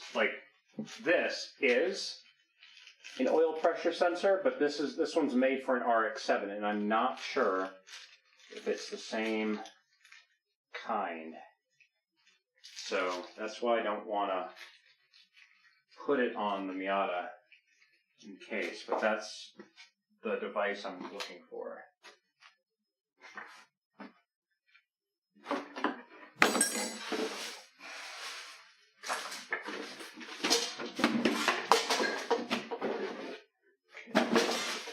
What is this? Power steering mount bolts. I removed the power steering so many years ago, so those are not being used. What else? What else do I have over here? Some old air conditioning bracket. That's good.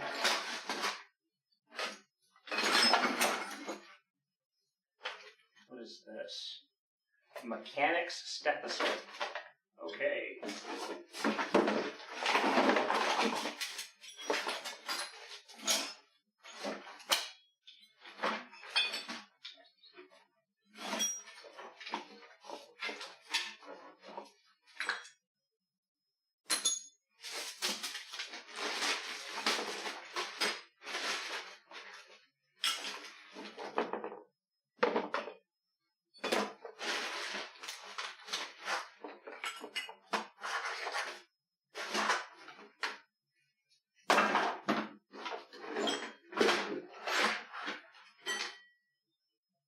Hey, I found a size 10 metric. That's always good.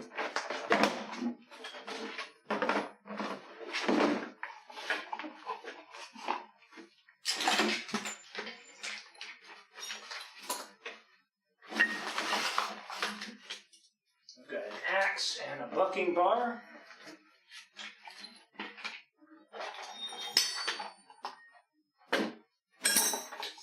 Like, these are not the things I'm looking for, but I found them. Freaking rivet bucking bar stuff. In fact, put that in the damn toolbox. The axe, let's put the axe over here.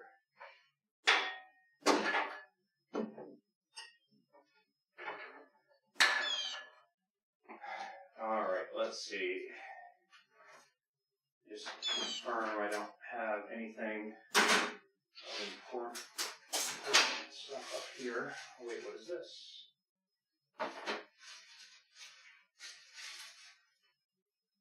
Bunch of really rusty bolts that I have no idea what they're to. That's great.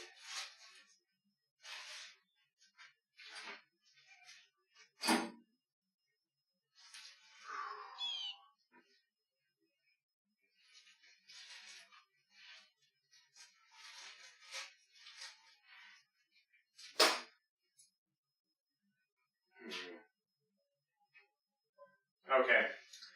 I think that's going to be it for me today, guys. I'm going to have to see if I can find the sensor at some point. And the next time I do a garage stream, we're putting it in the car. Like, that's the point that we're at now. The problem now is I've got to now get this up against the thing here and then pull the other car back in. But we're not leaving yet. Stream's not over yet. We're still just got to put stuff away now.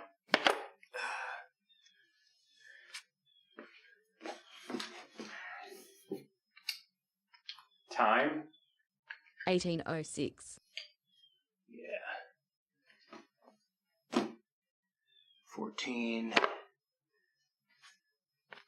Find all my stuff and put it away this time. Leave a random socket out. 19, 17. So I'm missing a 13. Where'd I put that? I'm trying to remember where I had the 13 last. Wasn't I using the 13 on those bolts?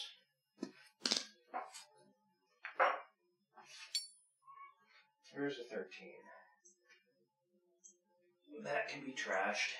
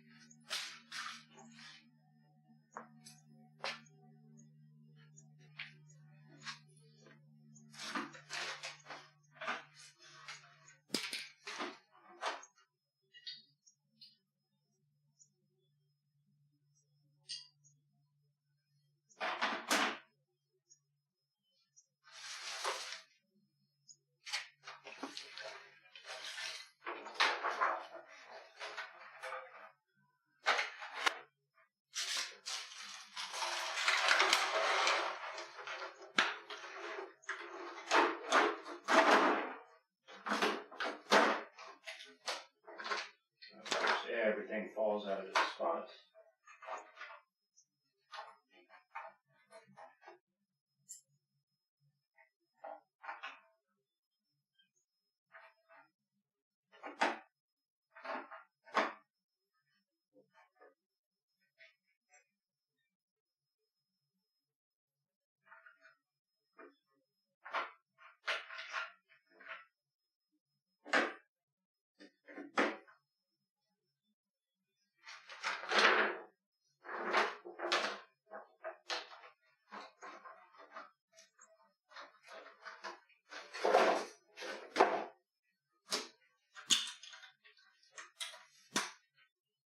Okay, this toolbox that I have here has a bad latch, so I'm going to try to fix it too real quick.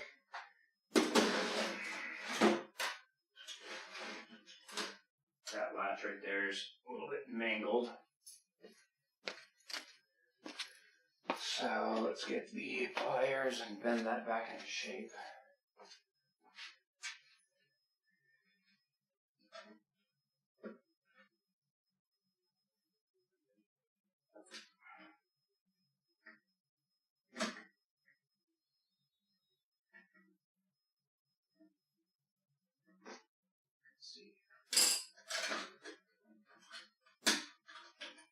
That's not tight enough now.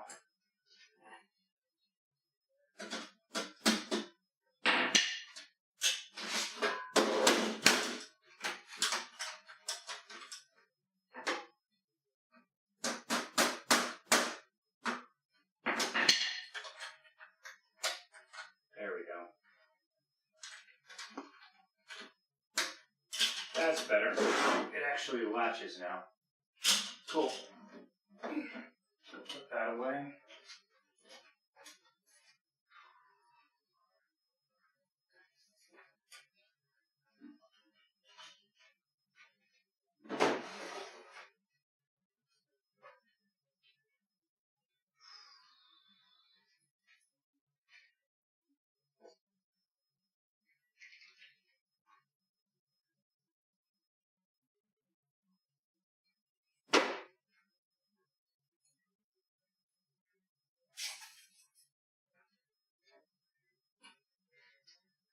Have I welded the radiator? What do you think? No. No, I have not. The thing that started this entire journey still has not been touched. Pressure plates. What are these? I don't know what those are.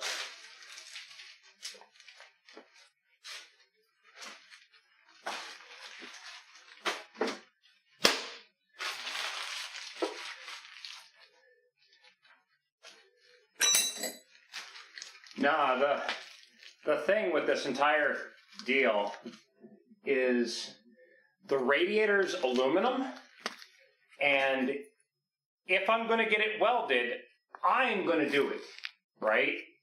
So I have a bunch of scrap aluminum stuff over there, and I have like aluminum rod and everything. Like I have the materials to do it, but I have never in my life welded aluminum. So I'm going to practice on those before I do anything with the radiator. But I can crank the car without the radiator in it too, right? Like we can at least start the car.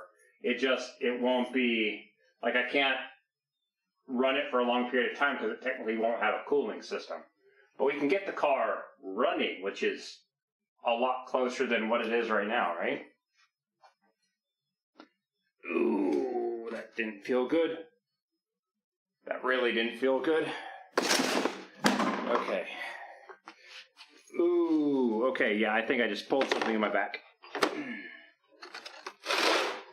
Okay, hold on a minute, guys.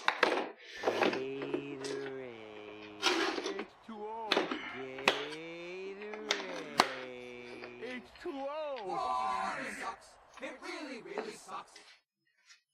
I really just hurt my back again. Something just popped. Okay. See, like over here, I also have a bunch of these. They call them coupons. So essentially, it's a little practice piece to weld steel, right? Essentially, I bought a bunch of aluminum to make a bunch of these myself. So I can just take the aluminum, put it down, and just practice TIG welding it.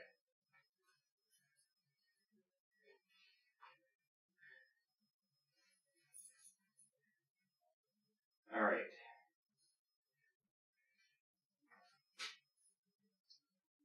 But yeah, I mean, look at that. We got the engine and transmission together, at least. So there's that. That's good.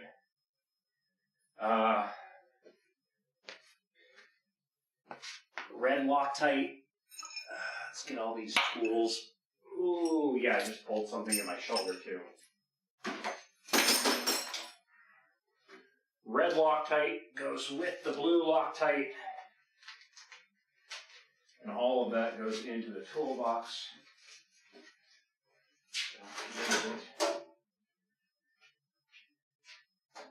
Oh, man.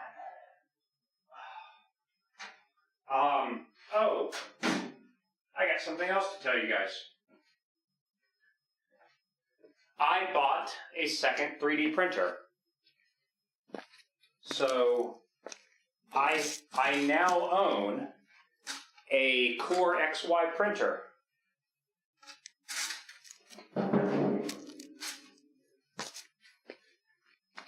I literally bought it for $50 because the previous owner just didn't want anything else to do with it and it was just getting rid of it. $50. It's 220 by 220 size bed. It has a magnetic sheet on it, but the last time the guy used it was so long ago he can't find the magnetic thing. So I ordered a new magnetic thing. So that's on its way. He also gave me a glass bed for it, which I've already done a print with it. It is very fast. I've gotten it up to 175 compared to my current printers like 60 to 70. So it's a lot faster. And that's not even tuned. Like I still have to do like flow testing to get it so I can raise it up to 200 or 200, 250-ish. Like it'll be really useful for, like I printed a benchy in 30 minutes. Right? My regular printer prints a benchy in an hour. To just put it into perspective. It's much quicker.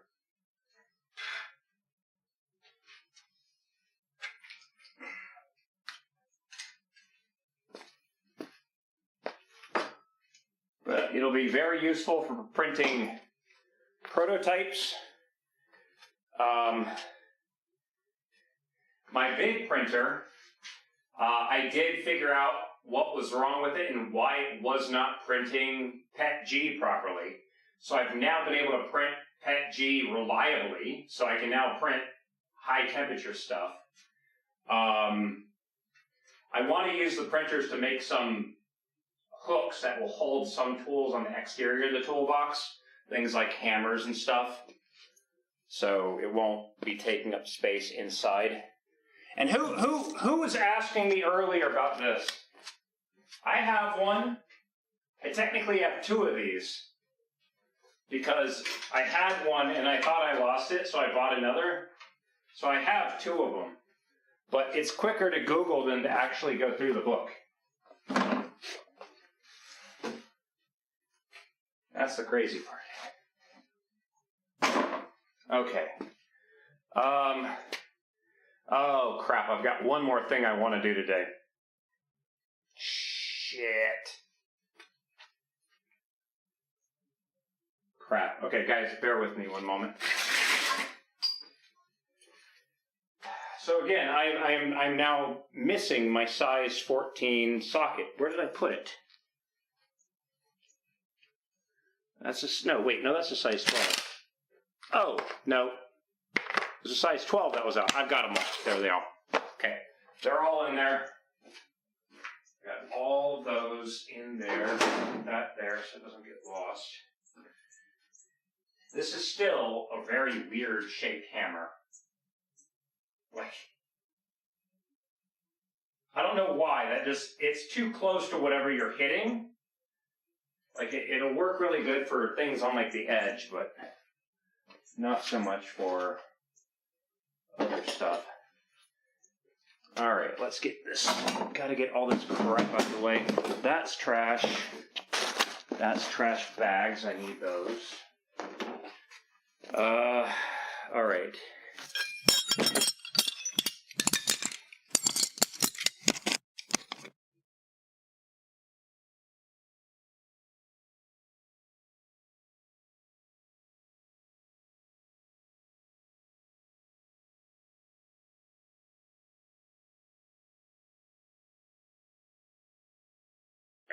I'm going to move the microphone again, put it on the back of the chair, hang it there. Okay, this goes back in the RX-7 because I use this one to change the spark plugs.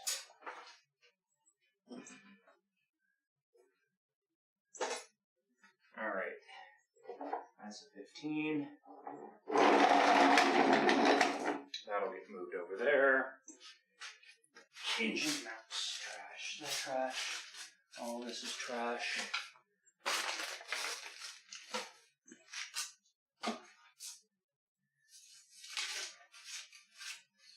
Alright.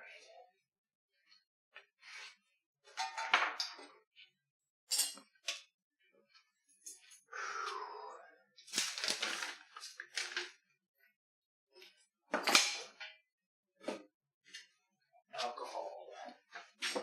Here, don't need that. Bolt torque sequence, we're done with that. Head gasket done. Alright, dead glow hammer.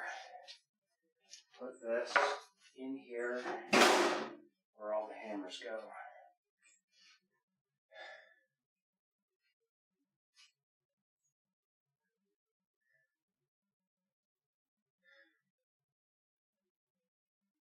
I'm going to do this. Alright, we're going to move the seat back a little bit. WD-40. Oh, that net, I need that back then. Shit. There is a paint cap that I need. Need that on top. I don't accidentally spray paint a bunch of shit. That'd be horrible. Alright. Camera 2. I don't think the voice chat thing's working right now.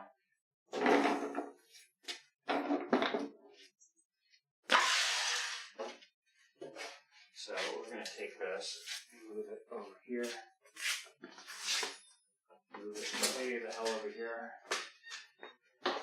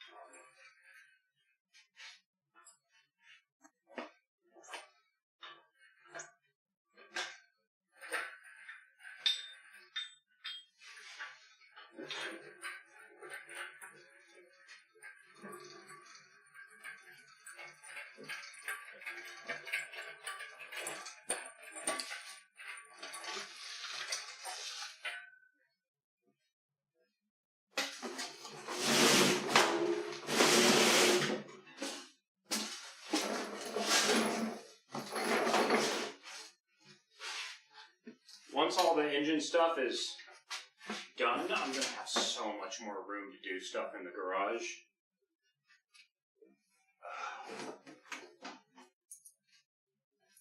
It's going to be crazy how much room I have in this corner. Because everything in the corner to the left is parts for the Miata. Everything over here is Miata parts.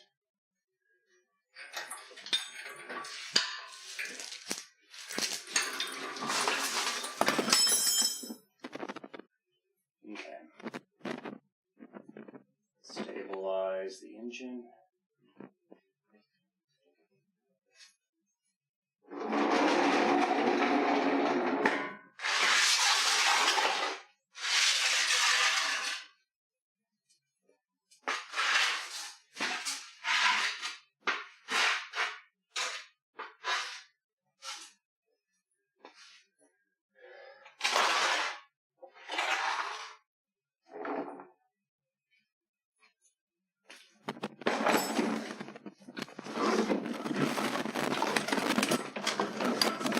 Trying to move the chair out of the way, and it just keeps getting more and more in the way. You guys are probably hearing just tons of crashing, because that's what the mic's on.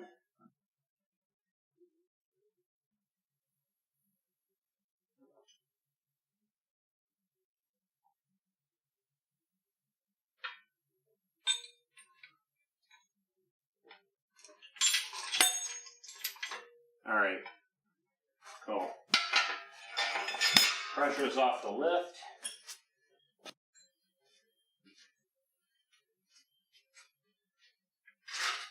What am I on? I am on nothing. It's literally just balancing on the oil pan. Great. Okay. It's on wood, so it's not damaging the oil pan, but there it is. You guys see that? So it's just on the ground right there. Now I need to do a thing, but I don't have time. It's too dark. Shit. Well, next time. I gotta do it next time. I can't do it right now.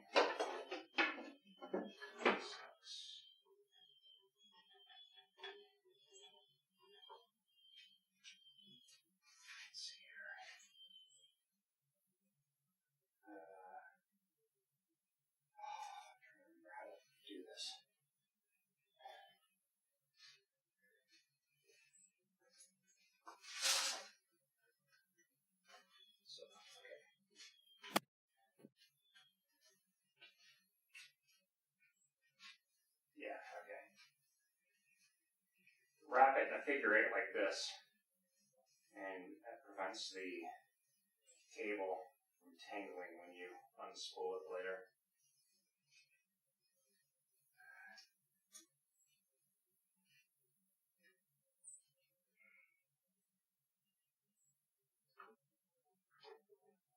Same. Oh.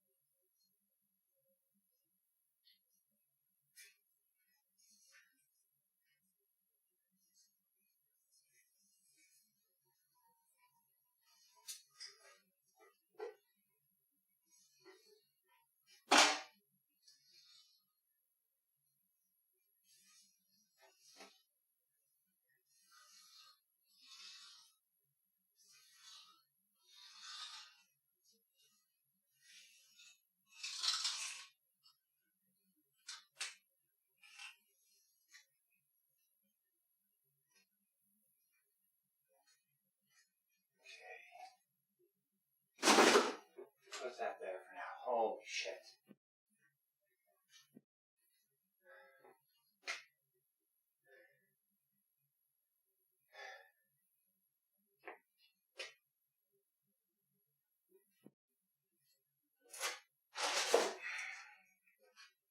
Clutch. Transmission guide. Those are going.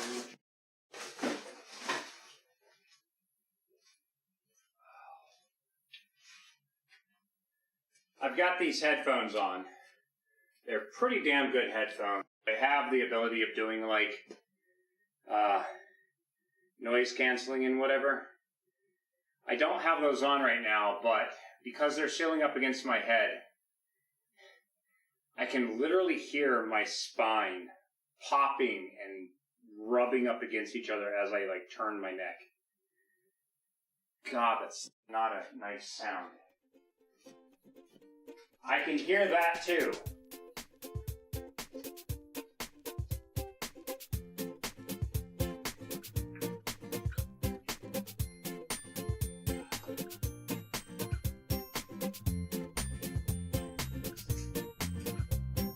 Pink fluffy unicorns dancing on rainbows. Pink fluffy unicorns dancing on rainbows. Pink fluffy unicorns dancing on rainbows.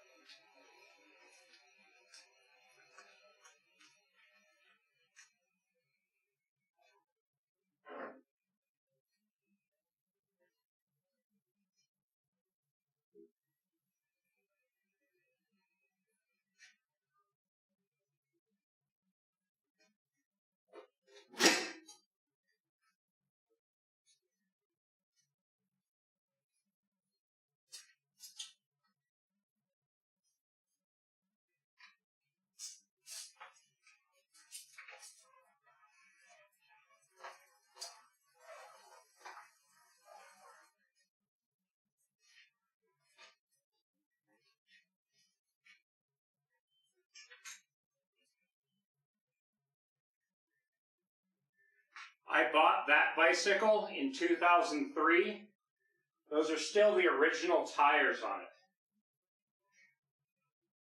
Shows you how much I ride it, right? And Asticon, what's up, dude? I hope you're doing well. Oh my god. We're getting there, though. Engine and transmission are put together. Next stream, I've got to attach the cable. So engine and transmission are together. Next stream literally is move the air conditioning condenser out of the way and put it all in. It's getting closer.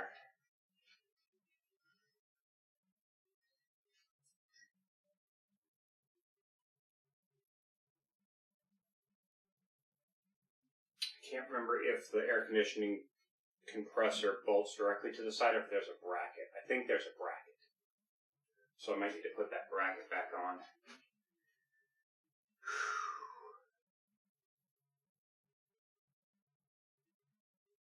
But we're getting there. Oh,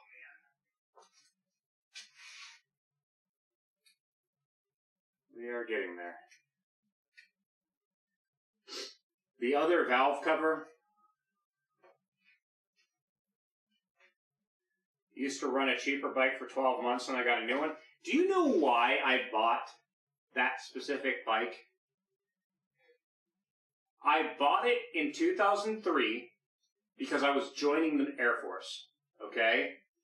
And I went to the store and I bought that specific bike because it was cheap and it was the heaviest bike they had. I bought it specifically to allow me to work harder to get exercise before I went into the Air Force. And I never used it. I went to basic training completely still out of shape and suffered. I should have used it more. That was all on me. Completely all on me. Now, that being said, I would love to get a mountain bike set of gearing for it so I can change gears, because I would like to be able to ride it around town and then either on the front wheel or the back wheel put a electric motor, because I want to go and ride the bike around, get exercise, but when I get to the point of I am worn out and I live up a hill, then use the electric motor to get back home. Otherwise, it will be I ride the bike around, get worn the hell out, walk home, get my car, and go retrieve the bike. That's what will end up happening.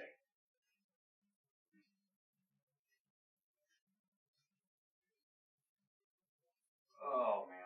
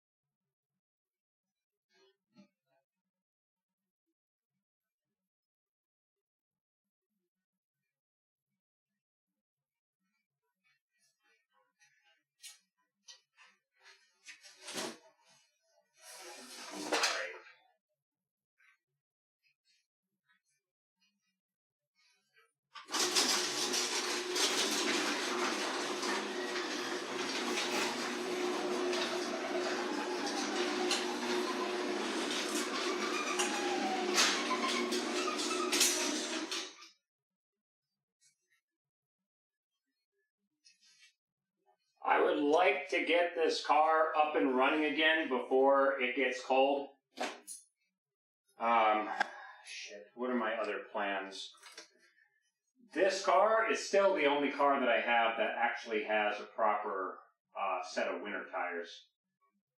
The tires that it's on right now have been on there for so long. I've got a brand new set of summer tires for this that I will put back on, but these ones have just been sitting in one place. They're probably flat spotted horribly, so I don't want to use them for fear of the sides being dry rotted or something. But it's cool. Like, I've got the entire, let's see if I can, from the door forward, like, this is entirely seam welded now. Like, that's completely seam welded together.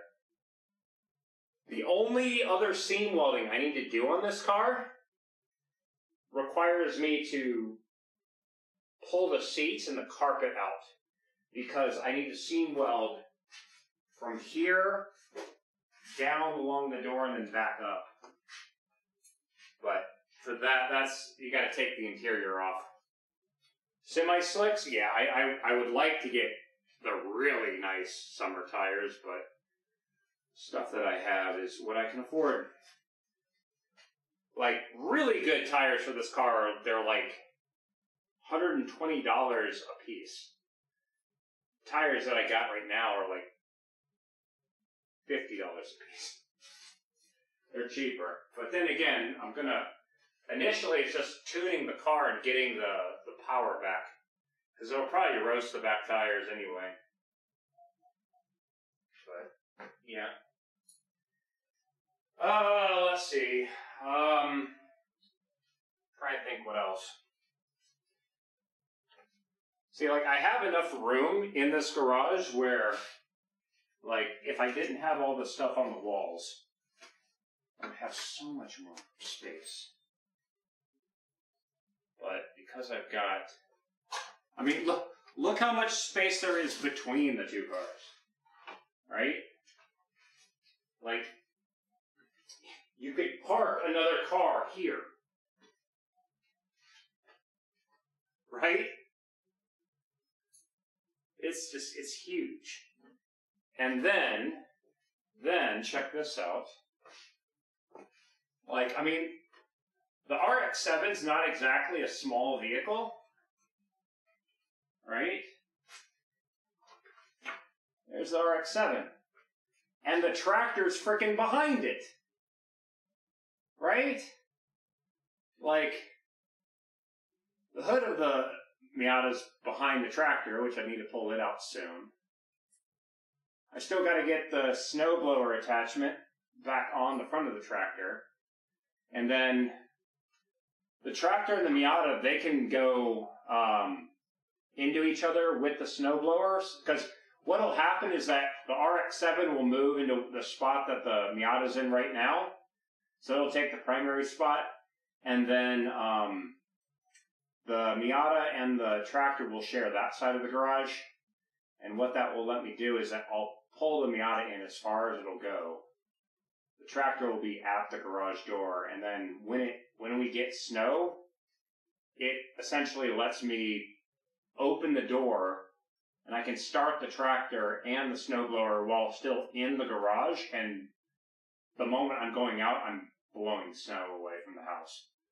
So, yeah. I need to get, I've got a small trailer that I pull behind the Miata.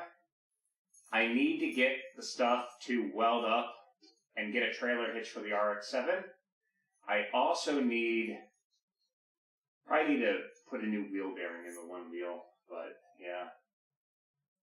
I need to get the trailer hitch on the back of the tractor so I can haul big sticks again too. Have all three of my vehicles with a frickin' trailer hitch. Trying to think what else, guys. I think that is actually going to be it for me tonight. Like I said, we got a bunch of stuff done. We got some things done twice, which I'm not real happy of. But, yeah. We put the flywheel and the clutch on, and then realized we forgot a thing, so we had to take the flywheel and clutch back off, and then put the thing on, and then flywheel and clutch again. So, yeah. They're not bad tires, they're cheap tires. I want to get some, like, the really nice, almost semi-slick. I mean, they have a little bit of tread. It's one of those, they're awesome during the summer, but you don't want to drive them when they're raining kind of tires, right? But yeah, it's like $1,000 for this car, and it's like, yeah, I can't quite afford that. Alright, but guys, I think that is going to be it for me tonight. Thank you all for hanging out. If you are on Twitch, give me a moment, let me get downstairs, and I will get you guys over to go see somebody else. Probably gonna raid somebody that I'm gonna be hanging out in their stream a little bit. But yeah, that's gonna be it, guys. I need to grab the microphone.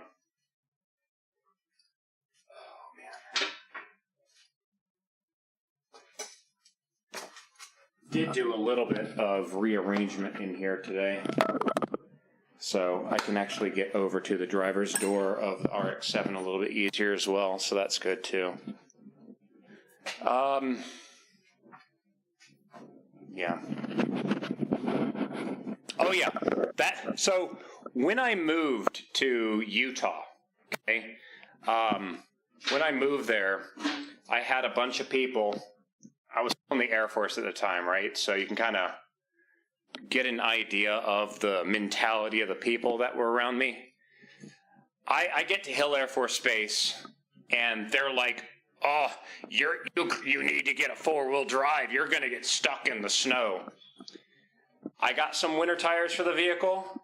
I put the winter tires when it got below freezing. Never had an issue. It snowed. My car was so lightweight that it just rode on top of the snow. Like, it didn't sink. While everybody else, who's all like, "You need to get 4-wheel drive," they either slid off the road because their vehicle was so freaking heavy that they hit the brakes and they slide off, or the vehicle being a 4-wheel drive with dually tires in the back, it's so freaking heavy that it sunk in the snow and they couldn't get it out. And they'd start their car and they'd be rocking back and forth trying to get out of the thing. And I'm just like, start my car, chill a little bit, let the car warm up, and I just roll away, no problem at all. Yeah, Miatas are awesome in the snow. You just ride on top of it. And give me a moment, guys. I'm going to go downstairs.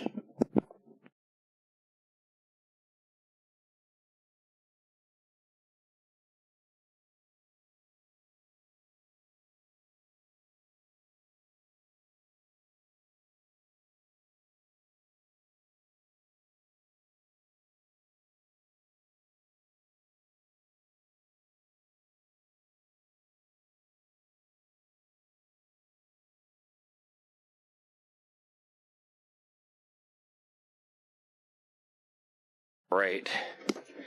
Let me get back downstairs. I have... Oh, man. Well, it doesn't help that my Miata is turbocharged. So, yeah, like, during wintertime, I'd have to turn the boost down as much as I can. Hold on a minute. Let me do a thing.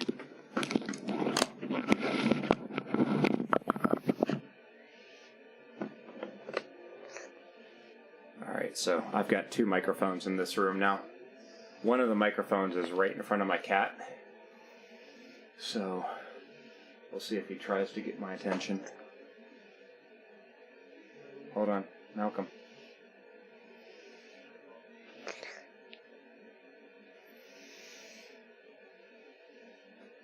What are you doing, buddy?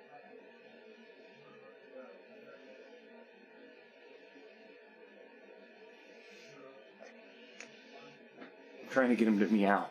He was making a whole bunch of noise. I have a Fiat Honda 4x4 1.2 liter all-season tires. Oh, I bet, yeah. Oh god, talking about miles per gallon. So, the Miata, well, both my Miata and the RX-7, they're both running Mega Squirt ECUs. It's essentially, it's a do-it-yourself engine management. Like, both... I take it back, no. The Miata is set up where it has launch control, it has flat shift, it has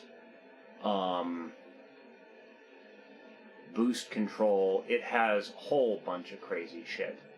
The RX-7, I haven't ran the wire yet that would enable launch control and flat shift. I need to run a wire to the clutch pedal sensor, essentially.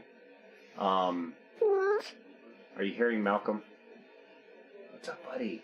I don't want to touch you. My hands are all nasty right now. I'm sorry. But what was I saying? Shit. My RX-7, when I started getting it working again, it was still running the stock 1980s computer. Very, very old designed ECU, and the car made maybe 18 miles per gallon. My RX-7 is getting 26 now because I have a much more modern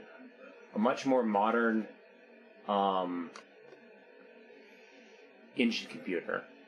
It's looking at manifold pressure instead of a flapper door airflow meter, which, again, 1980s tech.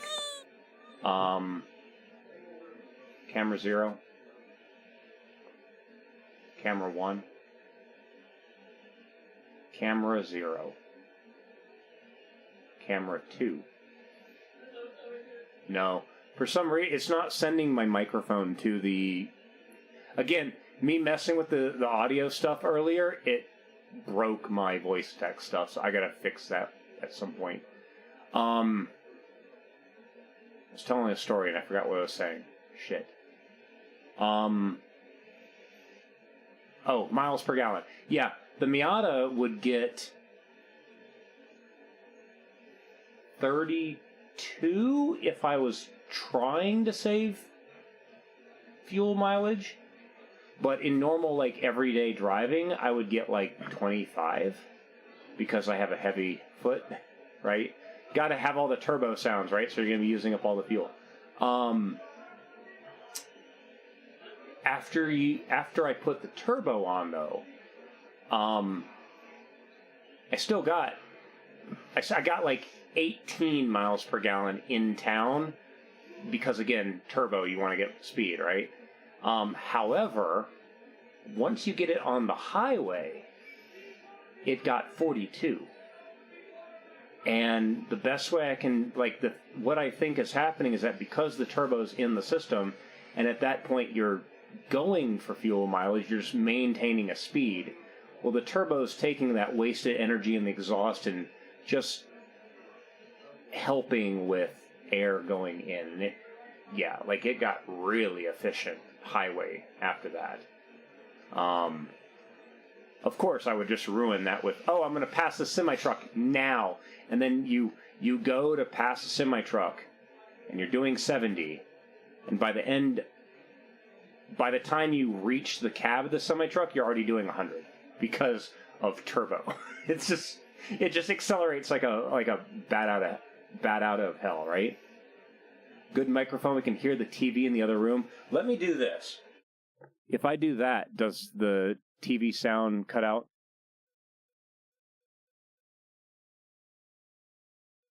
Because that microphone was the lavalier mic that I used for the garage stuff, which picks up everything. While the microphone that I'm using right now is my very highly directional Rode microphone. It sounds very good. Very, very good. But, okay, so now we're done with the stream, though, let me find out somebody who is streaming on the Twitch and get you guys over to them. Let's see here. Find somebody I know. Oh, man. I am going to be sitting in the shower with the hot water on for like the next hour.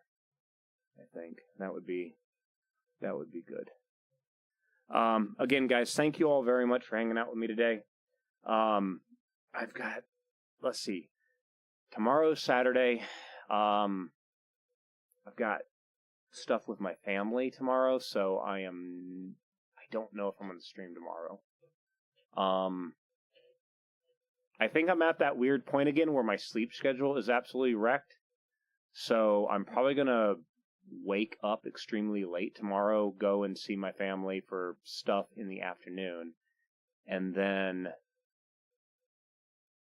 I might do a flight sim stream extremely late, which would be... Hold on. Turn off garage light. There, the lights are off now. Does that work? I can remotely turn that off. I've literally got my stream thing open, so I still saw that the light was on. So, yeah. But guys, I'm gonna send you all over to go see. I'm gonna send you guys over to go see Bike Man. He is playing Metaphor Refantasio. Pretty sure I completely butchered that. But guys, thank you all very much for hanging out with me tonight. Hopefully, if my back settles down, the next garage stream will be the act of putting the engine and transmission back in the car. So, yeah. Yeah, So with that, take care. Laters, guys.